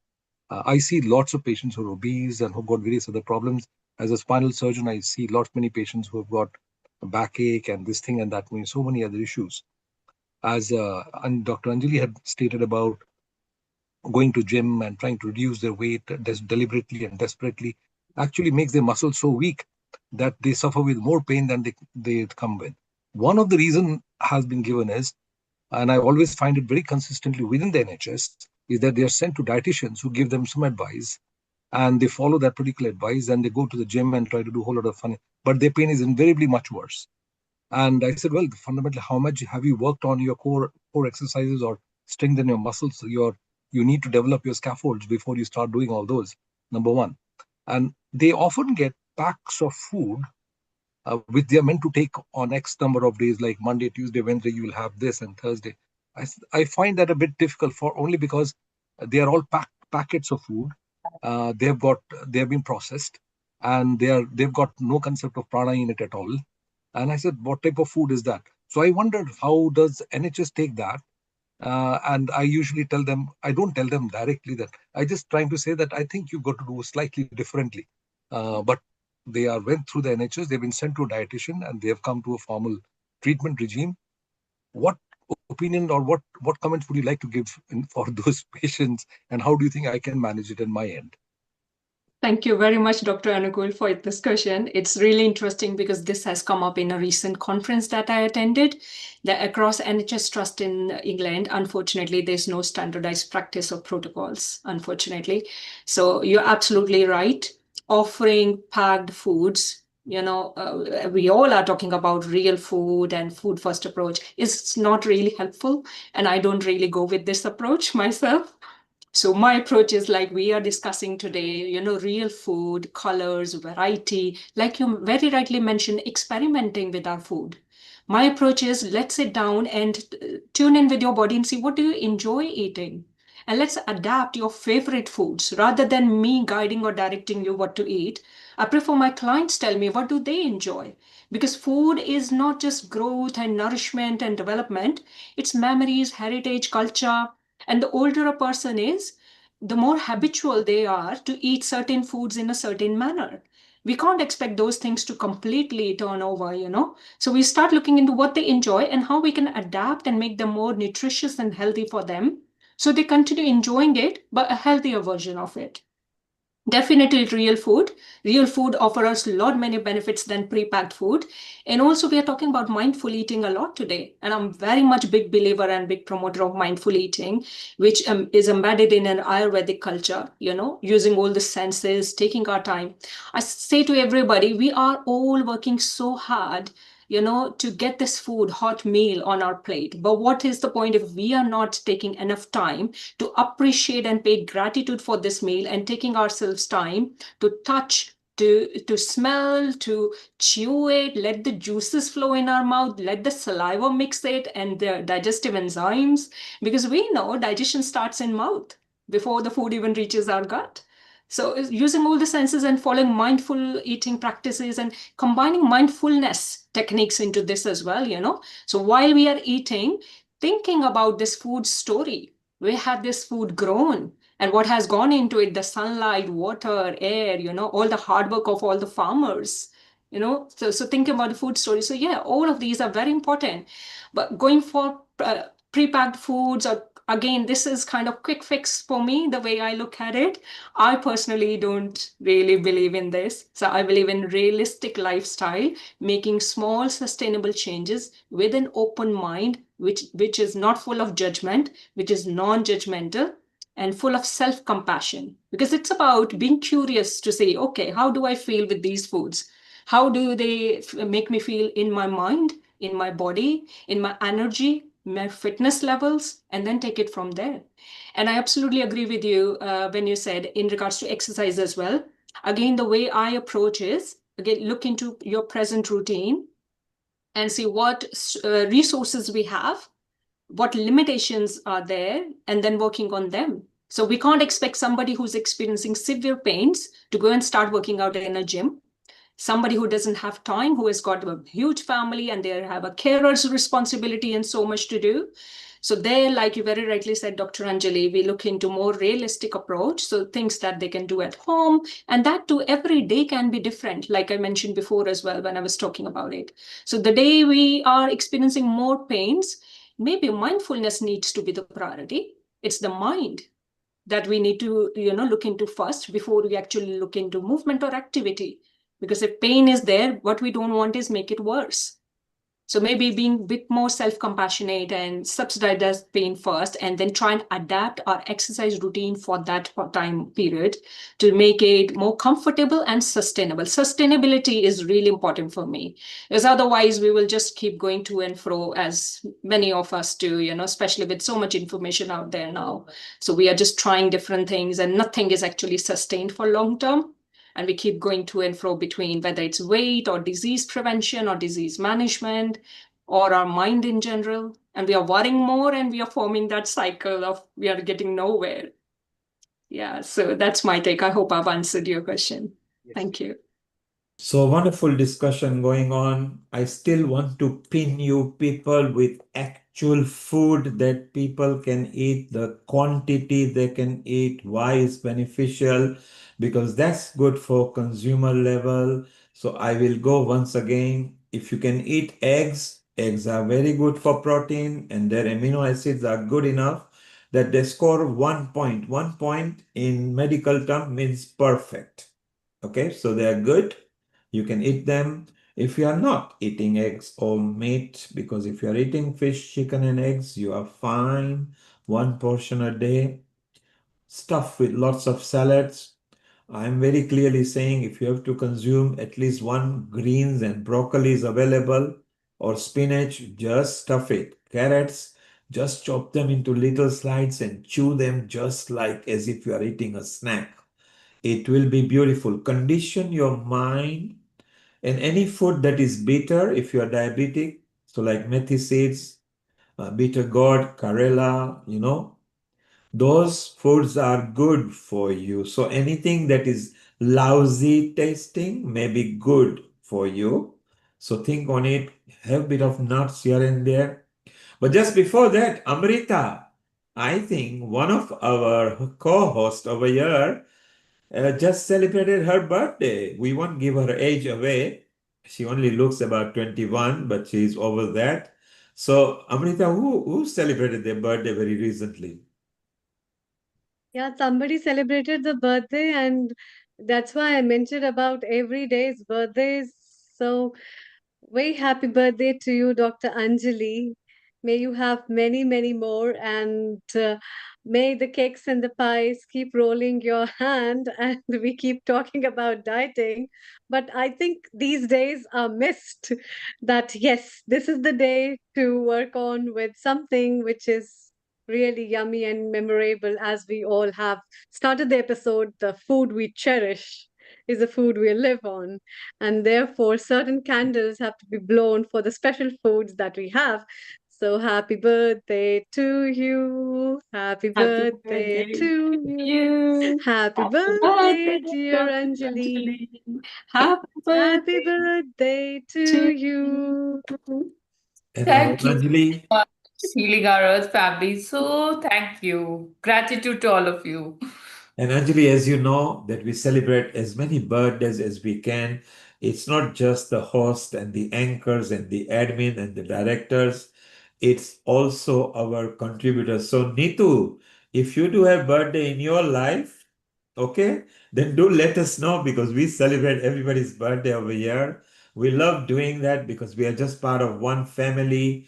Healing Our Earth is a free global online community channel that brings information, edutainment, and that is entertainment and education, free globally, just so that it can create better communities. So you're all part of the family. And Anjali, once again, happy birthday. Keep on smiling always. You are such a good Thank contributor, not just on Healing Our Earth, but also in your profession and your friend circle. You do so very well. And we are very proud of you here at Healing Our Earth, and best wishes now and every day. Dr. Anjali Agarwal certainly needs Mysore Park, where she is right now. Am I correct? I Now, know. For a birthday. now, Anakul, you Yes. and Anjali like your mithais, okay? Those Oh, sweets. yes. And you, particularly being a Bengali, and Oh, your yes. rasagulla or rasgulla is how we And say, Sandesh and everything.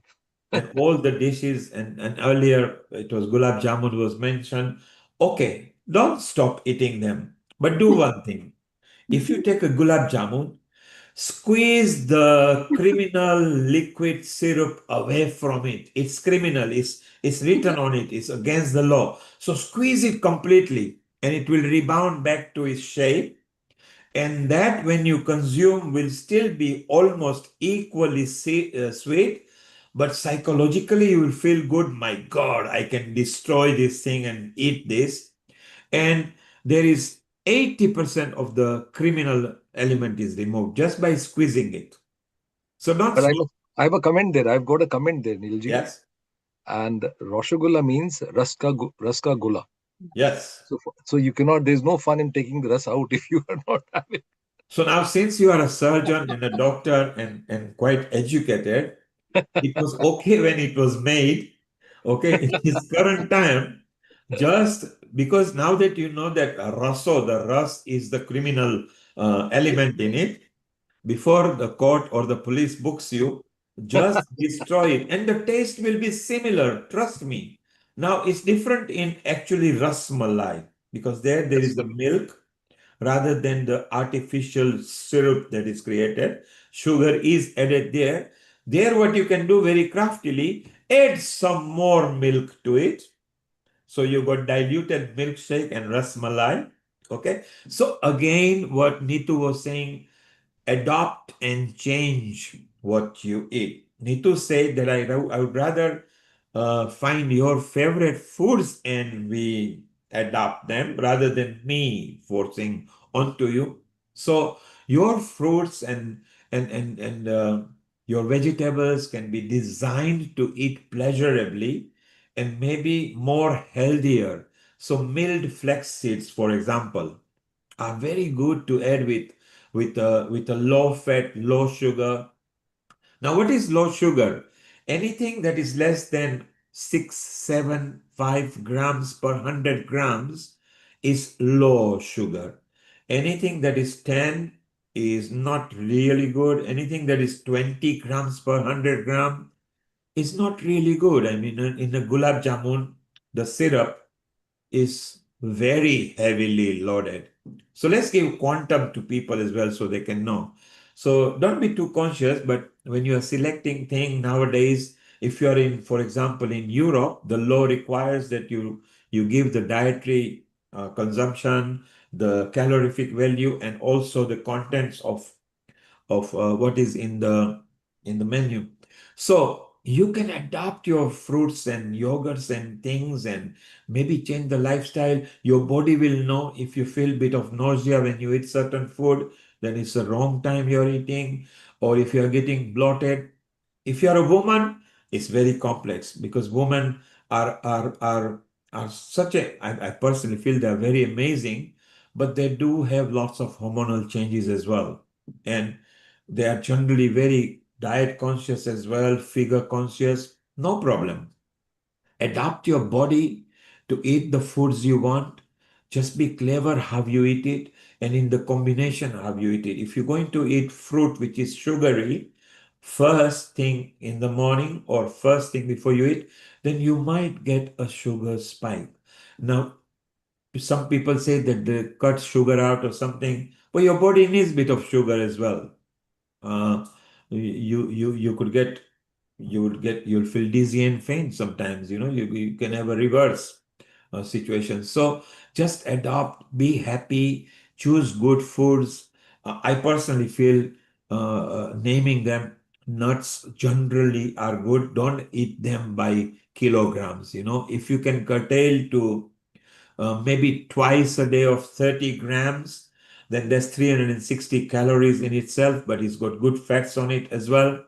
Maybe an avocado every other day, maybe 2 carrots, big carrots every day because it's good. Maybe one orange every day, one apple. Apple is a must every day. The saying that apple keeps the doctor away is not actually just made up. Apple actually brushes your teeth because it reaches the gaps that other thing and toothbrush cannot. It's got lesser of a sugar per each gram of it. It's got fiber in it. So just be sensible in what you eat and don't go out of your way to change your diet to make it too boring. Just consume good food in a right manner, a right quantity. Anukul avoids eating many times. That's fine. He is technically fasting. Fasting, if you look back 300-400 years, was religiously mandatory, depending what culture you are from. In Navratri, they fast. Some people fast in Ramadan. Some people fast in a different time. So it's all, I think we just need to reset back to our forefathers or our four grandmothers, and maybe we've got something to learn from there. So Anjali, you are going to squeeze your gulab jamun next to when you see it. You will find it tastes better than with the syrup in it. Sure. Try it. And you will believe me, you will feel so good. So instead of eating one with the criminal liquid, you can eat 3 without criminal liquid. Feel good. Feel good. Obviously, the more browner they are, the more cooked they are. Maybe you might taste them better.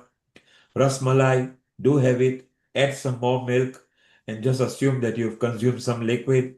So I think change of Anukul, I like the chanas you are eating. Yeah. The gram nuts, the chanas are so good. not only horses are fed them because it brings lots of energy. Yeah, Right there. next to me all the time. Perfect. Bananas. Very good for snacking. That's very, very That's good for snacking. And it's something which is very good. In India, because more than 60% of the population are earning below 10,000 rupees per month, which is less than 100 pounds or just nearly like $110 a month. Then some of their diet is this chanas, these gram nuts. And they come wrapped up in a newspaper corn. So the newspaper are recycled and they're not destroyed. You get them in there. And it's so useful. So again, depending which country you are from, but Anukul, that's a very good snack. And if you keep that kind of snack ready. So one of the things when you wake up in the morning is just cut few pieces of vegetables or lettuce or carrots or cucumbers. Just keep it ready in a container. If you got it ready, you might eat it first before you eat it. Then you will consume less of the criminal foods that you will eat. So Anjali, okay, gulab jamun, don't stop it. Have it, squeeze it. In the morning breakfast, the chanas can be had in the form of, we traditionally call, very widely prevalent in Bihar, called sattu, chana sattu. And it's very, very helpful. And in fact, I have sattu powder over here. Whenever I feel like having it, I have it. But it's a very good way of having the thing. So next time, Anukul, if you take a Gala or a Granny Smith apple and 110 grams of Greek style yogurt, it doesn't have to be completely Greek style. I'll also tell you the brand. You can go to Lidl, and theirs is one of the best because it's got only 7 grams sugar per 100 gram. If you mix it with 1 full apple, few chanas, okay, and some seeds and milled flax seeds on them, and some pumpkin seeds, that will not give any sugar spike. It'll be so healthy. It'll be like a meal in the morning, as opposed to having the bacon and other things, which are more fatty and things. So look, just change of lifestyle and it'll be very good. Go to Nitu's website. There is so much information there. Yeah. Azmina's website again is beautiful because it's got pictorial way of doing things. Amrita, from Ayurveda point of view, what is your favorite breakfast that gives you energy, bit of protein, and doesn't give you sugar spike in the morning? What is your food? I make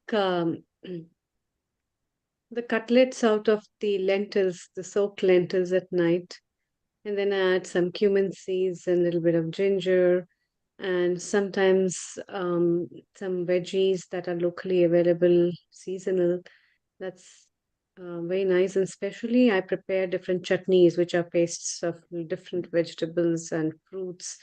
Sometimes coriander, sometimes mint, sometimes with the walnut, sometimes the sesame seeds, groundnuts, coconut. These kind of varieties are pretty appetizing and it gives you a good flavor. And another thing which I wanted to add from Ayurveda point of view is because of the Pancha Indriya Sangraha, which means like our cognition works through the 5 senses, not just the 5 senses, the 6 senses, I would say, in the heart. Therefore, these 5 senses comes to say about when we talk about organoleptic features, it's about Shabda Sparsha Rupa Ras Gandh, which means that the sound that the food creates. When you break it, when you hold it, when you chew it, when you relish it, makes a big difference. Sometimes people eat because it's crunchy, and that makes a very big difference. Absolutely. Yeah. And sometimes you eat because it's soft, as the Rasagula we have been commenting so for past 10 minutes, right? Whether it has a criminal syrup in it or it doesn't have, but still the sponginess of that is the feature which you like. And the rasa, the taste of what it is and how do you consume it. And the taste has got an amazing effect, and Ayurveda has talked intensively on what kind of tastes do you love at what time of your life. There are certain things which are automatically the body is very intelligent to know, Sarah. So if you have seen your appetite, if you're not feeling well, where you will always like to have sour things sometimes, where you like to have a bitter thing sometimes. And that is an automatic effect that is produced by cognition in your mind and body that gives you a reflection of your taste. And sometimes the sweetness becomes so oversweet that it just becomes bland and you hardly get the taste of it. That's also a sign. And all these things happen through the tongue. The tongue gives the reception that is related to your gut and that's related to your brain, which has a close connection. The sparsh talks about when you see the food, you touch the food. My kids sometimes when I bake the cakes and stuff, they touch it and they say, "Oh wow, that's so satisfying." And when they say this, I just love the comments which they make. Now, this kind of a spongy feeling with the hand, it's so satisfying. And when you cut it and then you hold it, and sometimes the creams of that, when you hold these things, so when we have the five senses with our hands touching it, and we look at it, and then the sight of it also makes a big difference. So, roop of the food, how you take the packed foods may not be that tempting when you open them, though the packets are very tempting, makes a big difference. And that's why when you prepare food by your own self, you make sure that you serve it in the best plates, the best cutlery, in the best way. You must eat like a king. That's why Ayurveda emphasizes eating like a king is very important. And that doesn't need to be with a lavish, a great amount of things in terms of gold, silver, or diamonds, but in the terms of what, where, and how you are serving yourself, because you are serving not your body, but your soul. And the smell of it, the aromas of the food definitely are very tempting. Sometimes those aromas make you really hungry. And that is why cooking itself, I tell all of my clients that if you really want to stay healthy, you must have two important things. One is your kitchen garden, and second is your kitchen. Prioritize that the home you build or the place where you live. I think I have recommended as a diagnostic tips to so many of my students who have starting their journey of life, who are living alone, because they think, oh, that's a stupid corner of the house. I don't need it. I just need a shelf. Actually, you don't need a shelf. That shelf is going to give you what you are, because ultimately we live for our tummies. And therefore, living for your tummies, the priority is the Annapurna, which is the center of your whole system of life, where you're going to get the prana. And that's why the emphasis on eating modalities, looking at the food, eating the food, touching the food, and all those things which are related with the cognition and food has a very important role for your digestion, because the hormones of leptin and ghrelin have a big sense of gut brain axis, where your brain's hippocampus as well as the insula will be connecting with your gut to give the signal how you want to eat and how much you want to eat. That is why a lot of people, when they watch TVs, they overeat. Snacking in front of the television is pretty dangerous. So when are you snacking? That's also very important. That's why if you eat, when you see the plate and you just focus on your eating, you'll be very mindful of what you're eating, how much you're eating, and how that flavor is affecting you.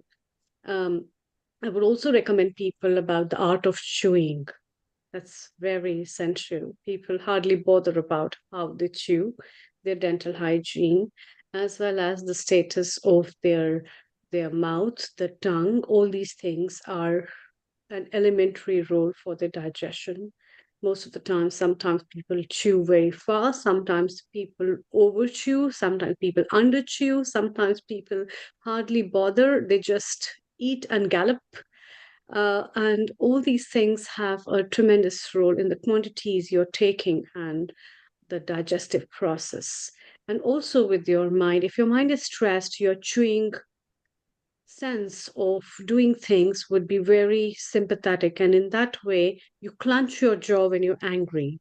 And that clenching reflex is a kind of a reflex that automatically comes when your mind is anxious, it's busy with something else, you're watching, you're overrunning with the mobile and eating. It gives you very different signals, and the brain cannot really sense what are you actually doing because you're multitasking at that time.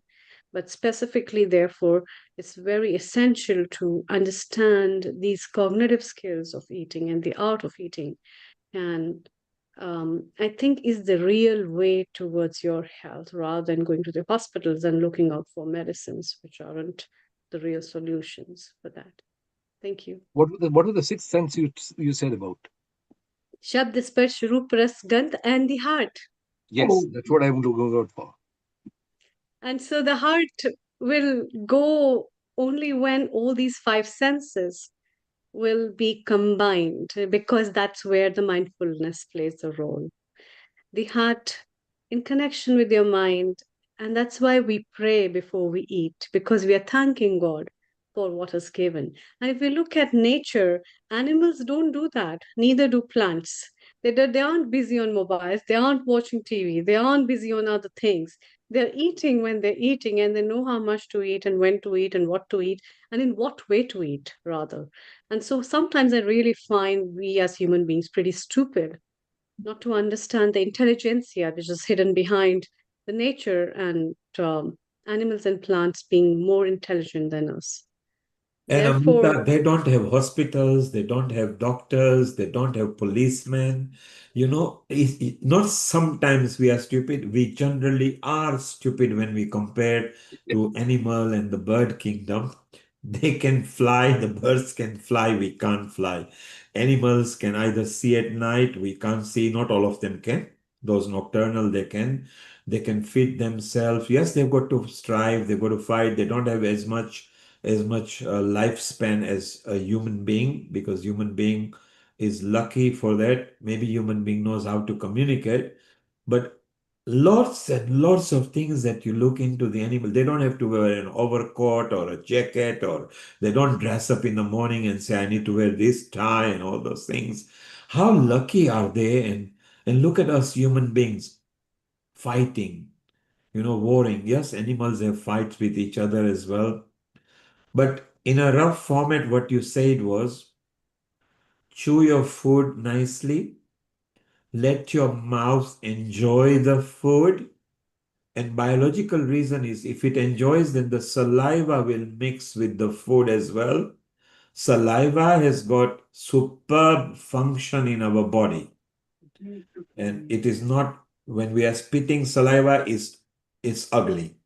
But when you're using the same saliva for your body, it's a medicine, it's a requirement. So if you chew fast, the saliva hasn't got a chance to mix in, it goes down into your intestines and wherever it goes for the process, and it's difficult for the body to digest and break. But if you chew it correctly, it is nice.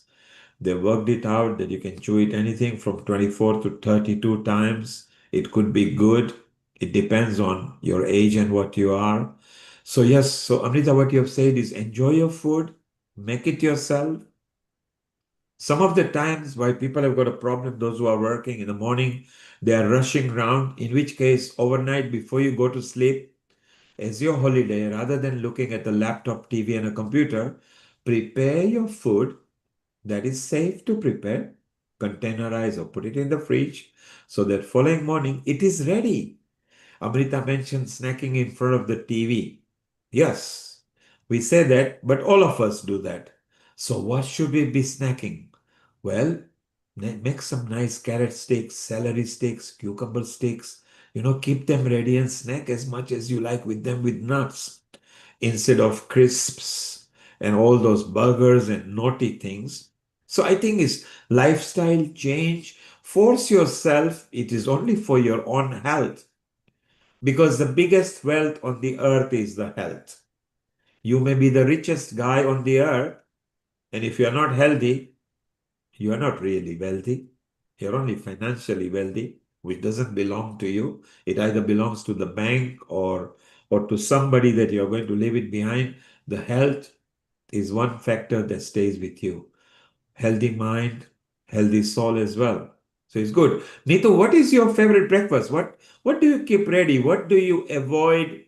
How do you restrict yourself from avoiding going into convenience food? What's your tricks, or what kind of foods do you keep?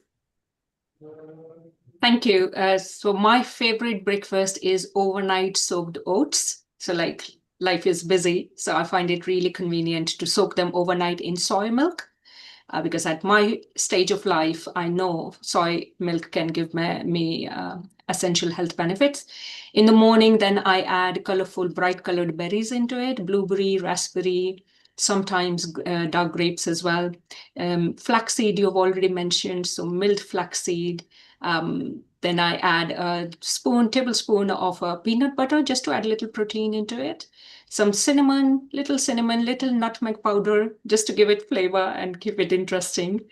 Yeah, so that's my favorite breakfast. If I'm not in sweet mood or oats mood, then it would be toast with avocado and egg, some seeds on top, and yeah, some olive oil. I love olive oil. So yeah, savory and sweet both. I keep options depending on my mood, how I feel, and what mood I'm in. Like I said, I try not to force myself. I try to enjoy what I eat without any guilt. Yeah, I think, like I mentioned before, small sustainable changes are helpful. So we all have a routine that we've been following for years, but anything new that we want to change in our routine, it's useful to see where we are now and then slowly adapt it into healthier version of our eating routine or lifestyle. I loved what Dr. Amrita said. I'm absolutely very much into mindful eating practices, using all the five senses. And I'm so pleased that now in the Western world, we have so much scientific research evidence backing up. Because I know when I used to work in NHS 10 years before, we didn't have much evidence. And because here we had to follow evidence-based practice, it used to be so difficult. But now openly, we can promote mindful eating practices. So I'm so happy and glad about that. And I highly promote that. The benefits of chewing, letting the food break down, release all the nutrients, let all the juices and enzymes make. So absolutely amazing. Thank you. And also recognizing, is this really the texture that we are interested in? Because I was having this conversation with one of my clients last week, and we were exploring because, like Dr. Anjali said, she was getting into this habit of munching on crisps while watching TV. So when we explored, it was actually the texture, crunchy, crispy texture. And then of course, we adapted that around a healthier version of crunchy, crispy food rather than crisp, because we know the crunchier foods are, especially market foods, the more they are on saturated fats, because that's where the crunchiness comes in food. So yeah, it's interesting. I'm really enjoying all the conversations today. Yeah, thank you everybody for sharing wonderful, valuable information. And you mentioned toast, so presumably it's a wholemeal bread or a Yes, skillet bread, and not necessarily white bread, which is that's right. physically the white bread. Actually, when you consume in your body and it goes through your system, intestines, it goes like a lumpy thing, and it can stick around, it can stay around. That happens same with the white flour chapati and all those things. Try to go for wholemeal. It is actually healthier, and I like the ideas that you vary your diet as well. One can maybe do a weekly change. So maybe if you like salads before, then 1 week can be avocado salad. The next week together with lettuce, and nowadays you get so many different kind of lettuces and carrots and cucumbers. Following week maybe a beetroot. Go for rainbow color. Always try to add one sort of pepper. Maybe it is a red or a yellow pepper, which is very good. If it's got 4 bumps in it, it's one for salad. If it's 3 bumps, then maybe you can cook it. So look at the pepper and you will know whether it's good for cooking or whether it's good for salad. So yes, one should vary. And like how Amrita said, Nitu, you agree. Trust your tongue and trust your brain and enjoy the food. If you are going to consume the food, then enjoy it to the maximum. Don't just gulp it in you, because gulping in has no value. Anakul, you were I have smiling and you had a comment. I have a question for Neetuji that is about seeing whatever, I mean, hearing what Amrita ji had just told about all these, how all the five senses and the heart. I've been a big proponent of using the hands while having meals, except for Chennai dosa, which where they write down, please use your hands to eat. They're none of the shops. And I've been trying to encourage other people to try to write down that you must try to use all your senses and just not stick to huge scoops or spoons. How much do you think something like that can be taken within the perspective of diets, etc., within the NHS?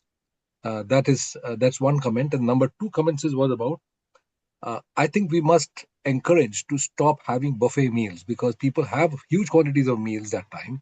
They're not focused on eating. They're all talking to somebody else, and the plate is full. There's no organization in the plate. Everything's lumped over each other. And I don't know if something like we should have some sort of system trying to discourage buffet meals where people eat more than what is needed, and it's not necessarily really taken in properly. Thirdly, in terms of proteins, I'm very cautious about proteins. Keeping aside the real good part of it, let me tell you the negative part that I really enjoy South Indian food of having what do you call the vadas and sambar in the morning and idlis and dosas. I like them, but in reality, I try my best not to have it because if I have it, I really swell up like mad. But having said that, in sambar has got very high quantity of proteins.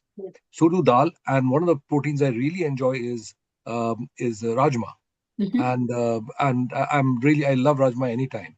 So sambar at one side, rajma on the other side, and an ordinary day's dal is what does my protein. Brilliant, yes.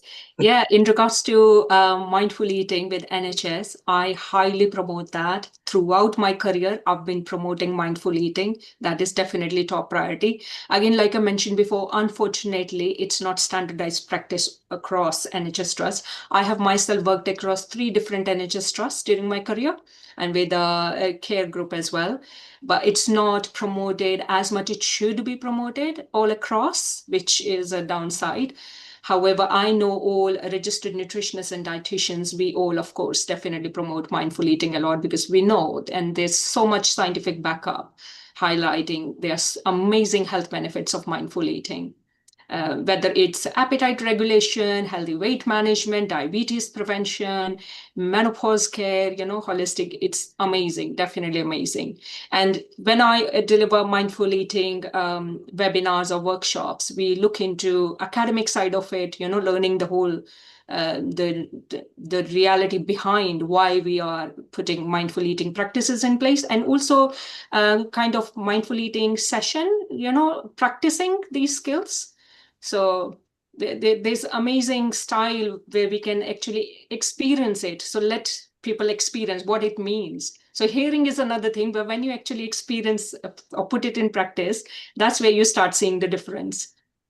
So absolutely amazingly important. But yes, like you said, colors, variety, absolutely important, and basic cooking skills, because when we prepare our meals, we put our heart into it because it's our creation, it's our preparation. And even when we talk to children, young children in school, because I offer nutrition education in schools as well. And my background is, of course, with babies and mothers, new mothers. So we offer them messy play with food. And that's the whole point, letting them touch their food and smell their food and take it to their mouth and experience all those flavors. So yeah, absolutely important, there as well. Yeah, my favorite snack, like you as well, is nuts. I always have my little jar of nuts ready, along with any fruit of my choice. It depends. It keeps changing. So absolutely, seeds and nuts marry really well. And then they keep me full for longer, give me satisfaction, and they are easily accessible around the globe. We have access to fruits, we have access to nuts. Something that we say here is measuring portion sizes using our hands. British Dietetic Association really recommend that. And I believe in that as well, because all of us come in different sizes. Our hand size is different for all of us. So a handful of nuts can be a really good idea. And the way of measuring by hand is also valuable when we are on the go, when we are traveling, when we are on holidays. Because when we are talking about healthy eating or mindful eating, it's a good idea to expand it beyond our home environment. So when we're out and about as well, so we keep on following that routine. And also with people who are in this traveling jobs, for their work, they have to travel quite constantly, you know, it's quite helpful because they set up these ways of eating or these habits already, and then they don't have to worry about, you know. So yeah, measuring with your hand, I feel, can be ideal rather than carrying all the measuring cups and spoons and everything around, or measuring scales, which is not ideal, really, not practical. Yeah. And what was the third question? Sorry, third thing you mentioned? The proteins, I think about the proteins I had said.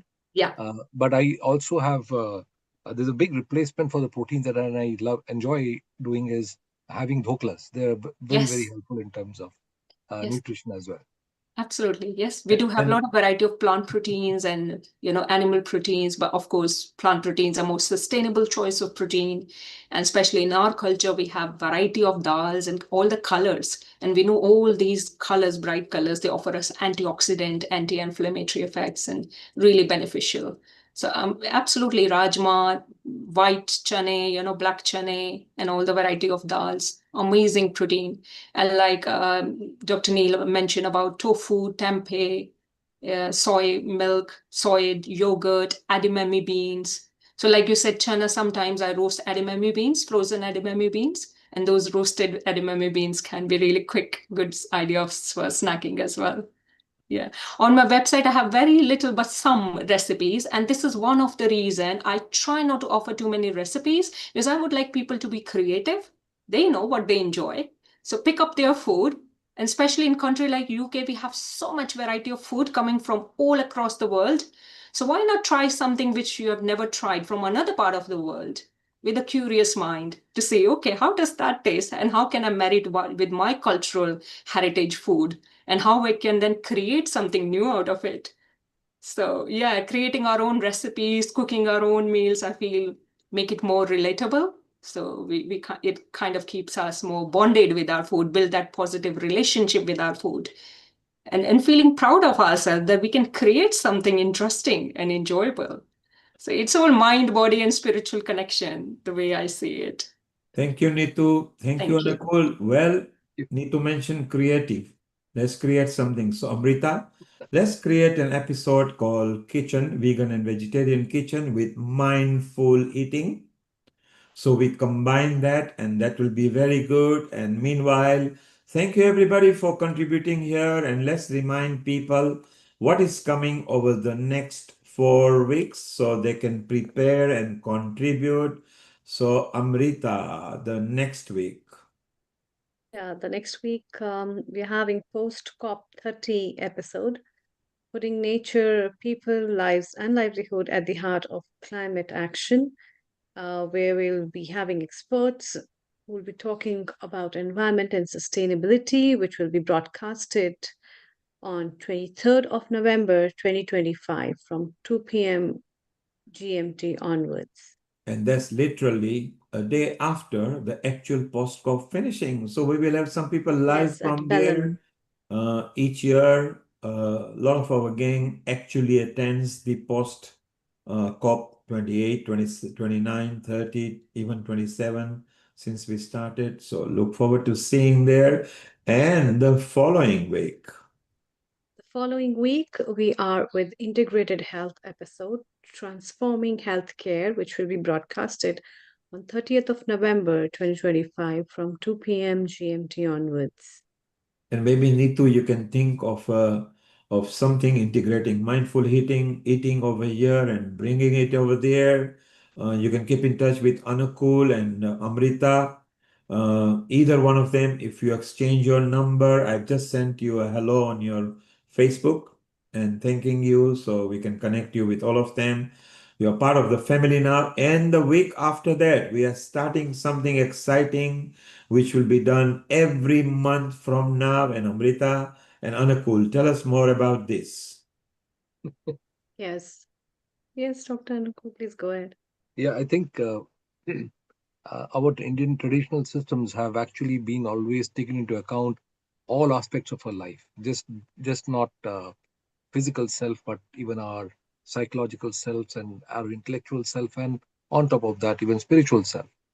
And we have taken care of environment, the entire concept of dharma that we follow for dharma, for our air, for our parents, for everything. So integrating everything is very, very important. And unless we integrate everything, we really cannot maintain our health. Health as a part of everything, and everything is a part of our health. So we are looking into the Indian knowledge systems where we're trying to integrate architecture, economics, our behavior, our education, our eating habits, our health, and all put together. And we are trying to see how they're all interconnected, bonding all of them together, and then see what are the available research in each of these fields are, and trying to find out what is the evidence available currently and how we can use that evidence to make proper changes in such a way that there can be policies that can be introduced to help everybody come up together rather than I in my own corner and somebody else in their own corner. So a dietitian is just as much as important as a person who is talking about architecture and a person who is talking about agriculture. So they're all part and parcel of the whole process. And that's what we wish to integrate. Am I correct, Imrita? Is that what we are thinking of? Yeah, absolutely. So we're glad to launch the Indian knowledge system, which is combination of indigenous Indian knowledge system, bringing up the timeless wisdom of our traditions. And so for starting of that, we are bringing to you the timeless wisdom from Bhagavad Gita as a first episode launch, preserving the past and shaping the future, which will be broadcasted to you live on 7th of December 2025 from 2 p.m. GMT onwards. So very important tagline there, preserving the past because we learn so much from the past and shaping the future. And the first episode will be talking about timeless wisdom from Bhagavad Gita. So the way of life, whatever we have learned from there, this is the value that we learn from them. It's not necessarily just religion. It is more of the way of life. And Amrita mentioned indigenous. So if you are in any country that you are, it also means that we would like to integrate your country's values with the Indian knowledge system. So in the future, it will be called integrating Indian knowledge system with the indigenous of the country that you belong, because Healing Our Earth broadcasts in 186 countries at different time. Each episode is viewed by 23 to 30 countries. So a new launch here, and you've heard it from the two senior leads from there, Anukul and Amrita. So congratulations to both of you. You two are amazing, the way you create and what you bring at Healing Our Earth. And the following week, Amrita. The following week, we are having Universal Health Coverage Day, Health for All. That will be broadcasted to you on 14th of December 2025 from 2 p.m. PST onwards. And Neetu, as it happens, not that you will always get a chance in each one of them, in each one of them, you've got something to contribute. Absolutely right. Yeah. So even if you are not a contributor, you come in as a co-host or as a panelist, and you can be part of it as well. So it's your platform from now. Healing Our Earth belongs to everybody. There is no single person who owns it. It belongs to each individual who wants to contribute to create a better community. Thank you. And Amrita, time to wind down. It's nearly gone past midnight in the country where you are, and Anjali is. So thank you both for staying till midnight. And it's coming to evening, early supper time here in United Kingdom, and America has just woken up and they're coming to lunchtime. Amrita, over to you. Thank you.